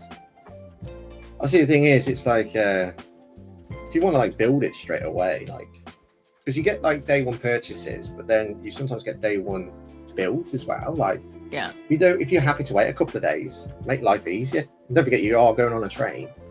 Do you want to be carrying large sets around if you can avoid it? I wouldn't. Yeah, just order online. It's different for me with the barge. He's unsure whether to get. Andy's unsure whether to get the Insect and the N1 online. But I just said to make your purchases all online. Like if you might want to keep one set. Like if you really want, what's it, the Razor Crest? You know, if you want to build something because it's Star Wars weekend, just pick one of those sets like Razor Crest. Build that on the Sunday maybe, and the other sets, large ones, just get them online. It's a bit different for me when I get the barge because, like, the odds of that being there on the Saturday, the day after, it's unlikely. But I'm getting mine online. But yeah, if there was an option for me, I probably would have just. I'm just getting barge online, make life easier. Yeah, me too. I'm just eating a yogurt, by the way. Before my last bag, I'll go get a re-up of quick stuff. I got this really creamy yogurt from Waitrose. Oh my god, it's so nice. It's got the consistency of like a really like a plain ice cream that you get from like Mr. Whippy, Chris. And it's Mr. Whippy. Yeah, good stuff there, Mr. Whippy. Oh, these headlights are clever. Okay. I'll tell you what. That's quite a nice technique. That'd be a good one to use Light My Bricks on. Yeah, I'm more of a light my bricks person on buildings. I don't really need my cars lit up. It would be nice though. I can definitely see it. It'd be really nice for like if you had just extra lighting elements. Like you could. This is a good DIY. You could figure it out. two red LEDs for the back. And then 2 headlamps. Actually, I have a vintage. I bought some stuff off Light My Bricks, and I got the parade car light kit as a gift with purchase. So I bet I could just put that in here. A little bit yogurt in my mouth, then. You are the Light My Bricks queen. That is for sure. I need to get on it. I need to get to installing some of them. I was going to say, you heavily invested in Light My Bricks. I did, yeah.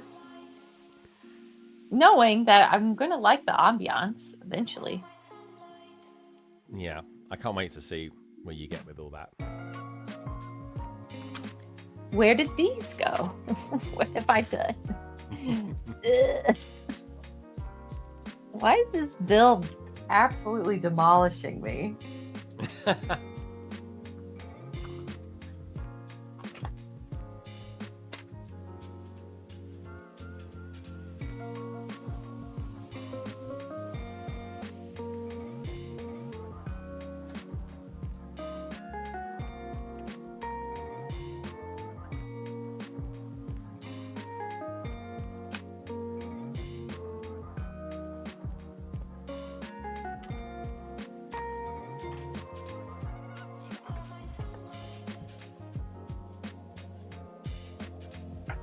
Also getting a rug delivered today.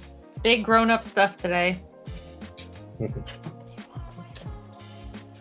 What sort of pattern have you gone from the rug? Oh, it's a really fun, kind of like a, this rug, it's going to sound silly, but it's for my kitchen, but I needed some personality in there, and it's like one of the ones that are super flat and you can throw in the washer and stuff, so, but it's quite whimsical. Okay. Kind of a little witch. I would almost say like it's really like nice neutral colored, but it's kind of got some witchy vibes to it. I'm like, in brand. That's what you mean. It's in brand. Yeah, it's branding. The people that come into my home need to know who I am immediately. Oh, I think they definitely get that idea very quickly. And I bet you got a lovely home as well. It's getting there when I can get my act together. Yeah, but everyone's like that when it comes to DIY. I know, and stuff. but I'm extra bad at it. I'm just like a chaotic person when it comes to my home. I think it's definitely a balance of so much structure and nothing like at work, and then boom. Like I'm just my own person here. Yeah, I know loads of people like that. I know. I am the same at work as what I am at home. And Gemma is to a point as well, actually. But I know a lot of people that are they're in a sort of style in one way at work. Yeah. And then when they come home, they're just like them. They're more like themselves. And especially, I have no one else to hold me responsible. Yeah. I don't even have a day shift to hold me to the constraints of normal circadian rhythms. So I give you structure. When you come on my streams, I give you structure for your day. I'm like, I have this that I have to somehow make sure when I sleep to be around it. Yeah, that's always my worst thing. What's life without a little bit of chaos? Oh, yeah. Life is chaotic. I don't mind a little bit. It's just not okay right now. Not okay amount of chaos right now.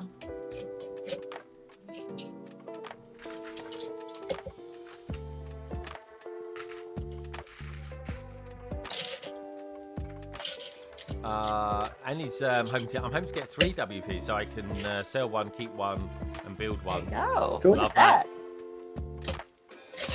Good mentality there, dude. Really is. I think this year I'm just gonna get one of all the years. As long as I get the sail barge, I really don't care. That's it. It's just about sail barge, isn't it? Well, me. Like, I'm normally sweating at what Star Wars stuff I want to get, and at the moment, bearing in mind I'm a big Star Wars fan, I'm just like, you know.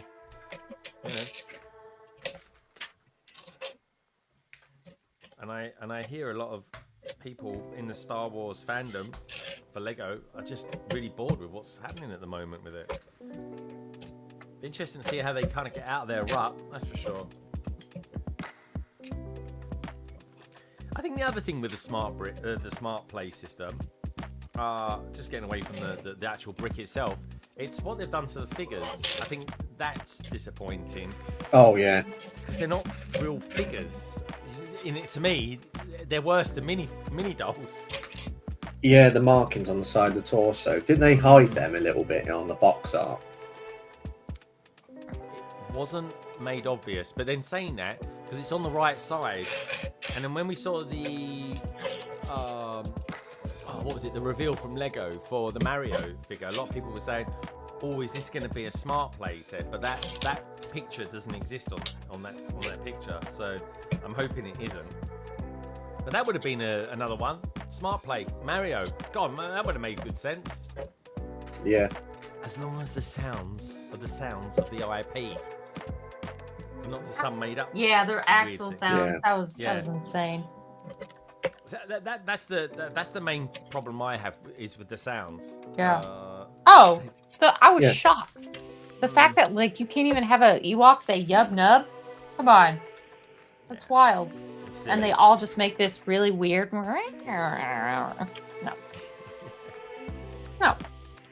no, in no world. Yeah, and that's the thing. It takes me out of the play. Because when I was a kid, I used to watch cartoons and stuff like that, and I used to get annoyed if they changed the voice actor. Well. Do you know what was interesting when when we went to the Lego store, Martin and I and Andy and Andy. What do you call your gang? What's your gang called? What's a gang go? I don't know what it is. I was going to call us Brum Boys, but that didn't sound quite ideal. I was going to say Martin would be up for that one. Yeah, I think our chat is just called like Builders in Brum. I think change it to Brum Boys. Yeah, I really wanted to, but I realised Martin's there, and I was like, I don't know. Even though Martin has a sense of humour, yeah. So I just played it safe, played 5 at the back, but yeah, played it safe. But what I did here, what was interesting was always keep your eyes open, ears open, right? And it was the day when the Smart Brick sets was released. We heard two people who worked there, what do you call them, employees, and they were talking quietly and saying smart bricks is gonna be a thing in Harry Potter, which is interesting. They could do, if you look at like the green blue red thing they do, they could do it with wands. Man, and I'm gonna have to get back on YouTube to be like, what the is this?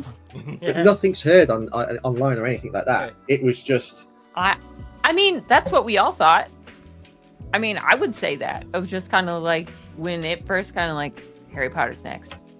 Harry Potter's actually absolutely next. I hope it fails so hard they retract that. Yeah. We don't need it. Yeah, because it's only going to get worse. It's only going to get worse. Unless you give us IP noises. Yeah. I'm not don't come near us. Yeah, Don't come near us. We don't want you here. You can't sit with us. It's part of the appeal of like it. There are certain sounds that are just part of the IP. I only go as far as, because I like, the one thing I like about Lego is that it doesn't involve electricity, you know, and only as far as I would go is lighting kits, because they are very, very cool. Yeah. You know, and occasional. I like sound bricks though. I think they did a good job of the sorting That's hat. right. Like I can see myself, envisage myself this year.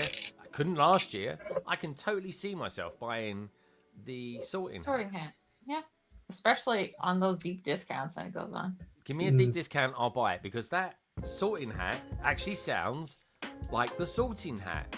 Yeah. Soundwave, Transformers. Sounds like Soundwave in Transformers. Luke Skywalker in Smart Play does not sound like blah, blah, blah, blah, blah, blah, blah. Yeah. What the hell? Oh my god, look at this. Is it so cool? It's Luke. Yeah, and that's an interesting point to make, like the sound brick. It sounds like the actor who voices the Sorting Hat. It's not actually him. It's somebody else, because the year the Sorting Hat came out, the actor died. Even though it was like 920 years of age. And but they made a point. I remember his name. Something close to it. Oh, I tried to. I can't remember even just the inflection and having him be British and not American and stuff like that. Like it was nice. I don't remember his name now. He was in the Carry On films. Every film he seemed to be in, he always seemed to fall in love. Hey, but that happens. When a bit of crumpet appeared on the screen, his eyes went all goggly. I mean, it wasn't a bit of crumpet. Sid James, was it? No. No, that's not Alan Sugar 2.0. No. Oh yeah, dude, he does look like Alan Sugar. No. Oh, what's his name? Did he have black hair? No, he didn't. Was he the guy that went hello? That's it. Oh right, oh yeah. I know the guy you mean. I forget his name. Gaz would know. But all the regulars are busy at Reading Brick Show today. Yeah, I know you might. You used to say, "Hello there." Hello. Yeah. Yeah. Hello, Yeah. Michelle. Yeah, it had a very British accent. It was absolutely dazzling. I'm gonna go grab something. I'll be right back. Go. Good stuff. Recharge. Oh, Chris, I'm happy that West Ham won today because Spurs won as well. So it was I'm looking forward to watching some of the YouTubers back.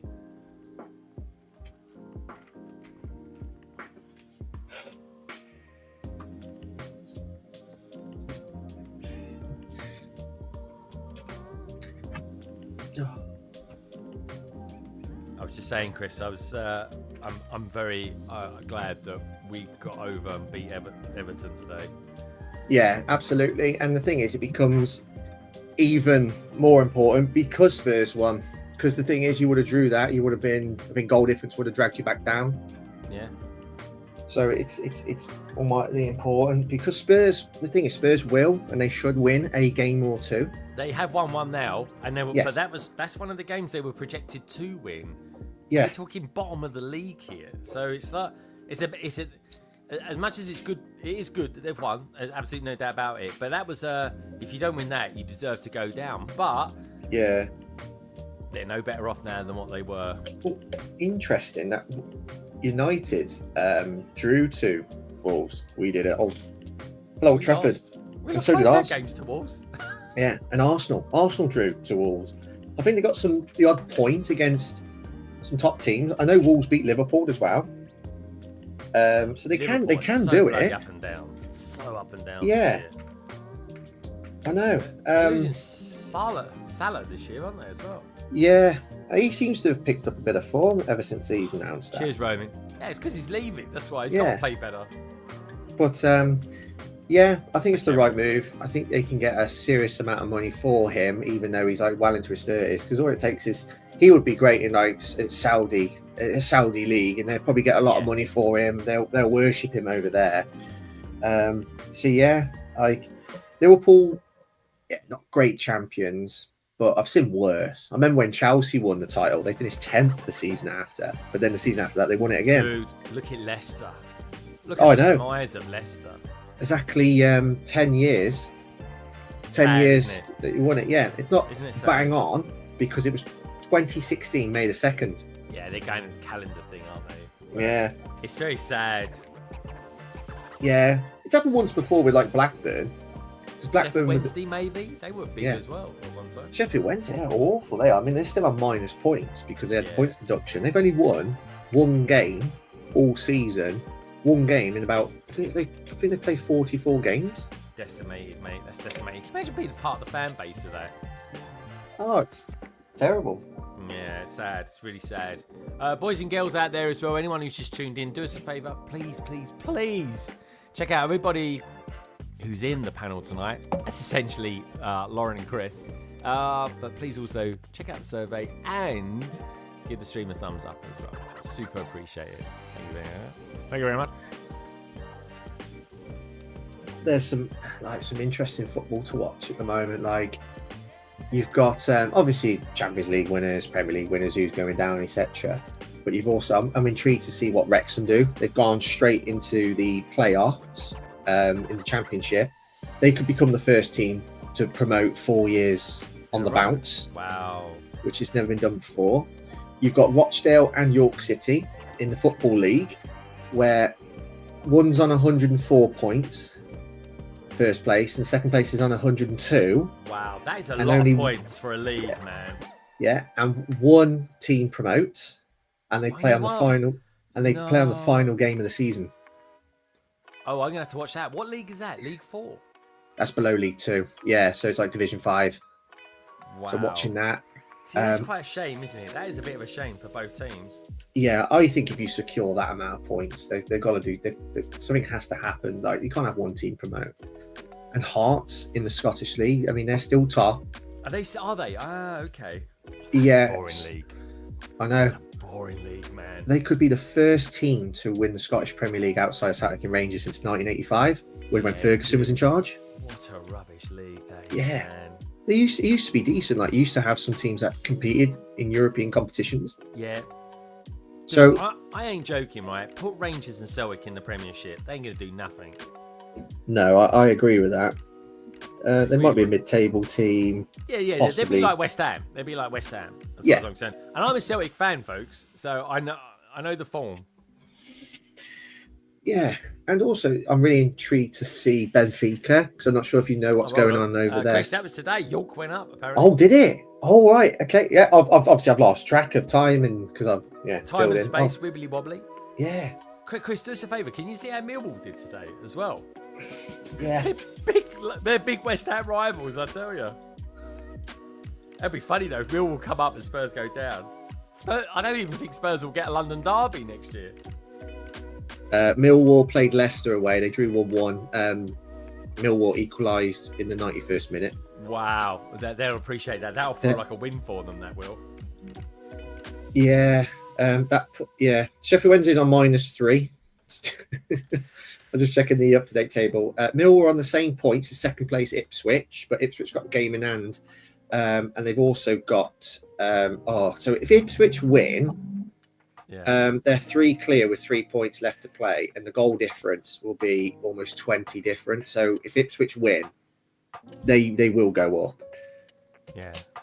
Do you know what? I'd like to see Ipswich back in the Premiership, in all fairness. Yeah, it'd be good.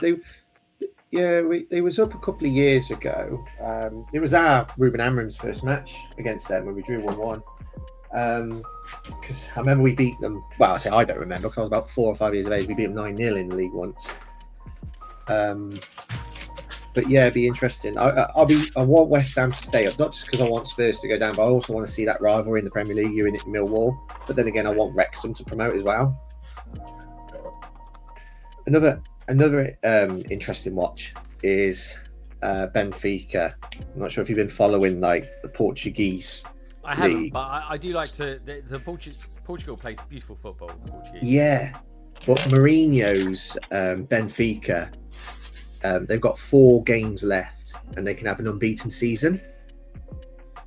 Oh, wow! But they could. It's happened in Portugal once before, where a team's gone the whole league unbeaten and not won the league. Seriously? So it's looking like Porto's going to win it, and they beat Sporting Lisbon last week, which is one of their hardest games on paper. They beat them away 2-1, and they've still got a game in hand. So Benfica could become the first team to go unbeaten and finish 3rd. Good Dumbledore. Where's his beard? Prince. Yeah. You've given him a shave.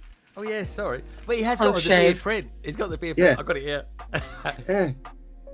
Yeah. A little goatee Dumble. That is one of the best Dumbledores like ever. Like the arm totally printed. is. Right, I'm gonna put his beard on now, folks. If you want doing the it on purpose, just if you want the ultimate version, though, in the CMF Series 2, he has a print on his hat, so you could swap it out with that one. I'll put it on straight at least. Oh, this is the best fig in the set. Yeah. 100%. The printing is lovely. I think the printing on the Fat Friar is good as well. Yeah, I like that we're getting all the goats. Yeah, that's the best minifigure in that set. Not the most important, I think Vector is, because I just like those background characters, but that is like the best. These niche characters. Yeah. I mean, I would argue the Fat Friar is the most important for me. Because I never would have. It was a hope, it was a dream that we would get the rest of the ghosts. We had gotten nearly headless Nick so much.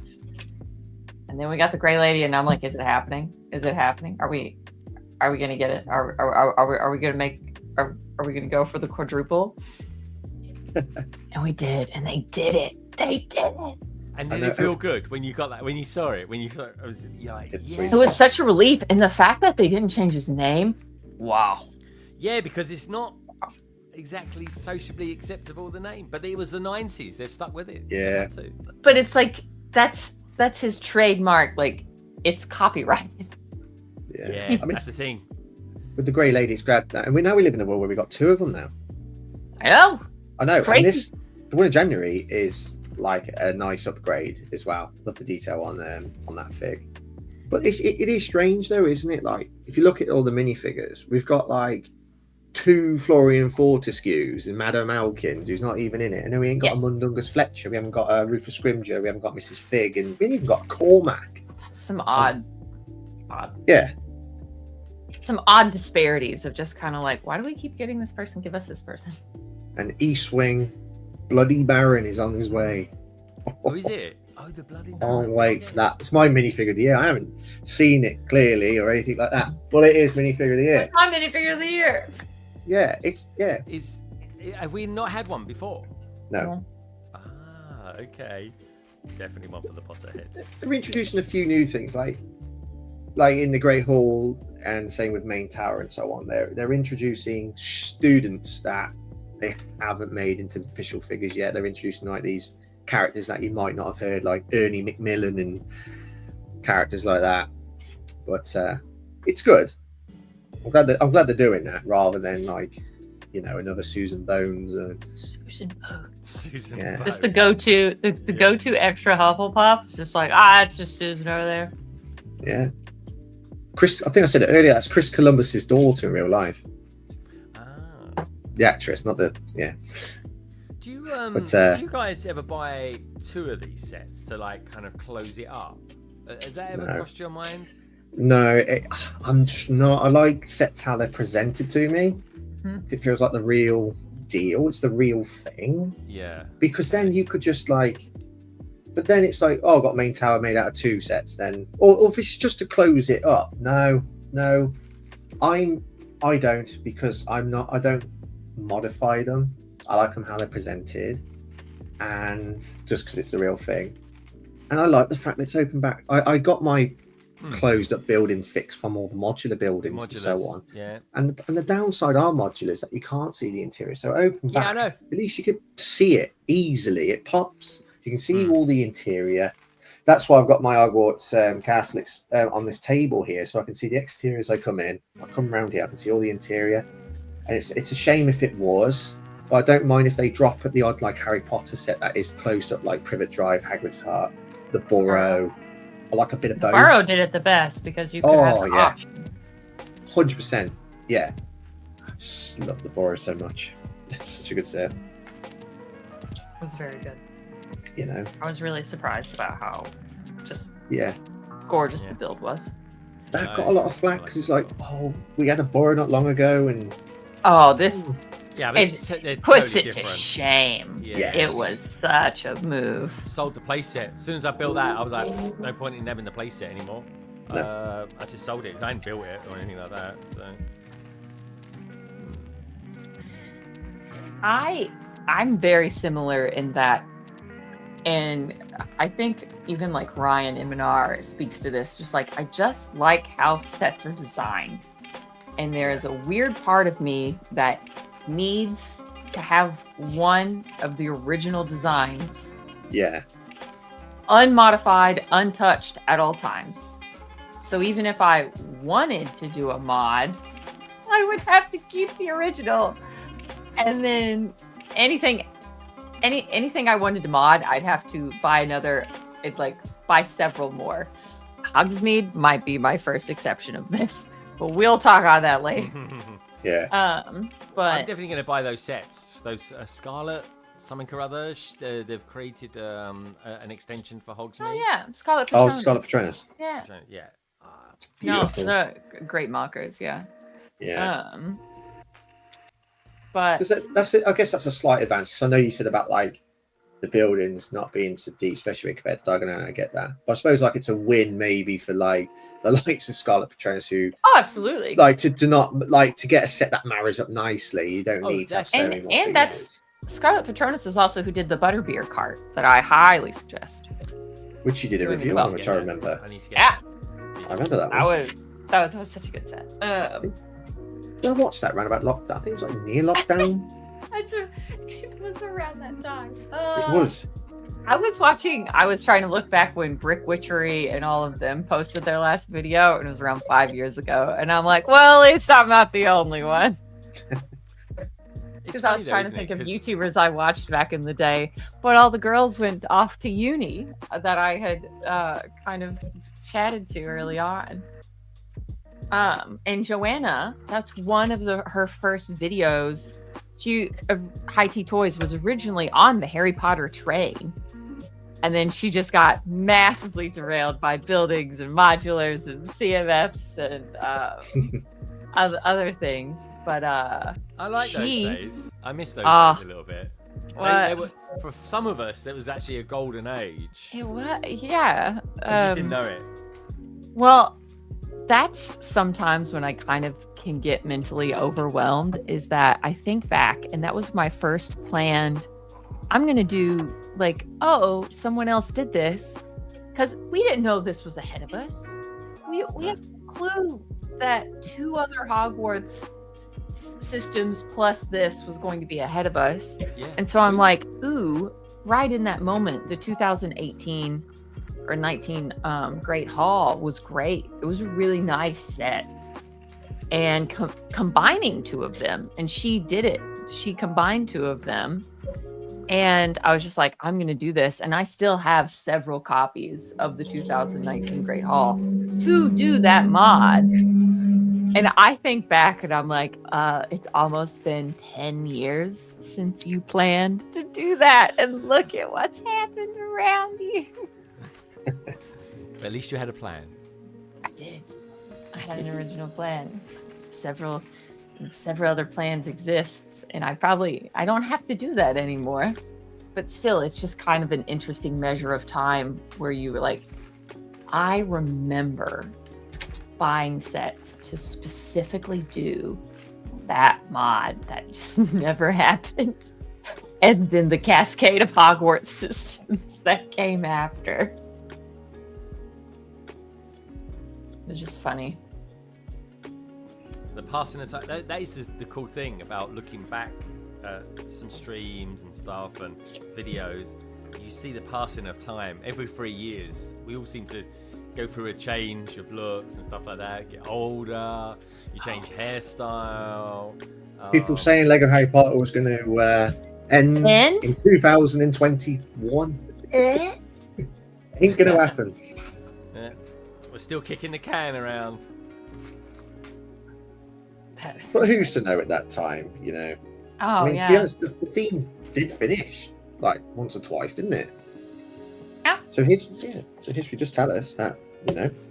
But it was also still at the top 5 money makers before being pushed out by Botanicals. Botanicals, yeah. Which is fair. The TV show will bring it back in again. No, I have zero doubt about that. It's gonna have to take another one off the slot because Botanicals is not going anywhere. No, it's just gonna keep climbing. It could 3. rival Star Wars eventually. I think it will. I absolutely think it will. Because it pulls in a wider audience, doesn't it? You know, you hear about mums and huge audience. You know, normal people, women, men, plant people, people who can't keep a plant alive. Just how popular Lego has become. It's such a good entry point. All of them are usually very reasonable priced, no matter what. You cannot go, well, you can go wrong. There are some weird ones, but you cannot go wrong with at least one of them to someone. And they do look lovely. Steph had at Bricktastic, and I didn't really spend enough time sort of admiring it, really. But she had a roller coaster. Greg was on the grow. Yeah. He's here. He's there. He's there. He's there. People to see, content to create, darling. Very busy. And having the odd coffee as well. But yeah, she did this amazing like roller coaster with sunflowers. And it was just great. It just looks so good. So good. I'm on the last bag of this. Are you? Because you've done really well. I've chatted a lot. I've done well. Not as good as you. But that wasn't the goal. You're flying, Greg. I think it might even be done by like 8 o'clock tonight. Yeah. Which is nice. I believe in you. It's because it's normally quite the reverse. I'm going for it, don't worry.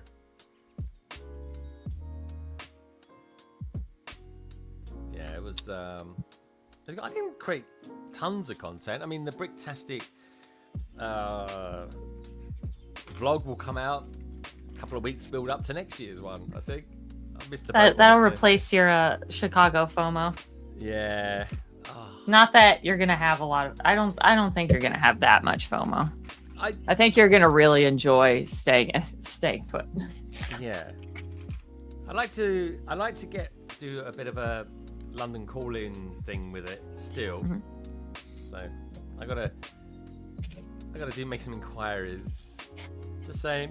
Oh yeah. Get it. Oh yeah. Try a few things out there, ideas. I got a sticker to put on. I don't even. The weird thing is, I don't even know a lot of outside of my group. I don't know a lot of people going. Oh my goodness! Can you hear that? No. Okay, cool. They just started lawn mowing and weed eating in the back. Oh no, can't hear it. Don't worry.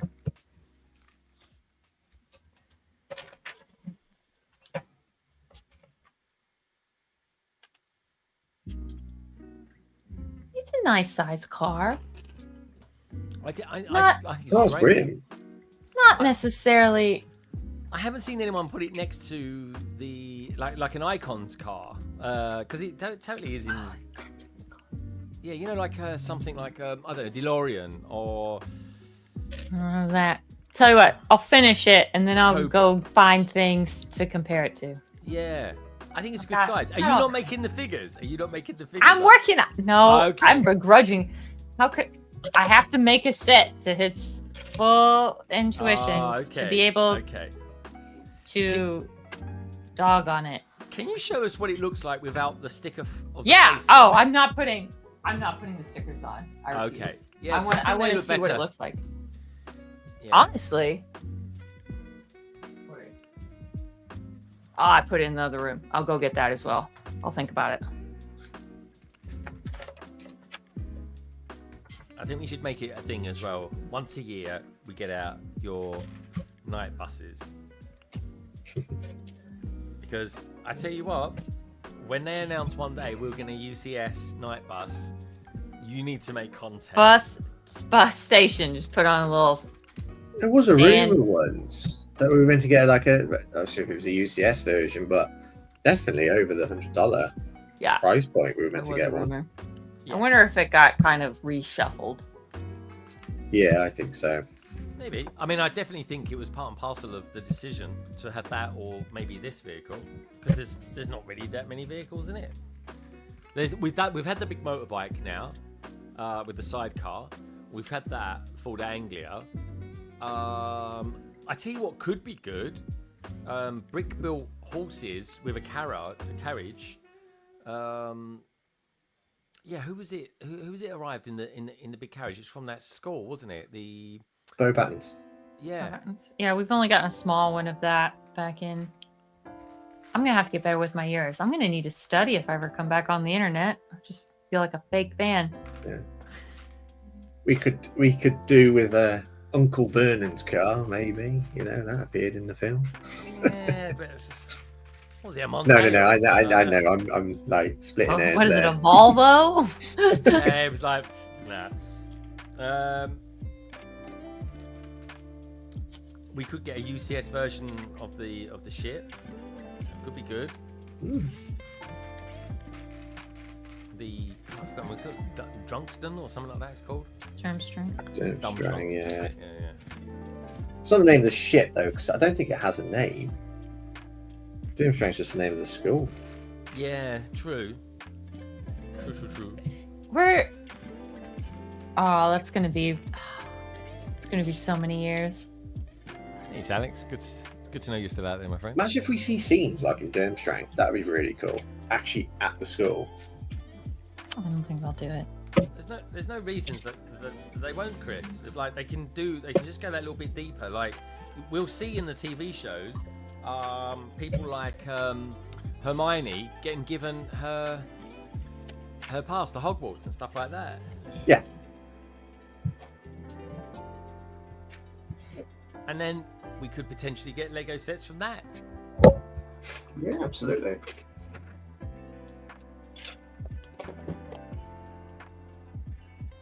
Oh, hello. I got this little red stone in this set. I've just got two. Is that a certain philosopher's stone by any chance?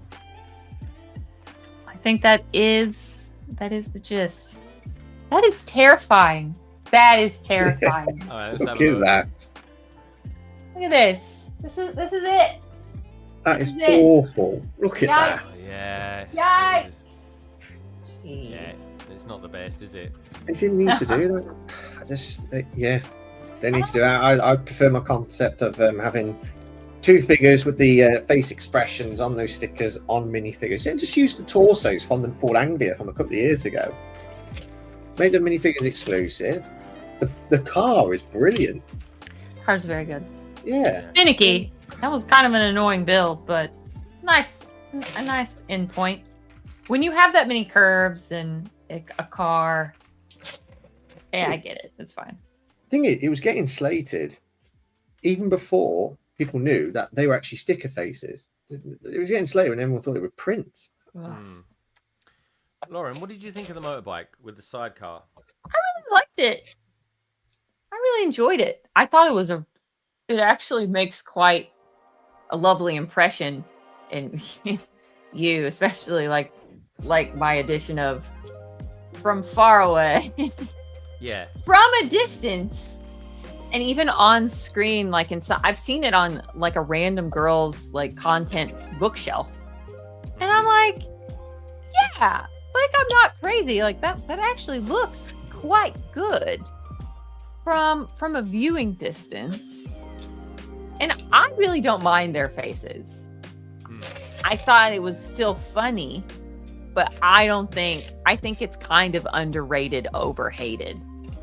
But I understand. I made the same jokes of it looks like the unrendered PS1 Harry Potter like faces, or like the CD-ROM game, like whatever, the first iteration of the games, no matter what you played it on, rough renderings. And at the time, I've never been happier. You should have seen Peeves. Peeves was so funny in those games. Oh really? They put Peeves in the game? Yeah. He was a main plot point in the games whenever they needed to stall you or make you solve a puzzle or throw trouble your way. He would be like, and you had to sneak by him or else and stuff. The whole thing. I think Hedwig gets a heart in this set. Oh, that's quite cute. How you getting on? Show us your build. How you getting on with it, Chris, so far? Nice. It's coming along nicely. Yeah, looks good. Those books look lovely. Very nice. Yeah, very it's nice. amazing. What is it? Yeah, so you Got all the knobs. Yeah, no. That moves, doesn't it? Yeah. Yeah, it's cool. I press this. The night is good. Yeah. Oh, is it gonna? It's a nice angle, man. Oh! Oh, hello. There we go. I've lost pieces now. Nicely detached. Yeah. This is great. I do like that play feature. Good. Yeah, it's really fun. Not doing that again for a bit though. So you guys kind of influenced me in buying it, but ultimately, when it actually came to seeing it, I was like, this actually looks like a decent set. Like, it looks good. It's the Philosopher's You know what? Stone. They know what they're talking about. You know, Yeah. it took me until right now to think that, but they might be onto something. Yeah, it was a real penny drop moment. I was like, yeah, Lauren and Chris, they actually do know something. Yeah. Especially when we agree on something, you know it's Yeah, good. it's got to be gold. Yeah, Yeah. it's going to be gold. If you guys agree on something, if all three of us agree on something, then it's a must buy. Yeah. But yeah, if you two do, That's a crowd pleaser right there.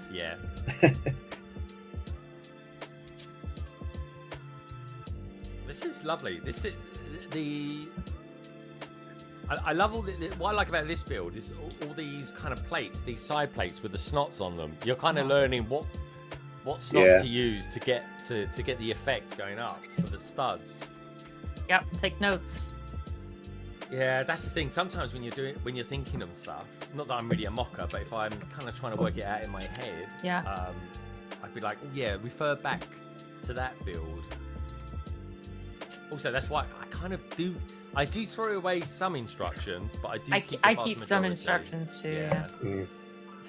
Like sets like this, I'll be keeping, even the boxes. I need to do a video where I talk about boxes that I'm throwing away. Because I've got a big box of sets of boxes that I'm throwing that I've flattened. But I need to show the boxes that I'm keeping and why I'm keeping them as well, and how to save space on the new ones that fold down quite nicely. So, do you are you throwing those boxes out? This particular box, no, I'll keep this. I'll keep. No, I mean like the boxes you've all got flat pack. Yes, a lot of them I will be. Yeah. Because you can sell them. You can, but it's kind of finicky. Yeah. It is. I just keep the U.S.S version ones if there's any boxes every few years. I just put them all together and see if I can sell them instead of throwing them. You can make a little bit, but like you said, it's tedious to keep posting it and so on. Well, that's why I like selling all my Lego in bulk to like retired sets and. What's the name of the shop in St Albans? Brick Traders. Like you get a pretty decent deal, and I've got a good relationship with them as well. And because you sell them a lot of sets, you're saving hundreds in postage as well, Chris. Yeah. It's like Vinted and so on. You don't pay for postage. Technically, you don't. No, you don't. No, because the buyer pays for it. Yeah. Even I've been getting ads. I think I where like sometimes my location in my searches and I watch so many of the Brits. I even get ads for Vincent on. Do you? Some of the English creators I watch. It's mad, like some of the prices people like sell like sets. Like one of my best purchases on Vinted was buying a sealed Hocus Pocus set for £85. It's a £200 set. Good price. But that's like once in a blue moon because you have to try and get them whilst they've uploaded it, like because it won't last long. There's Ron. Equally as creepy. That is. It looks like he's being possessed.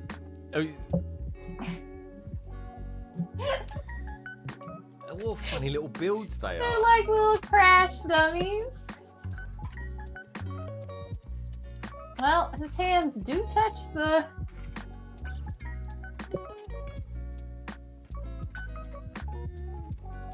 All right, let's build this hood and see what this final effect is. Lauren, is your Ford Anglia sticker at the front much different to the actual colour of the Lego? It you know what? It's not as noticeable, but That's it's good. different.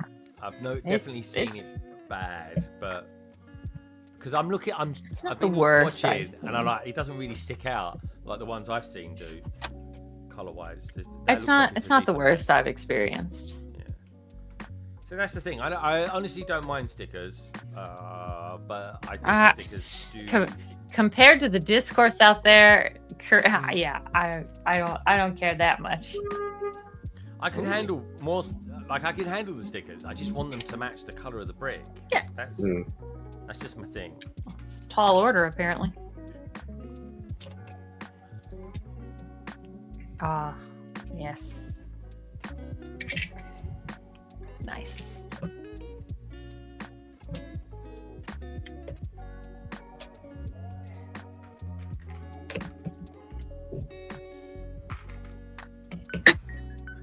Oh, I got a little steeple going on now. This is cool. That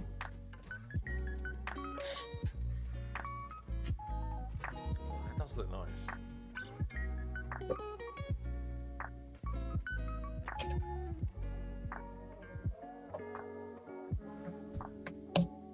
Yeah, very nice.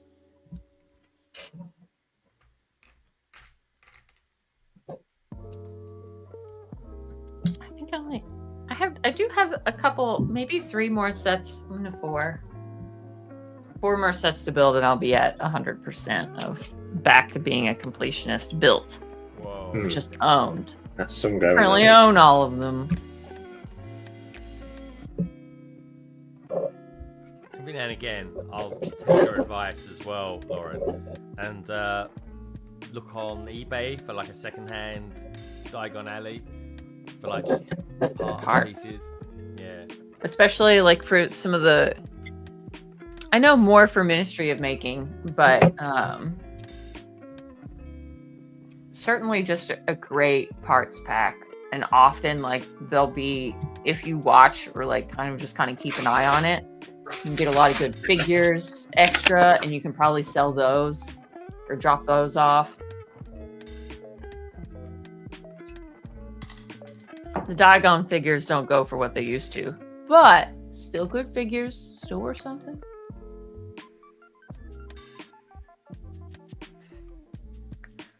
I don't think we'll be seeing any crazy movement in the Harry Potter minifigure market as we see fluctuations in Star Wars, but it will be interesting to see what happens after the show comes out and stuff. Like, what's our most expensive fig since the reboot, 2018? Is it like, I know you got like the older ones, like the blue and pink Trelawney and the and Umbridge, but besides those, like, and well, I think it might be micro scale Ollivander, but because there's so many others of him now that have such a slight difference, it makes him slightly less special. But that one was the one I immediately thought of. But also, possibly one of the epilogue figs in the Hogwarts Express. Yeah. Definitely. Yeah. Because that was the most expensive set, right? For paywall-esque. Because when Diagon Alley came out, like, because Ollivander had like a red, ruby, dark red type of top, and it wasn't completely that accurate compared to like the other Ollivander that came out in the microscale Diagon Alley. I don't think the price dropped too much, but I think with the one that came in the small Diagon Alley, I think that one, that's my favorite one since. It was really good. Yeah. I have to hold them next to each other to figure out how they're different. Yeah, so I'm using the Builder app, and it just froze them for a little while, and I came out of it, and it decided to do an update to the latest version. Oh, nice. And I've just gone back into it. It saved it, so I'm happy with that. Nice. That's good. But yeah, I'm on bag 14 now of 16. Cruising. What's going on? What's going on? Who is this? I seem to have found a bit of form, a bit of speed in my old age. But I mean, this is lovely, isn't it? Yep. Outstanding. I mean, is there anything in Lego Star Wars that looks anything remotely as good as this? No. That's nice as well. I'll give some props to Vader's castle. That was fun. That needs to be a U.S.S set. That does, I think, Vader's castle. Yeah. I think that's nice. That'd be a good picture. I might post that on a story. Take it out, put it next to it. But yeah, you're right, Chris. Give me a U.S.S Vader's castle any day. Or Master Builders. Was that just a fling that they had because they couldn't decide so it was a U.S.S? Yeah, probably. It was a fling. It totally was a fling. And the U.S.S Death Star. It's a Master Builders set. It's not a U.S.S set, as far as I'm concerned. But it is a great set. It's a great set. I got it, Bill. You will Speaking love of it. sets, I gotta find time to build. That's what I'm going to be doing on my vacation. Yeah, but what a great way to spend your vacation, though. Yeah. I honestly think, it wouldn't change it for the world. But it's awesome. I've often thought of, you know how you have those study streams? I know people complain, oh my God, Kat, right now, right now, they've just realized I'm in this room and they want attention. I've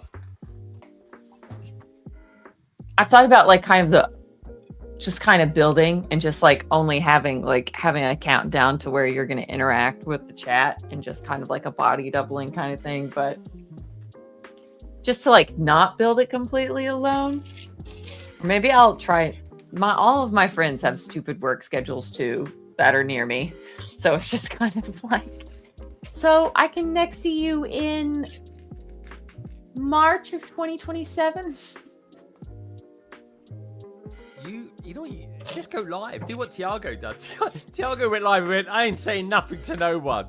I'm just building. That's it. And I think like there's certainly like study with me, build with me.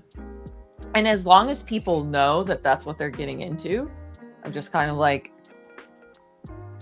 it's fine. I think it's fine. And he would chat every few minutes or so, or something like that. Yeah. Or just talk to yourself, but talk about the build, you know. Yeah. And hey, PBJ, good to have you out there as well, my friend. Like I say, always appreciate the love on Instagram. You too as well, Salix. All right, let's see what these suckers look like without faces. And then I'll go around and collect comparative items that I see fit.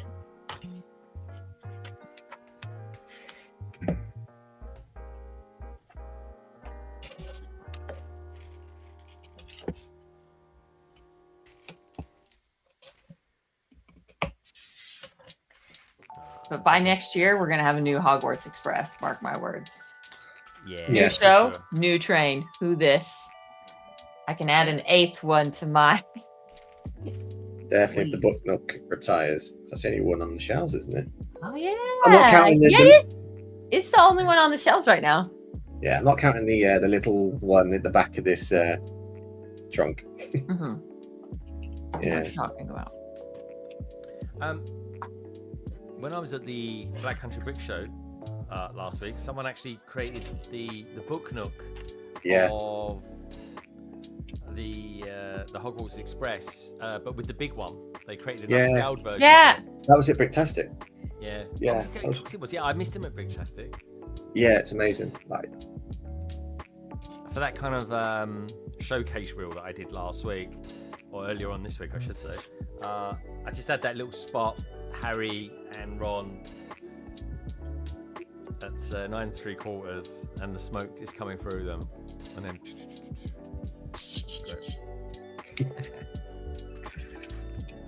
we're laying a feast to the table now. We've got cakes and goblets, gold goblets and silver goblets. That's one thing. They've been bringing up all the old footage from like all the original like Philosopher's Stone movie things and just like, remember guys, do not only eat what is on your plate. Everything else, if you eat it, could make you very sick. Only eat what is in front of you. It may look really pretty, but it is not edible.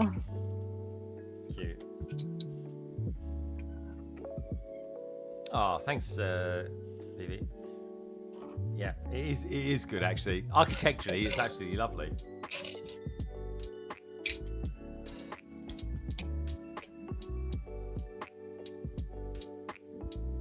Almost there.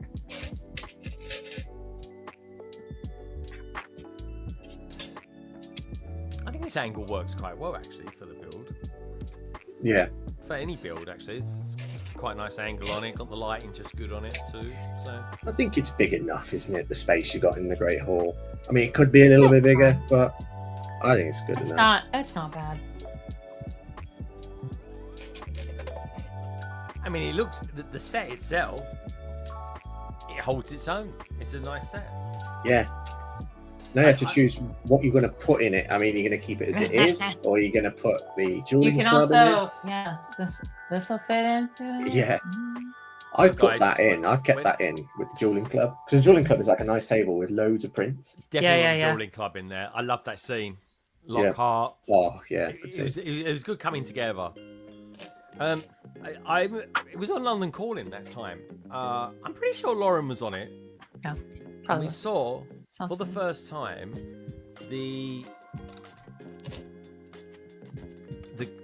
the main tower and the Great Hall put together, and I was like, I got to have that. It just looked amazing. It was the biggest wow factor I had last year. It was.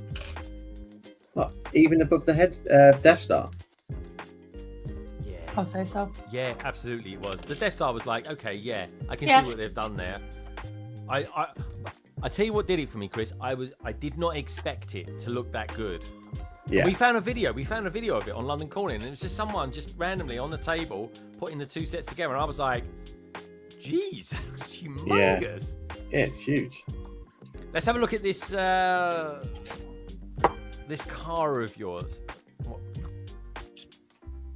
Oh yeah, the stickers looks absolutely great. great. Yeah, Oh, see, that's it's good. really good. Yeah. That's what I I'm gonna honestly do. don't mind them without the stickers. Yeah, I think it's better without the stickers. Yeah. It kind of looks a bit, designery. Do you know what I mean? It's more of a sculpture than... Very comical. swooshable. Yeah. It's a license plate sticker or print. I'm assuming stickers. All stickers. Yeah. Yeah. Anything. It looks good. There are no prints in this car. Yeah. No new print. Easier. Just the head rig. Easier Just to the head rig, say. isn't it? I It's like good, man. I like it. I like this detail. The front is probably my favorite part. Printed, like really nice. Doors. I think Tommy was trying to build one of these once. It's quite nice. Someone good. could make a Whomping Willow to the specs of this. Yeah. Yeah, it's good size. Yeah, I like it. I like it a lot. Oh, can you open the doors? Just out of curiosity. Yeah. Ah, yeah, nice. What about the suitcase mechanism? That will look really good next to the Fiat. That will. And the Mini. Especially the Mini, because they're both UK cars. Ah. The suitcase shoots out. Let me It's try a and get really good play feature. Yeah. Oh, this is going to be fun. How does it Do you have shoot to- out? Do you have to press the bonnet? I gotta read. Is it the bonnet? Yeah. Hold on. I thought this is what I pushed. What have I done? You press down on the bonnet, I think. Oh, do Please you not? Oh, Maybe I built it. Hold on. Oh.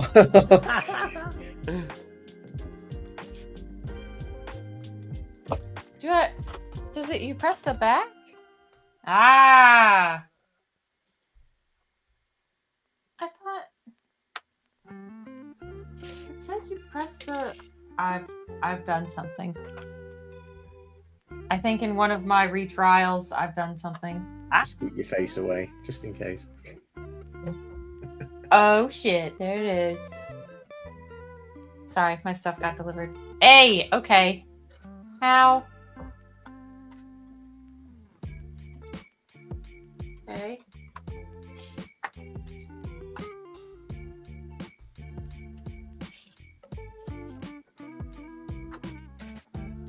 No. Okay. There you go. Okay. Oh, the mechanism's there. That's working. Yeah. It is there. I just have to figure out how to put the. Give me some oomph. Yeah.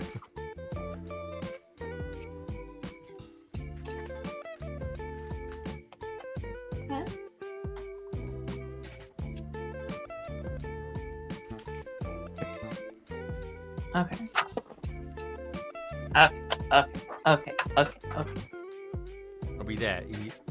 You feeling confident? Almost. All right. I'm feeling confident. Okay, we're feeling confident. we Here we go. go, folks. Bonnet test. Why is it doing it? It has to be slightly propped open. Why isn't it? I don't know what's wrong. It's the magic. See, it's the magic. It's got to be magic. Do the doors have to be open? I'm so confused. It works. Ah, the doors have. Doors have to be open. Do the doors have to be open? I think that might be a me thing. I think I've done something. So let's pretend the doors don't have to be open. Okay. And so then... There we go, because the doors... Yeah, this should work now. Yeah, doors have to be open. It's not working. Oh, no. Hey! There we go. I love it. That is hilarious. That's comical. I will investigate what I've done. Or not, as the case may be. I think these are supposed to be attached, and they are not. It's not easy, is it? Oh, that was quite comical. Good stuff. You're welcome. I'll figure this out. Oh, wicked. We're going to get candles. We're going to get loads of candles in this. That's a I'm nice going to build a touch. candle in a minute.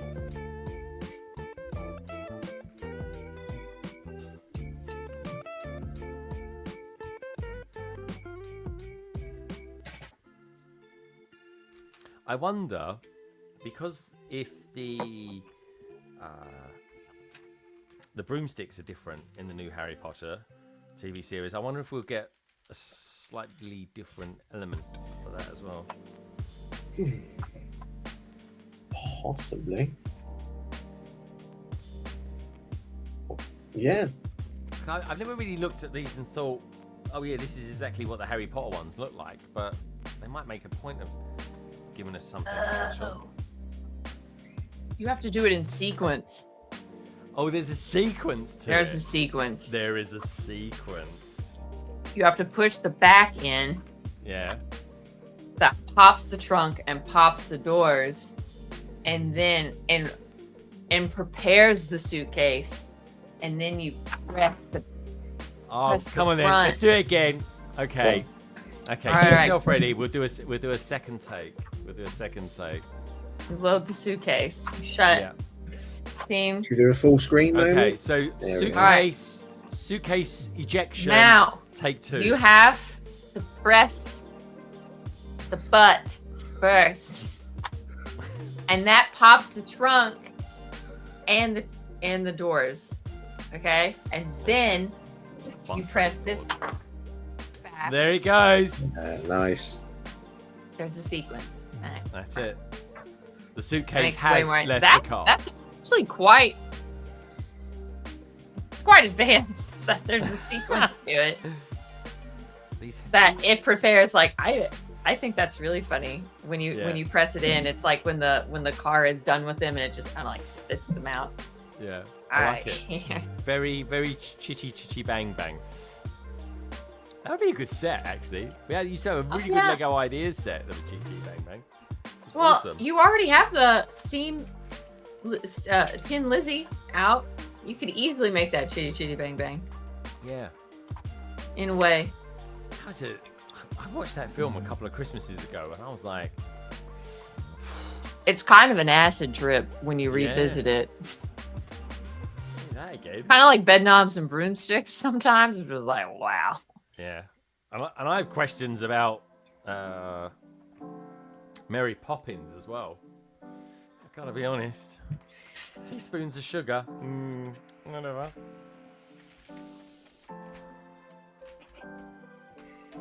Still going, any Dick Van Dyke? Dude's over 100 years old, isn't he? Out there. Yeah. I mean, can you imagine Okay. us streaming in our hundreds? No, thank you. I'd be like, I can't get this case out of the back of the trunk. Rheumatoid arthritis won't let me do it properly. I get my carer to do it. You never know, you might have all your faculties, even at the age of that. Of 100. Oh, dude, as long as I've got my brains working okay. Oh, yeah. Or at least as good as it can do. That you know, we're all Yeah. living a lot longer. That's for sure. So I think that's the only disease I think I fear. That is Yeah. bloody dementia. Yeah, That's so dementia, horrible. Alzheimer's, all that sort of stuff is horrible because it changes you as a person and affects so many people around you. It's not very nice.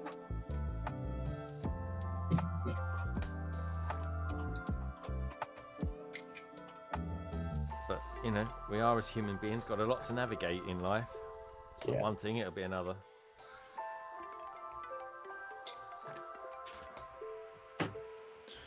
Just gonna run and get my packages real quick, and I'll be Oh right yeah. Make sure you get them.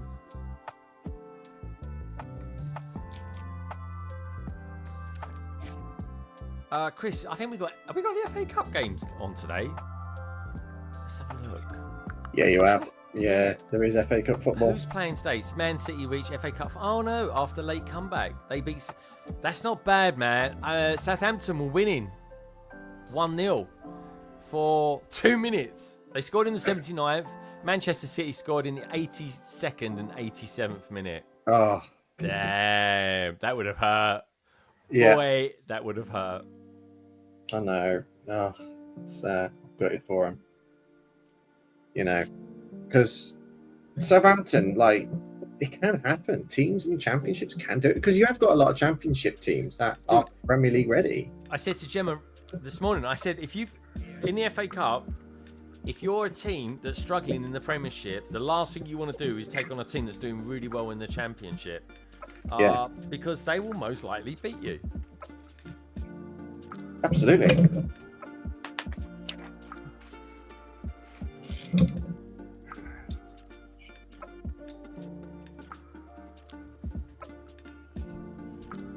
you are.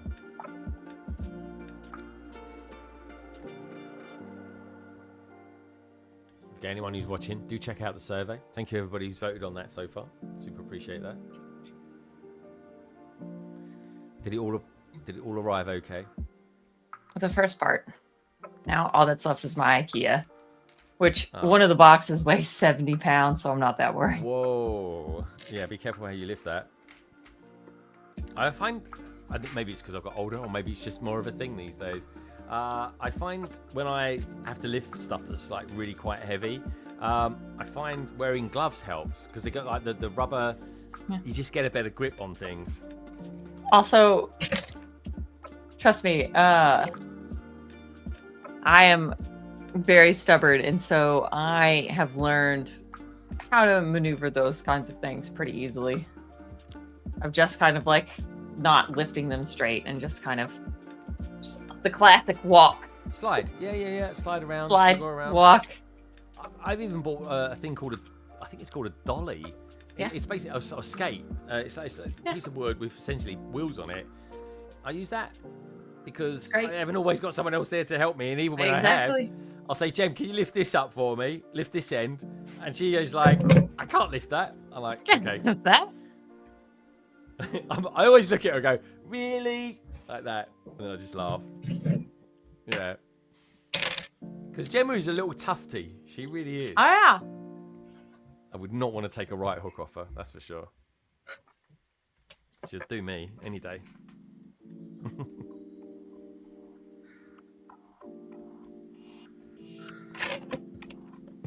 No, but the tens of dollars that I throw at them to deliver it to my door. Yeah. So worth it. Then I could probably do it in the store, but it's taken me some very creative maneuvers to get it both into the cart and then back into my car. Yeah. Oh wow. I'm just about to put this on here. Let's try and do this live. It's happening. Okay. Let's do this. Let's actually, we'll do it on here, actually. That's the angle that you kind of want. So let's bring that round here a little bit. Yeah, that kind of works. Here we go. Oh, look, there's a banana. Looks gorgeous. Yeah. So we've got this here, obviously. It's the main, that's the Great Hall that we've just been building. Looking good. Looks very Christmassy. This is a nice one to get out. Throw a few white plates on this at Christmas time. It'll look great. You can use the 2024 Advent calendar. You can put it in that Great Hall set. It's part of the expansion, compatible. Here we go. God, dare I say it could do with going wider. Okay, so this now goes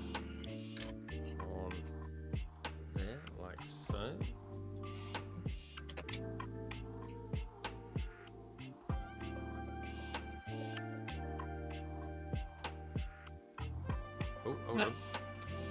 I put this on the wrong way round. Okay.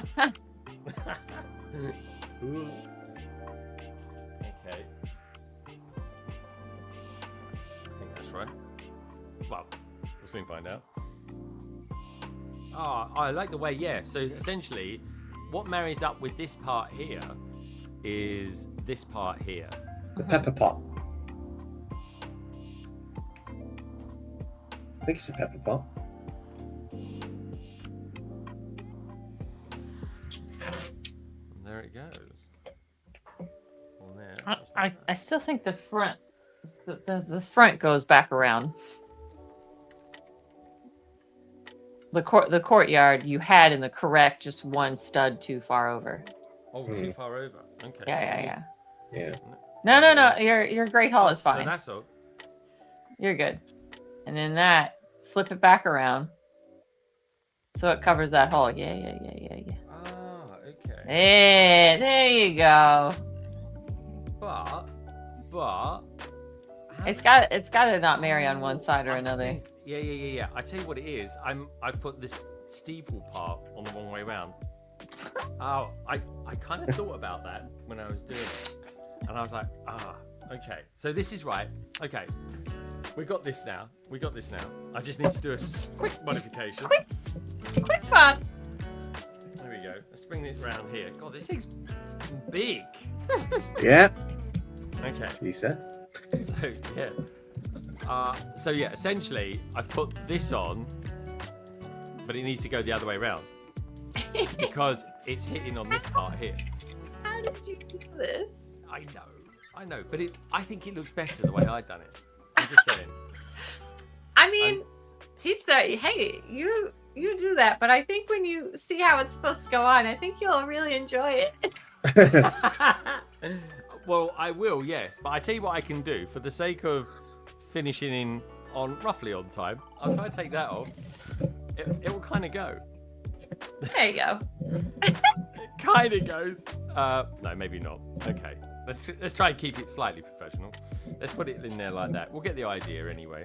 I can always change it. So that should go in there like so. That should go on there like that. So we're nearly there. We can come back to that. There we go. That's the rough idea. But You're basically there. I don't think you have to mod it as much as you think you do. Nope. Oh, that is nice though. This thing is big. There's a lot more to this than the tower. That it's like more interesting. Do you know what I mean? Yeah. Architecturally more interesting. Let it switch. Lovely. Let's switch cameras so I can lift this up. At least then we'll get another effect. So let's go to the main camera, primary camera, and there we go. Hey. That's good. If I hold it that angle, no one will ever know. They'll never know. That looks great. Yeah, it does, doesn't it? Right. Okay, let's pop this over here. You're getting all this done just in time for Eastwing. I know. It's funny that, isn't it? That's almost like I planned it. It's literally going to be in 5 weeks. We'll be doing another live Harry Potter stream. Hype. Can't come soon enough. I can't wait. Yeah. This year's going so bloody quick. Oh, isn't it? Has there ever been a moment where you've built a set and you think, like, because some people do, that you felt like I wouldn't say full blown hysterically cry, but like a little tear? Just what? I got that when I finished the Death Star because I was like, thank God. God, that's over. There have been people who are known, AFOLs and Greet, have been known to just, shed a little tear because a set really got them, or where a set was an emotional experience. I don't mean turn into Emma Thompson in Sense and Sensibility. Just hit you in the emotionals. The 1989 Batmobile. That was just better than I could ever imagined. That was a real. Oh, I quite like collecting Lego. I can see the appeal now, more than ever. And I always remember Hive watching that as well. But when he built his, and he just wouldn't stop cuddling his one. He absolutely adored it.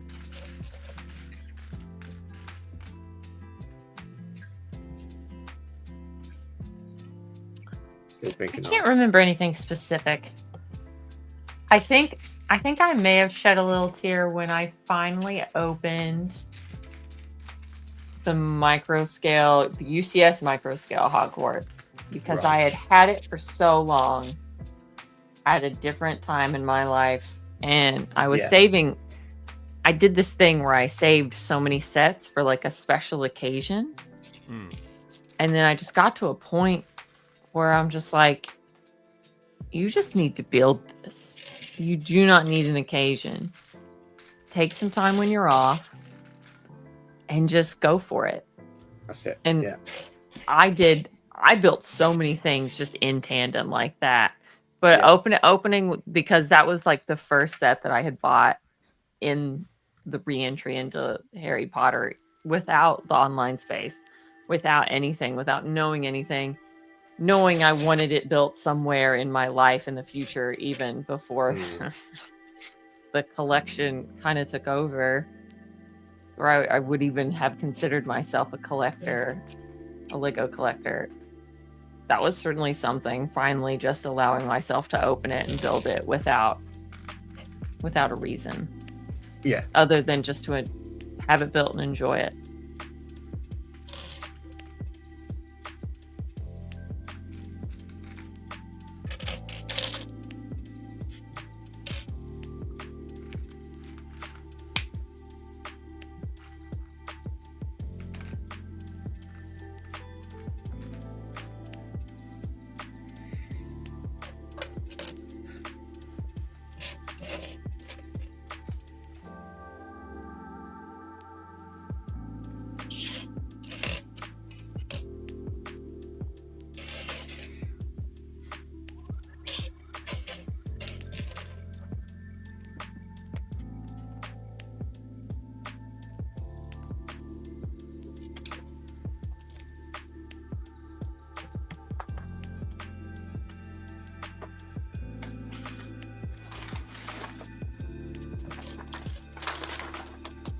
Chris, how are you getting on with your build, my friend? Yeah, I'm on the Hedwig part now, and nice. I got a couple of bags to go after this, so 2.5 bags. Okay. Because you got to be like, because this has mechanisms in it as well, so it's one of those where you kind of think, oh, just kind of hope everything's all correct, and it is. Like the troll, what do you call it? Club.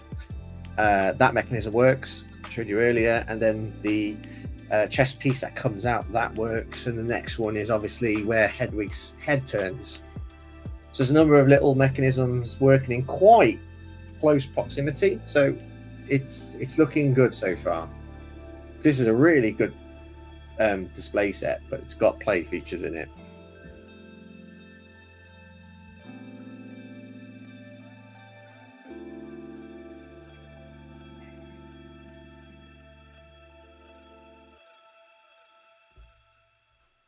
That's 2 bags. For you, Lauren, is the Ford Anglia kind of good, as good as you hoped it would be? Is it okay? It's about what I pictured it to be. I think it's a really nice addition. I enjoy having things that we don't have in a collection yet. And this is something we don't have in a collection yet. It was a surprise. It was definitely a surprise. It was like, okay. The figures are... Honestly, let's just take those out. Yeah, I think it'll look better without them as well. I'll definitely do that with mine. They won't be staying. Hedwig can stay.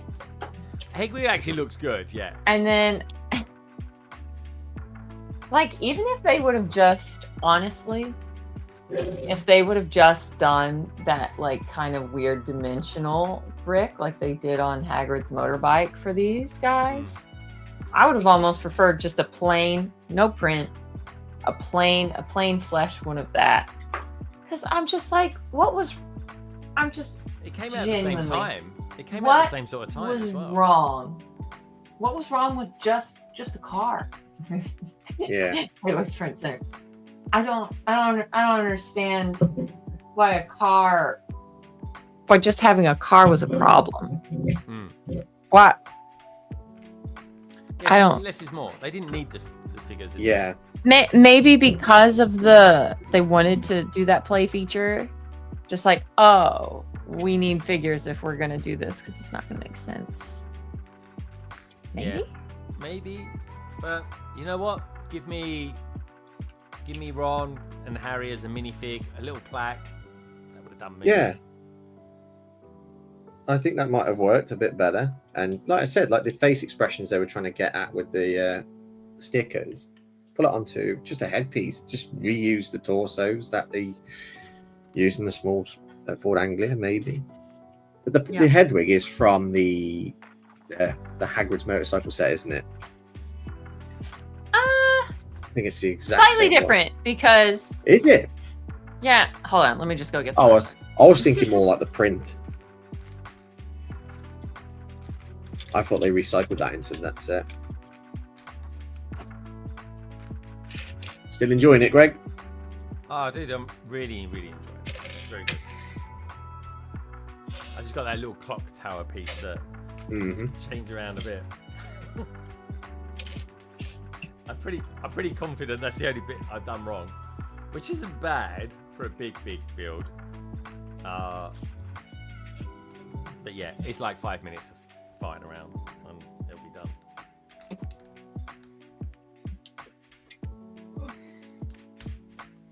What do you got? Any plans for tomorrow as well, Chris? You doing anything? Watching a bit of football maybe, or? Possibly. No, not so much as no, I won't be tomorrow. I'll just be doing a lot of PhD stuff tomorrow. That's it really. That's what I'm going to use my Sundays. Well, pretty much going to use them most Sundays now up until July. That's it really. As I close in on the finale of it.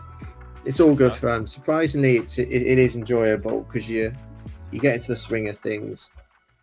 You know, it's not always easy when you got to write an 80,000 word thesis, but you get into it. Yeah. Are you going to go on a nice holiday afterwards? Celebrate? Possibly, yeah. My wife and I, we like trips, so we just like afternoons out. We like going to the Cotswolds for the night, or go to Devon or something like that, or Cornwall. We like that. Yeah, like abroad. I mean, abroad's fine. I'm not like a big fan of abroad and so on. Oh, you're not? Surprisingly. No, I don't mind. No. I don't mind going to abroad. It's just like lounging around on the beach in the heat. I'm not a big fan of. Oh yeah, no, I'm not either. I like to move around. I like cultural stuff. I like to go and see things. Yeah. Yeah. Very nice. That looks great next to the bus. Greg's favorite. Really good. That is good. See, they're very British. That's a very British look. I don't have a lot of room, That but it's bus- cute. Yeah. Yeah, it looks really good. Yeah. And then the bus is good. it is the same Hedwig face print, but this is the Hedwig. That you get a motorcycle. Oh yeah, it looks like a kite. This I is the remember that. Hedwig. Because there is a moment where the Hedwig looks shocked when they see the Hogwarts Express. Why are you there? There he is. You're there. That's good. There he is. I like the one in your left hand better. The one that goes with the Ford Anglia. Yeah, I think that looks better. Yeah, this one. What do you mean you don't like the one you can see through? Yeah, he looks like a skeleton. But see, like, I'm taking this off. Face transplant. Look away. Put Hedwig in the Ford Anglia. Go off piste, canon wise. I just.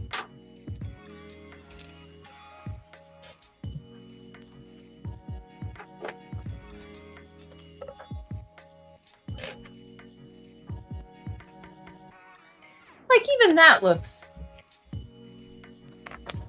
Yeah, Even- stickers are on. Oh no, you've done that. See, that looks good. Even that looks better than whatever. Yeah. whatever this is. Yeah, definitely. That's And well if they- better. That's If Harry. they would have just done a plain one for Ron, like no, like no glasses, no scar, and just like a plain flesh colored, I think that would have been fine. But they really wanted to have those funny faces of just like, because it is very funny. It is a very funny scene in the movie of just kind of like, we don't know what we're doing. Like, I get it. Well, it was all down to oh god, what's his name? Dobby. It was bloody Dobby, wasn't it? Yeah. Yeah. He's the one that sealed the barrier for Ron and Yeah. to not be able to get through. And I was just like, oh. But granted, we did get a howler because of this. So Yeah. I kind of have to, I guess in a way, Dobby's to thank for the howler. So I guess I'll try and look at it that way. Which I think we need a howler build. I think instead of another flappy bird or dragon, we need something of a mechanism that has a chomping letter. Yeah. I think that would Absolutely. be so fun. I think that would hit. Flappy, but wow. We're going to get probably a flappy dragon. We're still expecting to see Norbert at some point. Chris. I'm just gonna need you to lower your expectations, okay? I may have seen a really fuzzy picture once upon a time. It was on somebody else's phone at the time. I don't confirm or deny. And all I said is, "What have they done to my boy?" Is it that bad? Because I haven't seen that one yet. Chris, we know that your definition and my definition of bad are different. But I think, unfortunately, I think just don't get your hopes up. Prepare to be disappointed. And then if you're over the moon going, what is she talking about? I love that for you. Yeah. It's likely not to be... It was really fuzzy. I didn't get good, but it's buildable character rough. Okay, like, because a lot of majority, like, this is my buildable fix. I think this is, in terms of buildable creatures, this is like the epitome. I like this. Yeah. I don't like a build that commits to everything about like the creature. I'm pretty this sure is fantastic. It has... There we go. Good, Annie. That's such a good figure. Dude, I love big figs. I'm a big fig fan, and yeah, dude, he is rocking it. He's brilliant. I mean, yeah, he's horrid looking, but yeah, he's like some. I mean, he's up there with like Kilo from NINJAGO. Yeah. Oh, Kilo's, man, that is one of my favorite big figs of all time. I need to do a video, because I've got come back to me. Just around there, I've got some very special NINJAGO figures that I picked up recently. Oh, you got Akita, didn't you?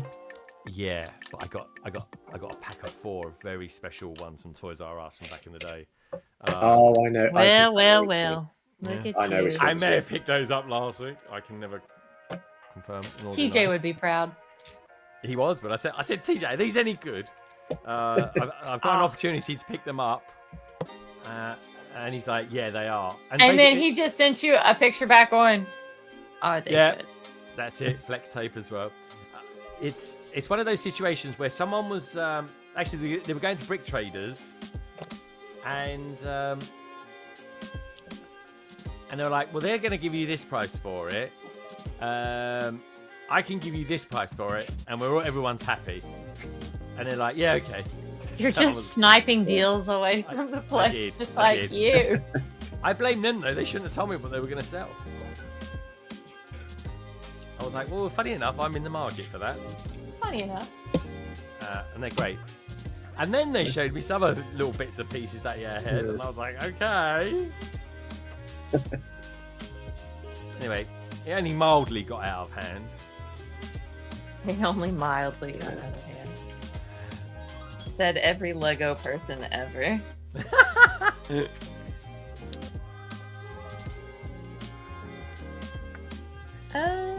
Going back to that Norbert, I'm assuming it didn't come with like an exclusive Hagrid or anything, or I didn't see a fig involved. It once again the most potato of pictures. Starch all over the screen. That's the thing as well. Like, I'm pretty sure there's an egg involved. Like, they tried to do an egg involved. Oh, okay.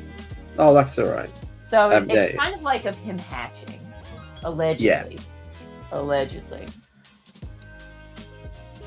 But it's kind of, honestly, he kind of looks like, when I think back to it, all I can remember is that really wide-eyed baby dragon in How to Train Your Dragon that are like fighting over the fish. Like, yes. When they've had their ride and it's sunset. That's kind of what it reminded me of. Toothless? Is it Toothless? Yeah, well, Toothless, but like the baby dragons that are like squabbling. It looks like the tiny green, big yellow-eyed. That's what it reminds me of the most. Thinking back to what I remember seeing. And it had been a long day. That was the last night. I think the buildable creatures, like, they've sort of gone down like over the years, I think, because they had a nice mechanism. You had a nice figure. You had like a printed tile. Right. It was nice. I appreciate Flappy, like the horntail. Incredible hairy figure. You got the golden egg. You got the horntail was really nice. I'd say Flappy Bird. My favorite one. Yeah, and Fox was pretty good. The Dumbledore that came with him, very nice. Yes. Hedwig, excellent. You got Blue Glove, Daniel Radcliffe as Harry in the first film. You had some great figures that came with those. Yeah. And then we devolved to Chicken Hedwig and Chicken Fox. And then I don't know where we went. Let's just say that we got Patronus as well. Like, that came with 2 exclusive figs. And Was that, the and the alt build that they're doing with the Dobby and Creature. So those, even that, the stag was really pretty. The wolf build pretty good. Yeah. But then did you get 2? Did you? Well, you get 2. Yeah, they're both built on my shelf, and I'm gonna have to do the same for Dobby and Creature. Yeah. But I think Buckbeak was where we started teetering on. Yes. Have we asked if we should do this? Have we? Do we really need this? Yeah, agreed. Hey, talking of, we've got Zubrus, or in this context, Fluffy in the house. Yeah. Good to see you, man. Horntail was excellent compared. I didn't know where we were going. I didn't know it was downhill. But on the Patronus front, like, I'm so happy with these collectible anniversaries, and the dough is coming. Mm-hmm. Yeah, that's quite a deep cut, to be fair. The dough, isn't it? Yeah. So that must mean it's going to be in the East Wing set. It should be in the East Wing set. Yeah, because the stag is in the Expecto Patronus copy set that they're just re-releasing. So you got Ron's Terrier in potentially Borgins. Well, obviously potentially, we know it's in Borgins. And then we've got the stag in the Forbidden Forest set with Sandblue Sirius by the sound of it. Oh, looks really good. And we've got Phoenix, which I thought would be in the East Wing set, because that's like Fawkes's big moment, isn't it, in terms of like. But Dumbledore is talking to him when he spits out the dough. Yeah. And I thought that would be it, and I thought the dough would be the book nook, only because before I went in, I thought, it could be based on Snape's memories. Could have been. But no, I think it's gone the other way. I think the Phoenix is in the book nook. Dumbledore's office set, and the dough is in East Wing. Yes, I agree. Agree. Lauren, Kevin asks, what do you think of the Thestrals?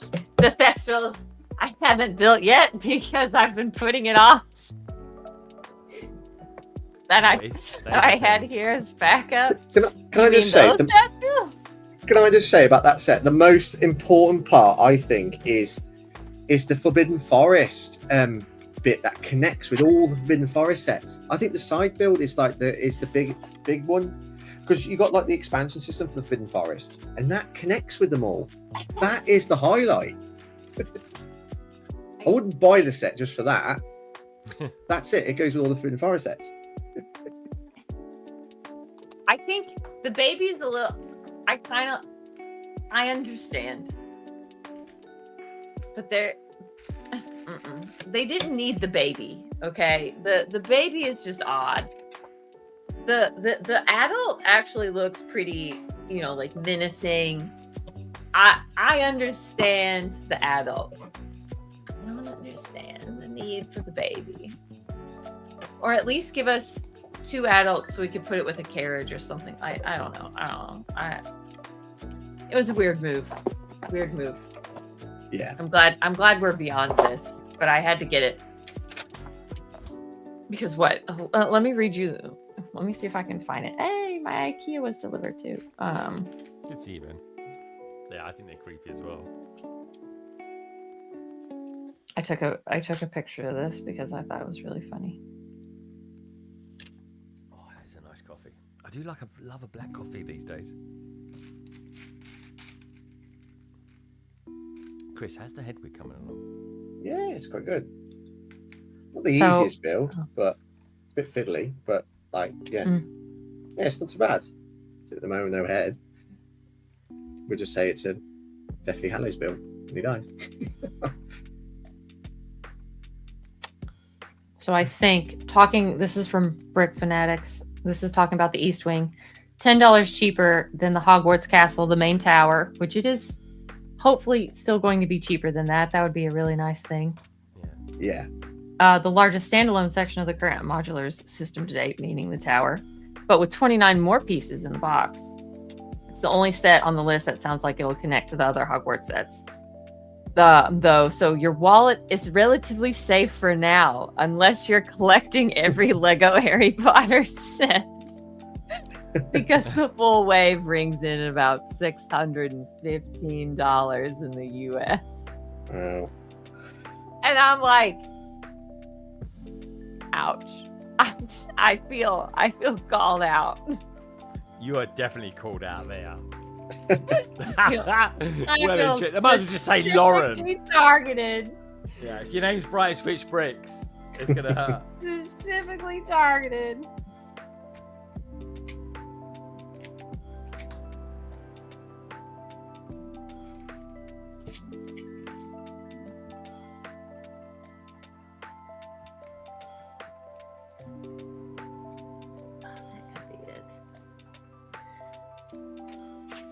I mean, they could technically finish the Hogwarts expansion in January. Mm-hmm. Imagine going in with the big Hogwarts with an astronomy tower. Think about the marketing possibilities there that Lego could use. With the new TV series, they could do it.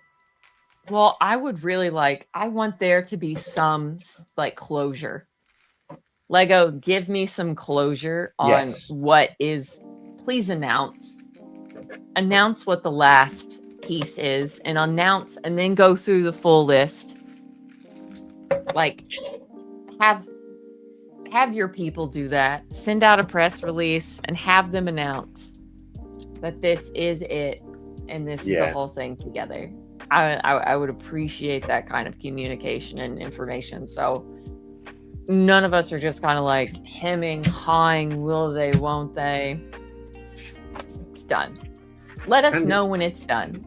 And then it would take it to 3 years. It would just cross into a 4th year, wouldn't it? Or a 4th wave. I wouldn't be mad at a couple of extra tag-ins for oh, you could put this in the bottom of. But I don't. What else would there be? I'm trying to think of off-site tie-ins. Before I got Hagrid's Hut, I don't think they would do a Quidditch pitch. Which is shocking to me, because since they did Hagrid's Hut, the Owlery, and everything else, it's kind of weird they didn't do a Quidditch pitch. Yeah. Or it's weird that they wouldn't do a Quidditch pitch. So, Quidditch stay with me. Viaduct, Quidditch pitch, and another classroom Possibly. Whomping Willow, they need to still do. Well, we kind of got a Whomping Willow, though, haven't we, with a Shrieking Shack? I know it's not Hogwarts. Still waiting for a Castle. Shrieking. I don't know. I don't know. I think See, they yeah, could do- like what is a part of the modular? Like what is a part of the system? What isn't? Yeah. Yeah. Because still, I count Hagrid's hut as kind of a part of this system. Yeah. It I do as is well. officially though, isn't it? I think they showed a picture once in one of the instruction books where it was This is why you have officially to keep declared. instruction books, Yeah. to make Yeah, sure it Lego was. can't go back on their word. It's still technically part of the expansion. I could have sworn it was part of the expansion, but And if Name-wise, it isn't, but I mean, it's there. It's just. and wasn't the Whomping Willow in both Microscale and Hogwarts Castle and Grounds? I think it would. yeah, it was So in both. essentially, anything in that microscale castle should be made to the Hogwarts castle. That's all part and parcel of it.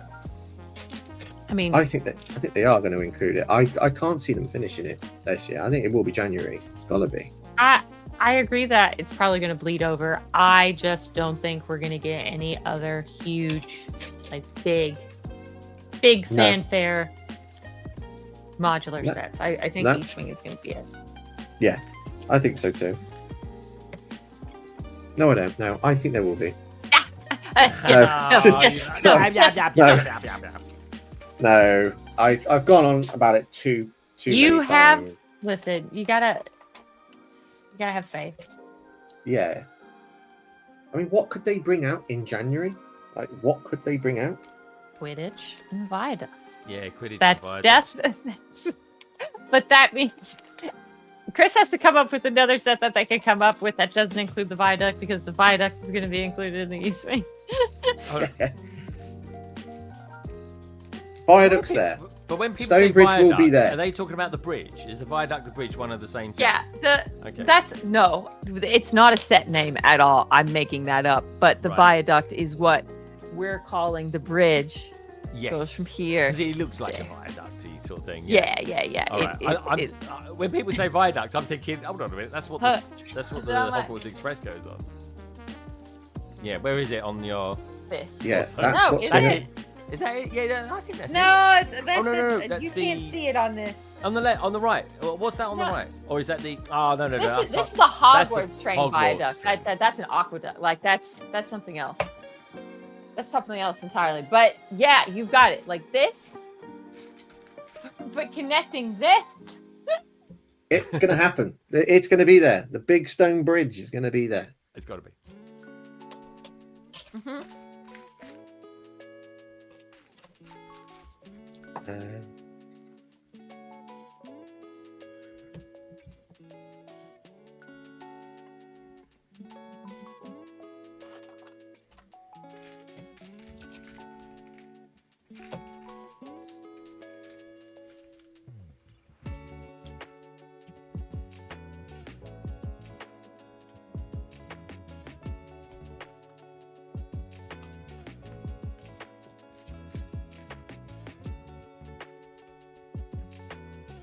Oh, this is funny.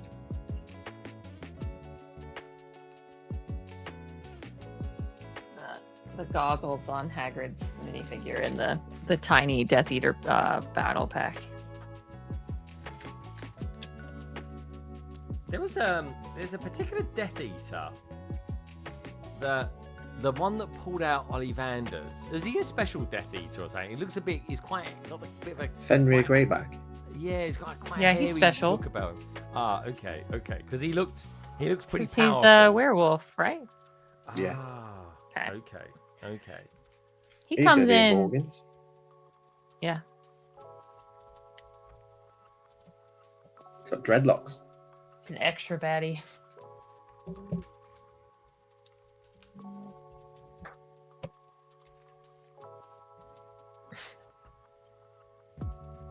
Gosh, I've got to go back through my figures. Are you still gonna go for every single Harry Potter figure? Is that still your thing? I've got every set. Might as well. I've got them. Imagine if they started doing Coach, Comic Con. you're one of those completionists. I just remembered. You know, unless you're collecting every Harry Potter set, then you're kind of SOL. I'm just tracking them down because there's no official list. Oh, right. You just kind of have to Brickset. trust Brickset. Yeah. That's somebody else. Somebody else much smarter than me, like Chris and Rosie, have discerned every minutable difference in these figures so that you can tell. And you just go set by set via listed on Brickset, just going, is this exclusive? Are you sure? Is this exclusive? Is this exclusive? The only exclusive figures I'm not a big fan of, and I guess officially I don't own every figure since 2018. It's just like it's the minifigures where they take the printed dress pieces away and then replace it with like planes. They did it with Lupin from the Hogwarts Express, Voldemort from Battle of Hogwarts, and like they did it in that Dumbledore poly bag where they took his beautiful printed dress away and put like pink legs, plain pink legs like that. Nah, it's not for me. Those type of figures. It is very difficult for me to discern. He's watching this in his bathtub. Oi, oi. I was going to say send us a picture just to prove it, Ben, but Careful what you wish for, Greg. maybe not. It is important to me to try and get down to the small details, to just like, if I had someone like Sans come into this place, I don't want anyone saying, well, of course he was different. He didn't come with a cloak in 2018 compared to the 2007 version. And I'm just like, I can't. I'm muting all of that by respecting the differences.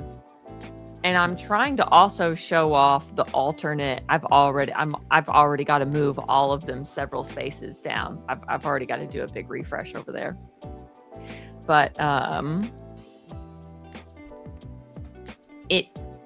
want to have them with their alternate face and builds, just like in the Ministry of Magic. I want them to have their alternate ego, like alternate builds as well. Like and so, and and Barty Crouch, right? Yeah. Even if it's just the face and hair, that's different enough. Gotta have them in there. Yeah. So you gotta get two of them then, and the access two. Wow, in recent years. You got it. So I've dug into one of my ministry sets just for an extra part. Like the amount of sets, I finally caught those up one winter day. I did a lot of like background building of just sets that I had stolen the figures out of. Like the divination book had a different Trelawney and different students. Then the Moody book had a different Moody and all this stuff. And I was just like, What about like the Ron and Hermione and Gringotts? I want to do alternate builds of them because that was important to me. So I bought extras of her and him separately. Yeah. Also, those are just some of my favorite figs ever. Hermione is like, Emma Watson is Bellatrix. Emma Watson as Helena Bonham Carter. Stop. Yeah, it was amazing. Are you saying you'd like to see that in the HBO series? What do you mean? I will in the HBO series. What are you talking about? I don't know, but you were saying her as Bellatrix. It was in the film. You haven't gotten to that part yet. Oh, Greg. okay. Give it time. That has already happened in this timeline, in our canon, in the canon. Right. That's already happened. You'll get there. I will say this. One thing I really like about Harry Potter, because it does tick a lot of boxes for me, is in the is that they do time travel. The time travel that they did. They get a bit lost in the timey-wimey. There's a reason they don't do it again. But let's just say they touched upon it. It is a thing that they can do. Yes. And it broke the entire universe. per several people's thesis. Okay. Yeah. But I like the way it was done in the film. I think they did it quite well. Oh, it was really good in the film. Yeah. In the film, I thought it was almost better done than what they did in the book because I liked the little thing in the. One thing I really liked was when Hermione in the movies was outside Hagrid's house or hut and said, "Who's?" And she thought she said, "Yeah," and then that wasn't in the books. Oh, I got goosebumps thinking about it, and I thought, yeah, I like that. That's when my hair looks from the back, which is totally what Hermione would have definitely said. Yeah. So they kind of did their own thing in the movies there, and I like that. I think that was good. And also, like when she notices the stones and what they look like that was me. I threw these stones. This is the same rock. I'm the one that made that happen. Like those realizations that come to them. Yeah, the realizations. Though probably one of the craziest times like I cried in the books was Prisoner of Azkaban and Harry realizing it wasn't his dad, it was himself. Oh, yeah. Whoa. Oh, yeah. Yeah. Whoa. Yeah, definitely. It builds up the reader and like, we're going to see James. We're going to see the ghost of James. Yeah. We're going to... Oh, goosebumps. Boom, boom, boom. And like... literally goosebumps. The feelings. Yeah. Because if they made that more emotional, like in the TV series, I mean, they could hit that scene hard. I think they did well in the movies, I don't think I could handle that. As a good twist in the movies, man. As a good twist in the movies. Because Harry wants that to be his mother. Like, it was a bit like the mirror. Of Erised. Yeah. Erised. I was like... Yeah, it was like, oh, what a thing. And what, you know the quote from that, Chris, it does not do well to dwell. Or words to that effect. On dreams. On dreams. Yeah. And how like he's watched wizards wither away in front of it and stuff like. There's a reason I keep it packed up here. Yeah, man. Yeah, it's true though. It's true though. But what a powerful thing. What a powerful thing. The metaphors, the philosophy, everything in the books. It's just really good, deep storytelling. Like, it pays. The payoff's there. That's what I like about it. The payoff is absolutely there. You're like, and I'm just like, I just gobble this up all day long. It's great. It keeps you coming back for more. Thing is, we could get more, couldn't we? I mean, like, we could have spin-off series from this because this is a massive reset. Yeah, I do think they'll eventually do a Marauders. Yeah, the interest is there. Yeah. Miniseries. I don't think it would be it just needs to be like a 5-episode. Yeah. Christmas specials. What about Christmas specials? Could that be a thing? Maybe. You know, a weekend in Hogsmeade or... I mean, she already wrote out, like, who knows what else is going to be done. Because like they already did all of, like, Fantastic Beasts is a reference booklet. They could do a special of the Three Brothers tale. That would be a nice special. That would be good. That would be fun. Maybe one about the founders. The founders would be fun. Yeah, almost like a documentary style kind of thing. Origins of Voldemort, bit more about his childhood. So many possibilities. Ben, just out of curiosity, am I coming over a little bit quieter than the other two? I'll have a look at my volume settings if I am. You might be a tad. I mean, it hasn't been super noticeable, but I would say a tad quiet. In volume or in just talking? Because I'm just letting you guys do a lot of the chatting. But I've just turned up my gain a little bit. A little bit, but not majorly noticeable. Okay, I've just. I mean, you were good before, but I think this is comparatively sometimes like early on you would sometimes get lost in the background music, but I didn't notice it and it kind of went away personally. Oh, let me just listen back.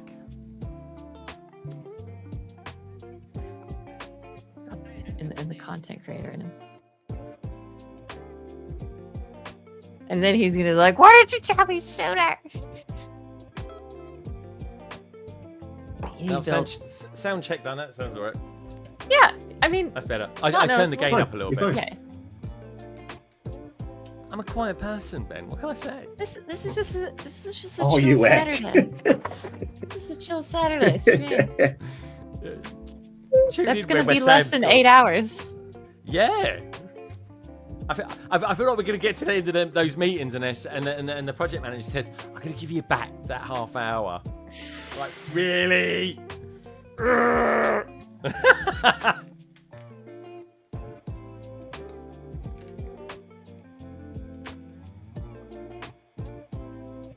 This is a really nice little build. I mean, I built one of the places underneath the basements, should we call them?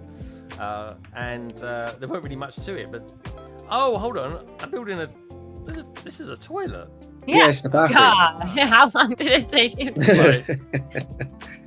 And of course, that's why we have the troll. Yeah. Yeah. Right. Okay. Right.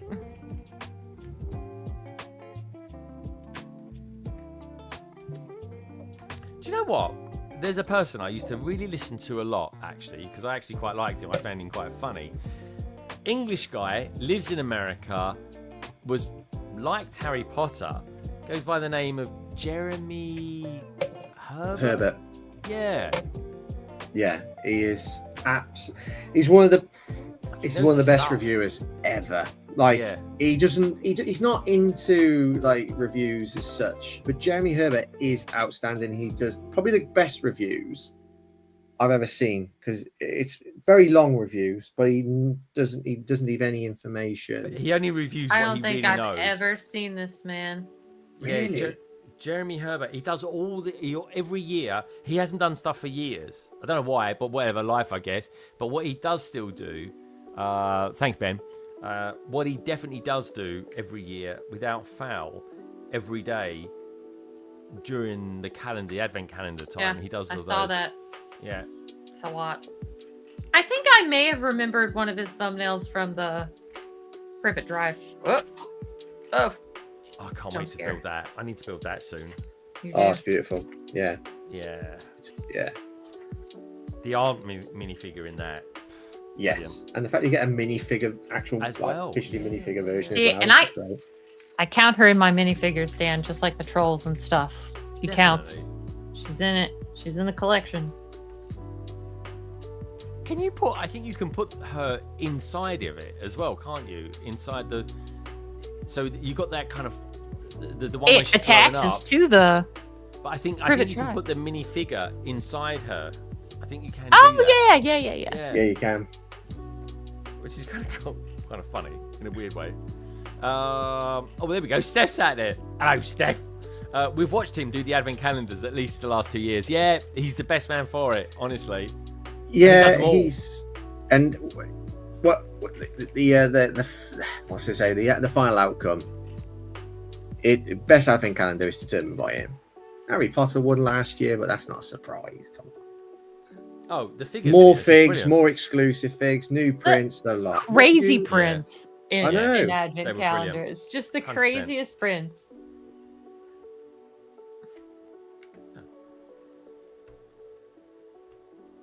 Oh, we That's didn't where get- so many of the exclusive figs come from. It's just like, Yes. guys, you're killing me.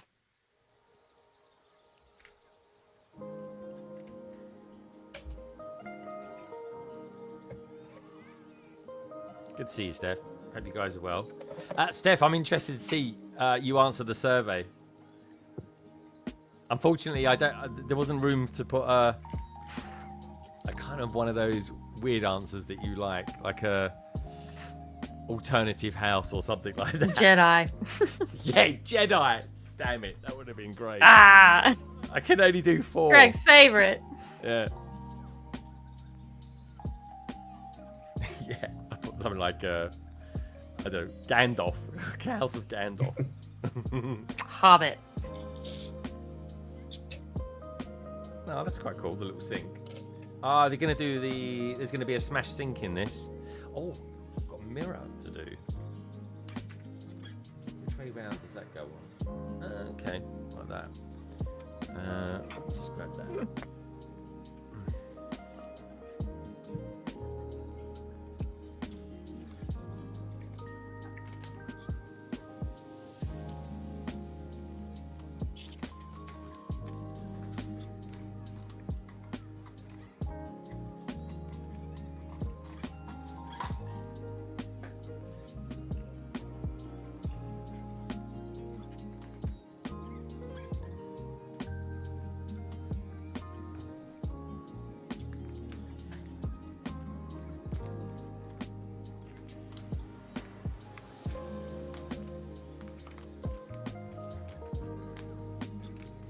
And then after this, I get to build IKEA furniture. What a day. Rock and roll, man. Rock and roll. I mean, this piece is insane. Yes, it is. Printed? Printed. Ooh, that is nice. Clean. It's quite a nice size as well. It's beautiful. Yeah. Matches my minifig that I've got in this set perfectly, that does. And we got Ron as well, with his arm printed.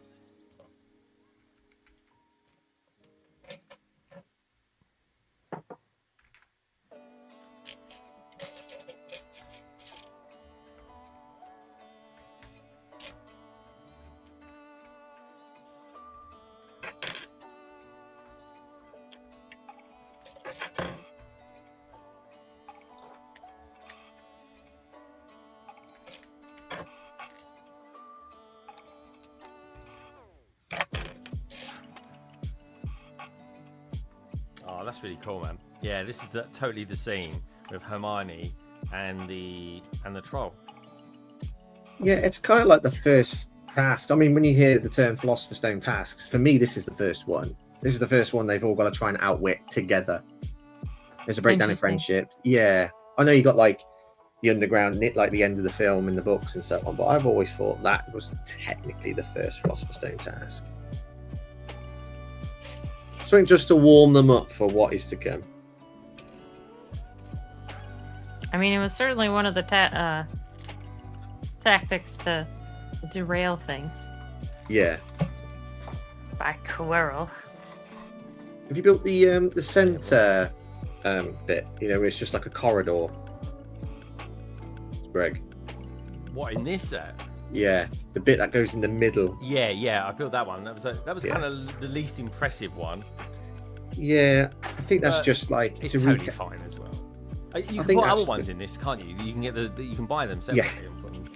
Yeah, you can put like I've put the charms class in that space, and then the potions instead of the Raven, not Ravenclaw, Hufflepuff, common room. I just think a little, like a bit. I kind of find it looks a little bit odd when you've got some enclosed sections and then the rest of the castle isn't. There's all our figs all in one place. Yeah. Good selection. Really good selection. And we've got a representative of every house there as well, which is nice. Mm-hmm. Yeah, it's good. Good figs, man. Really good figs. Nicely done. All well designed. Yeah, and Dumbledore looks really good. Really Oh, good. yeah, it's probably one of the best Dumbledores. 10 out of 10. Yeah, 10 out of 10. Him and the Fat Friar, I think, look good as well. And, sorry, Vector? Professor Vector, yeah. Yeah, that's really good as well. And to be fair, Quirrell, they're all good. These ones are much of a muchness, but they are what they are. That's it. What they look like. So, yeah, I like the fact that Harry's torso, his jacket is done up, and Ron's isn't. Yeah. These are good, man. Like, really good. Yeah, brilliant choice of figs. I mean, good. You want to just check out CMF Series 2 Dumbledore, because like I said earlier, it's got the same hat mold, but that hat has got a print on it. Interesting. They did it with they did it with Shacklebolt's hat. They gave him a nice printed one, and then in Grimmauld Place they just gave him a plain one. That's one of the first CMF series I ever collected. I remember there was some character, I can't remember if it was the first series or the second series, Hey Crypto, and he had dark hair, and he was really hard to get hold of, and I got him. That was Grindelwald. Yeah, Grindelwald, and yeah. When they actually had like rarities, like he was in 1 in 60, like one per case. Do you know what? I might even have one of those CMF series that are yet unopened. So I'm gonna have to do that. Percival Graves was the other guy, wasn't he? Yeah, that's who I would get him confused with. Just like, oh, this is the really expensive. Like, oh, never mind, this is just Percival Graves.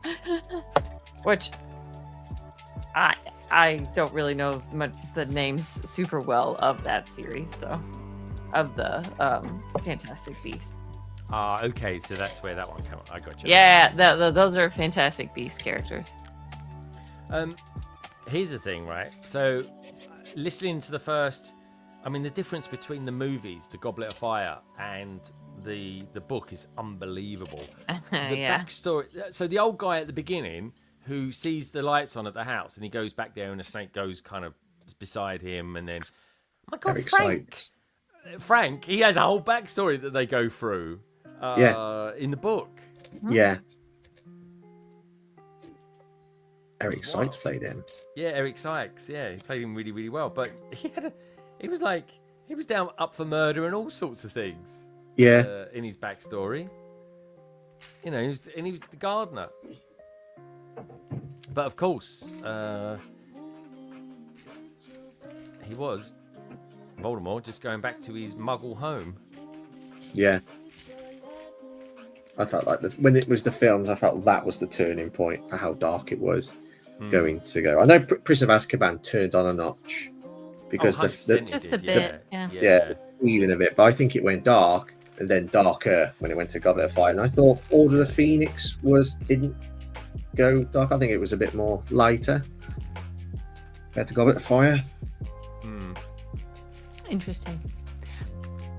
I honestly don't think I've seen Order of the Phoenix more than a couple times because of how it just drains me every time. Why is that?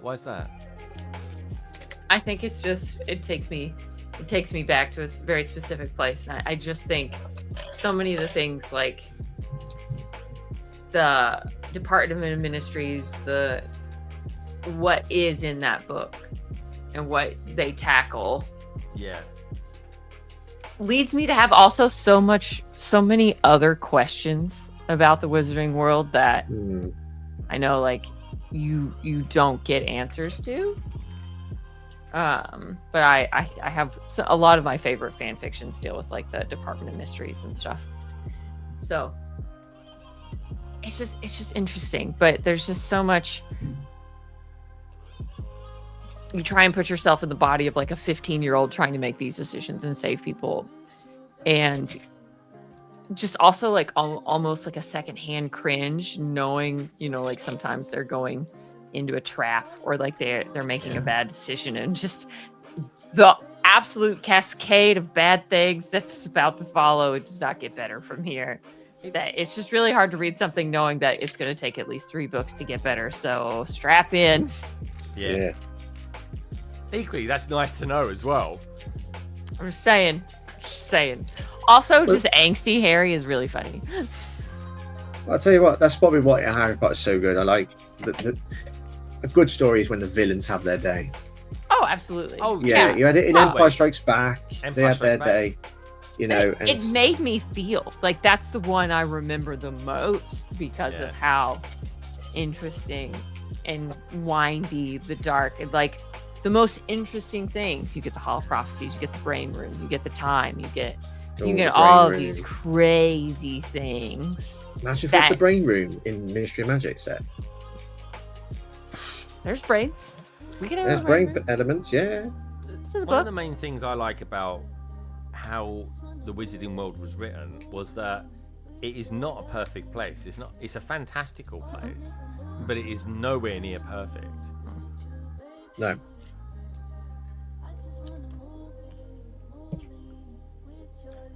I'm confident saying Harry Potter's darker than Star Wars.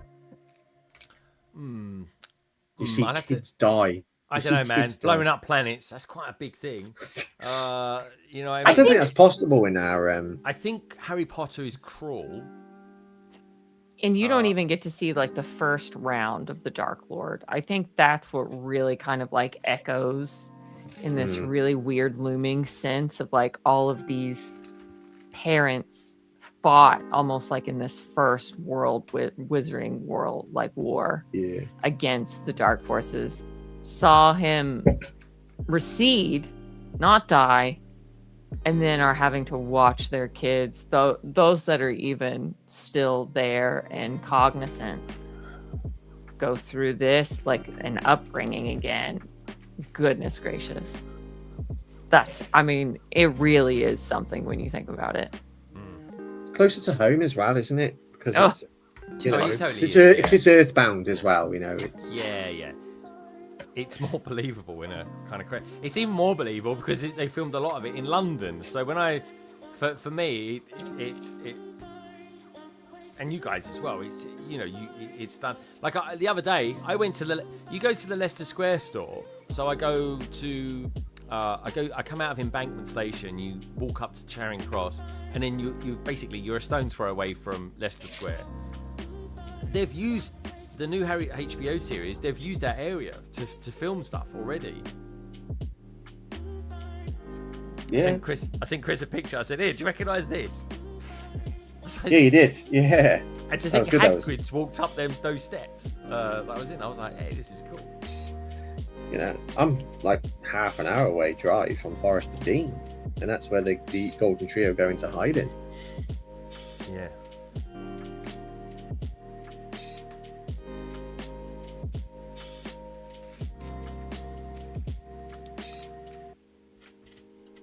That's cute.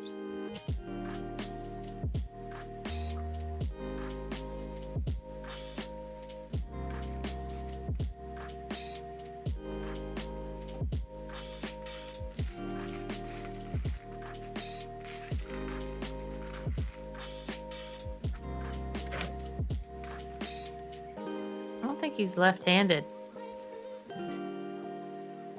Way to go, Lego. I bet no one's picked up on that in a review. It's because his right hand doesn't work with Hagrid in the seat. I'm pretty sure he's right-handed. I'll go out on a limb and say I'm pretty sure. It's been a while.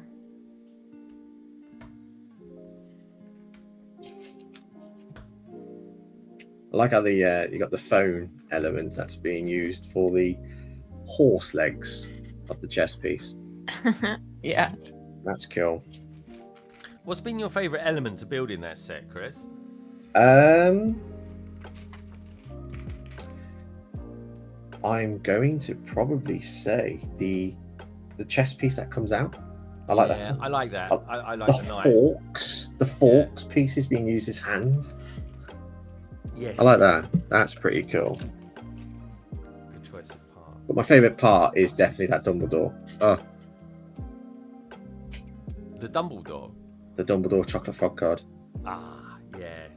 Do you know what? It's so scrummy when they describe it in the books and everything like that. Because and I love the fact that Harry, he never really gets a lot of sweets. Mm-hmm. Never, like Ron was the perfect person to meet on that train. He really was. He was like the brother he never had. It was Just dropping a pocket full of galleons is just like, we'll take the whole thing. Let me treat my new friend here. I know. Imagine that, like Harry. Like I know he's had a terrible upbringing, but blimey, he introduced into a magical world. He's famous and rich straight away. And also all this is yours. And don't worry about like the conversion factors. Just pull out the gold. Just go straight to galleon. And yeah. I mean, to be fair, you'd have thought from time to time he might have spent some of that money on the Weasleys, like just giving them a little gift or something. But yeah, but like the Weasleys were so like content and would have absolutely refused it. Yeah, like, and the book said that as well.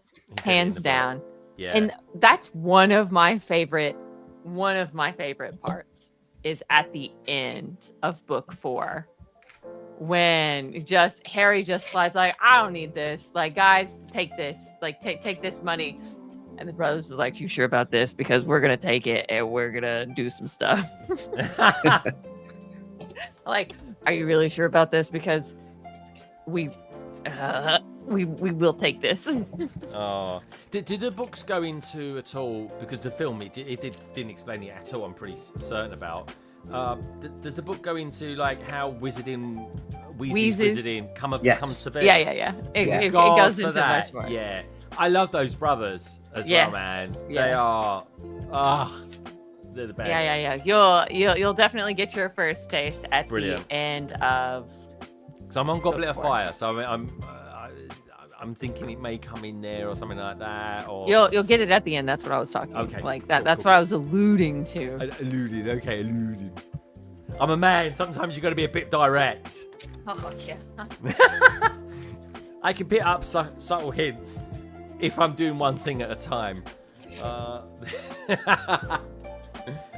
I'm just an innocent man. Tell you what, I just tried the Hedwig. I just tried the Hedwig play feature. You know, when he moves his head, it's perfect. It moves exactly how an owl is. Quick Let's have a movement. look. Let's have a look. Come on. I learned something about owls yesterday as well, which I can't. I totally know that we've got a male owl. I wouldn't play features, so. Right. That's what they do, man. It's pretty great. Yeah. Very good. Yeah, there's hours of fun there. Hours of fun and a neck ache. Yeah. Who needs a smart brick when you have? Yeah. Yeah, when you have dexterity in your neck, who needs a smart brick? When you have 360-degree vision. Oh yeah. You have a 360-degree visual field. I learned about owls yesterday. What was I watching? David Attenborough. I was watching one of his programs yesterday, and the owls that go like the low sound is actually the male owl. The ones that are like a bit more of a squawk is the female owl. All right. I love it. I love it. So the classic kind of when they go tweet twoo, that's actually two owls. That's not one owl. That's always two owls. But of course, people just you have owls and it just makes a tweet twoo sound. But actually, in the real world, it's two different owls. The things you learn. Yeah, I only know that because I've got owls in the garden. Well, at least they fly into the garden quite often, which is so relaxing. You wake up at like 4 o'clock in the morning and you hear them and you're like, yeah, man, this is well cool. Yeah, man. Yeah. Can't beat a good owl. You can't. Are these new? I can't remember. I've lived here for over 10 years. I've seen it once.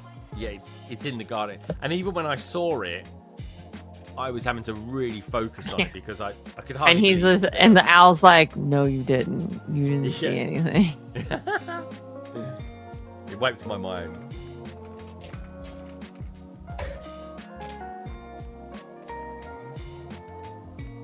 That's how she's saying, we'll have the lot. We'll have the lot.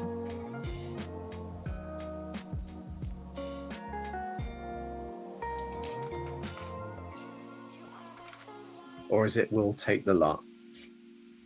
We'll have the lot. I thought it was take, but it's been a while. Yeah. I'm not a movie girly.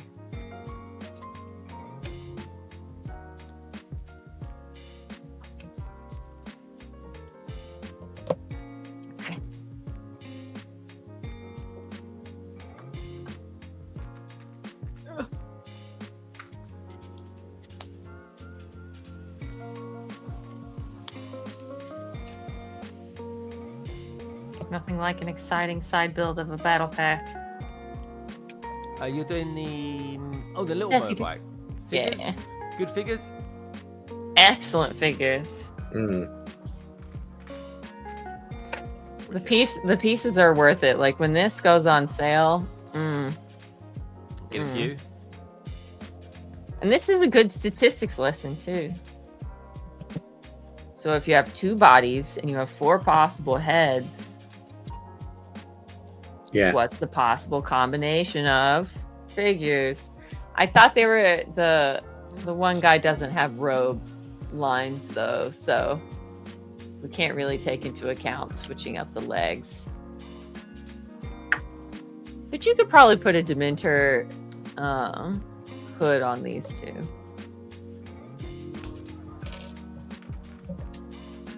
One thing they're not wearing, zippers.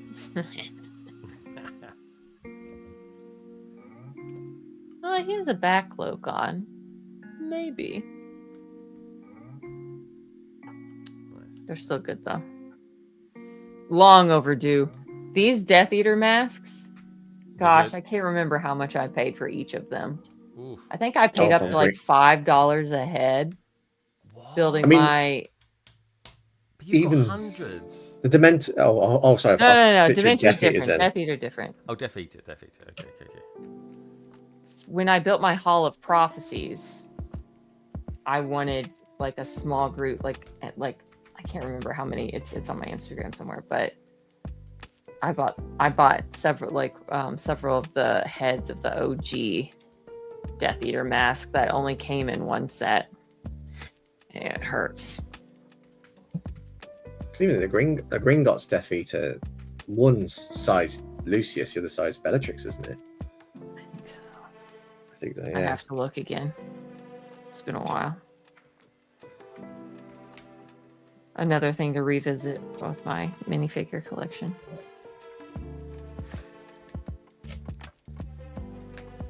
I have such care with this minifigure collection. Meanwhile, my Star Wars is just like boop, boop, boop, boop, boop, boop, boop.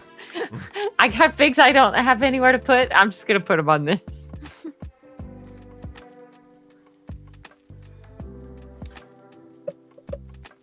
So when it comes to favorite Harry Potter figures, then, what's some of your favorites, Lauren?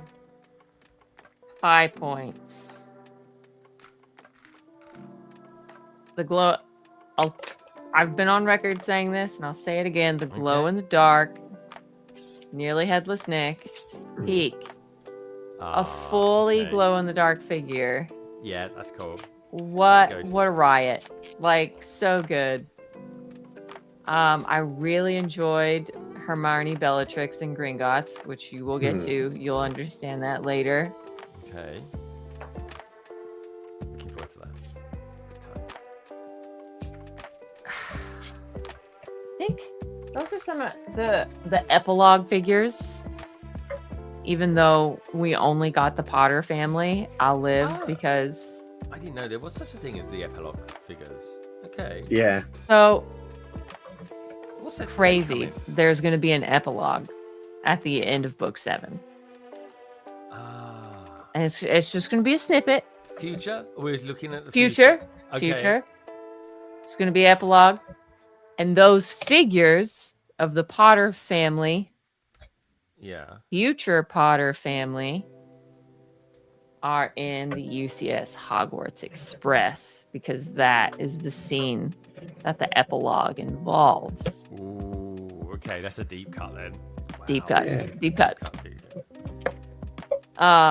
Those were figures I didn't think we'd ever see. So that group was interesting.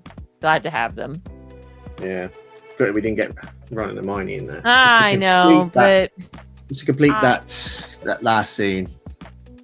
Even Draco and Astoria, like, come on, give me, put it in. Some Scorpio, get in here, get in here.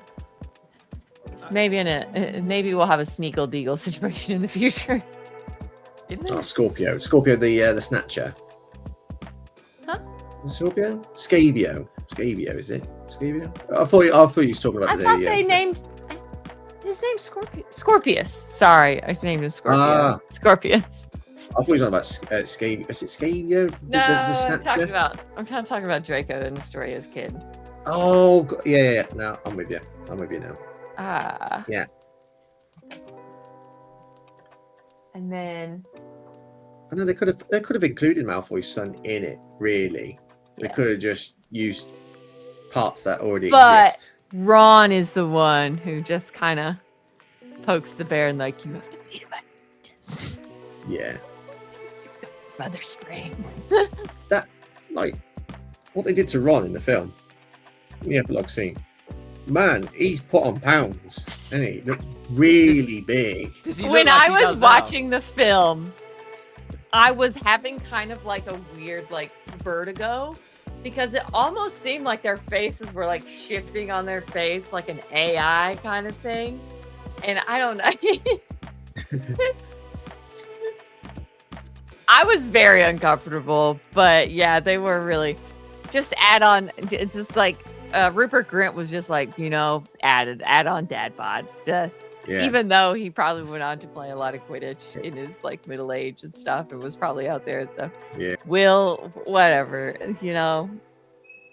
I still don't like that they end up together. I will never like it. Who's but that? It is what Who's it that? is. Who ends up? No spoilers, okay. Greg. Well, the fact okay. that you don't even know. But okay, romantic things. Yeah, exactly. It was one regret that the author said that they had. All right, I need to see that because in the first 3 films, I was definitely getting the impression that Hermione had a bit of a soft spot for Ron. Come on, there were definitely. I'm not saying you're wrong. I'm just saying I don't like it. But in the But fourth, Ron's not as big of a dum-dum in the books, and so it's fine. Yeah, and because I think the thing is right. That's what I'm after there. The thing is, in the films, the problem with the films, Ron's film, is that Ron was the guy that lived in the wizarding world full time. So he was kind of like the gateway of, this is how you do this is how you do that. Yeah. And Hermione's from the Muggle world and literally probably went to school up until 11, figuring like, that's it. And Harry doesn't know Jack Diddley. So and that's why the trio work perfectly well. They do. I just There's wish some suggestion in it. Oh yeah, there's a look. I've made the last one. Yeah, it's cute. That's it. I made the last one. I'm literally an hour and a half ahead of schedule where I thought I was going to Hey, What's going to be on? very proud. It is addictive, this lately. Isn't it?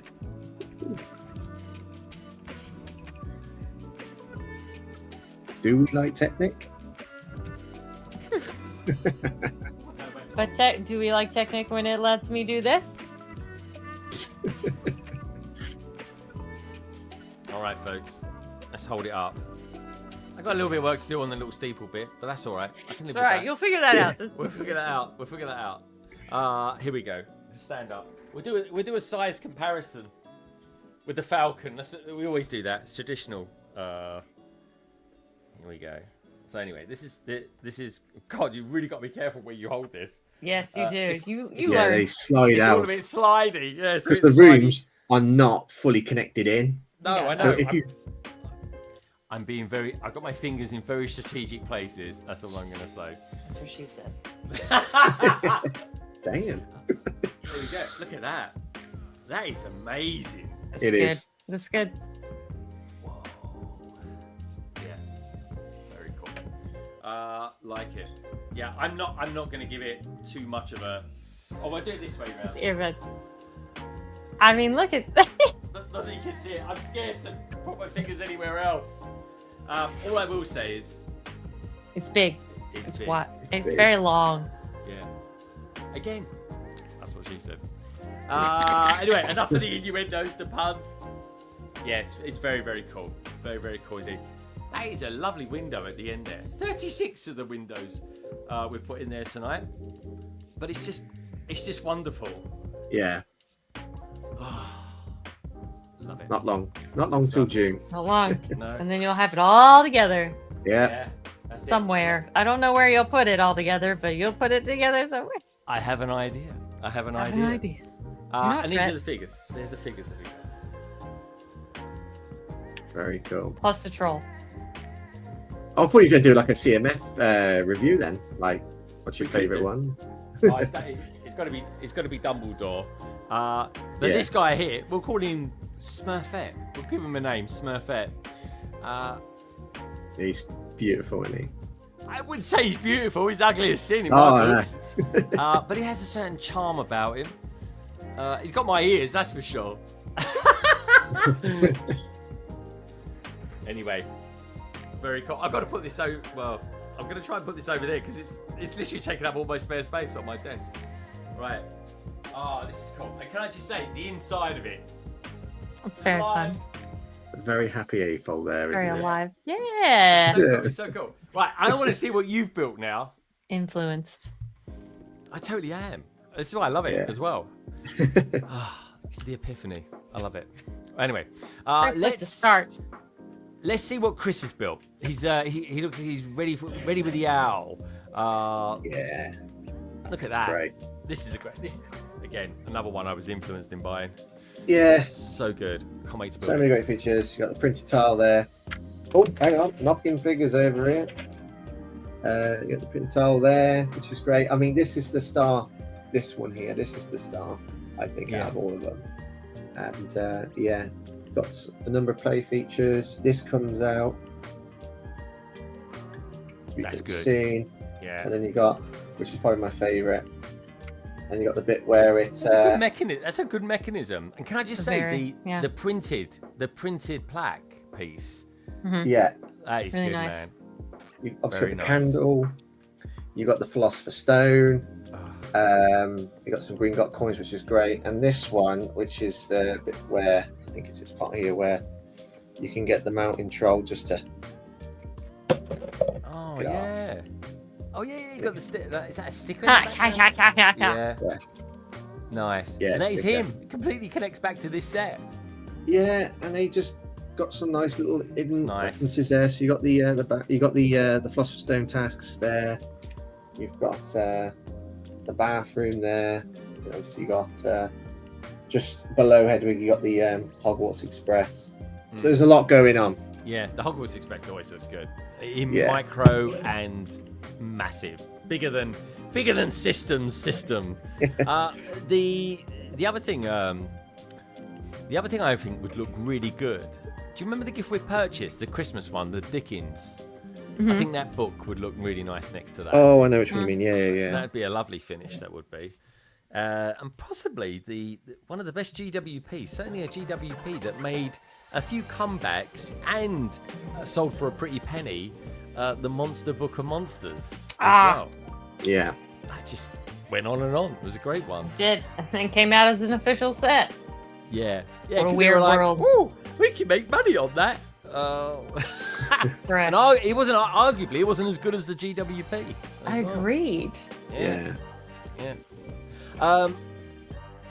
Now, Lauren, you've built several sets. Do you want to show us? What you've built? Are you nearly there? You're pretty. She's done. Look at that. I mean, is that timing or is that timing? Let's see what you've got. I like that car. Damn, that is good, man. It's just a nice car. It is. It smiles at you though. Like like a really nice. Next to the perfectly Mini. functional, and like it does look like it has a face, just like in the movie. Yeah. It definitely has It has personality. Yeah. And like, I didn't notice like the color is really consistent on this. Something I couldn't say like with the Night Bus, there was much more discrepancy and stuff. But it's a very solid build. Yeah. With the Technic and stuff. So no comment. On the sculpture kind of. No comment. He's Hedwig alright. is I think fine. that's okay. I think that's He's alright. fine. She's not the problem. I don't know, man. I don't know what I'm gonna do with these guys. Haunting that is. They're kind of tripping. The designers were tripping with that They're one. good Halloween to build. Like So odd. But then I also built. We've waited a long time for that. I think the we colours have. are really nice as well. I even bought parts for a mock that, someone, I can't even remember who did it, but I think JL Bricks made a small one of this, and I had bought the parts to it and just never got it together. And then such a minifigure size, so good. And then I really like Hagrid's glasses and stuff. And then definitely. You get your little side street. It's side a nice build. little street, yeah. Cute. Death Eaters though. Oh, look at them. Man. Beautiful. And You this get one of goes those in the to Lofted House. The outfits are great. The little kind of shimmering silver print they've So got in there. so good. Very detailed. Great printing. There's a little play feature, isn't there, with the street the street build. It's like a plant pot that goes over. There we go. You can knock Hours over the of fun plant there. pot. Like And I guess That's you can pretty have cool. you can have this guy flying his broom, so he's like meow. I don't know. But no, that was really nice. I'm glad I got that done. And now we got some Brickheads, Thestral, and Pixie left. Oh yeah, the Good. Celestial. Yeah, questionable. I could see why you haven't done that one yet. But You are. Well, I kept saving them for like a Halloween something, and then that just other things popped up. Wow. So very cool. Well, what can I say, guys? It's been lovely streaming with you today. I feel like I've cheated myself today. I was like going to give myself another hour. We got like an hour. We're an hour and 10 You were minutes. really worried in the beginning, and I'm like, I'm hoping to keep it to 8. Definitely less than 12. Yeah. We got a little bit of an evening to go back to, and Lauren's got a whole afternoon to, well, build some IKEA furniture. Build adult stuff. Yeah. I love it. And do you know what? It shows you how warm it is getting. My door here has been opened all day long, Chris. Yeah. No, and it's 19 degrees in here. Best thing I ever bought for the Cabino was putting on like an insect the mesh net. Yeah, I got it off Amazon. Like lifesaver. Got no insects in it or anything like that, and I get a little bit of fresh air. It's lovely. But to the stream today, absolutely good fun. Lauren, what can I say? Us three, the trio here. We'll be back first week of June for the Harry Potter New Wave London Calling. That Friday will be a build stream. Harry Potter. Even all the regulars are going to be building Harry Potter sets. And then I might just wear a sorting hat for fun. You never know. If anyone can pull it off, you can. She's got the best cosplays going. I'll have to think of something. Yeah. I gotta get myself a new shirt. I've seen. It won't go with my outfit that I have played. Well, should I save that for the next time? We'll figure it out. We've got 2 days. Don't forget, we're doing the Friday and the Saturday. I've got 2 days. I've got 2 outfits. Yeah, I want to go all out. I want to get. I just want to get butterbeer. I want to get the Krispy Kreme donuts again. I just love it. I just want to really. Dude, I might even join you on that. Yeah. Yeah, do. I thought that was a good idea. When we built Hogsmeade, I took it. And September, we'll definitely have to do it in September as well. That would be fun. Yeah, that is a thing. That's going to be fun. A lot of the shops do that, don't they? Because it's all very back to Hogwarts in September. Might take us a while to build that. Might be that's going to take. If it's the size it says it is, it's going to be something. It could be a couple of weekends, that one. Who knows? Who knows? But anyway, we'll have fun. We might even be doing it on each other's channel by then. Who knows?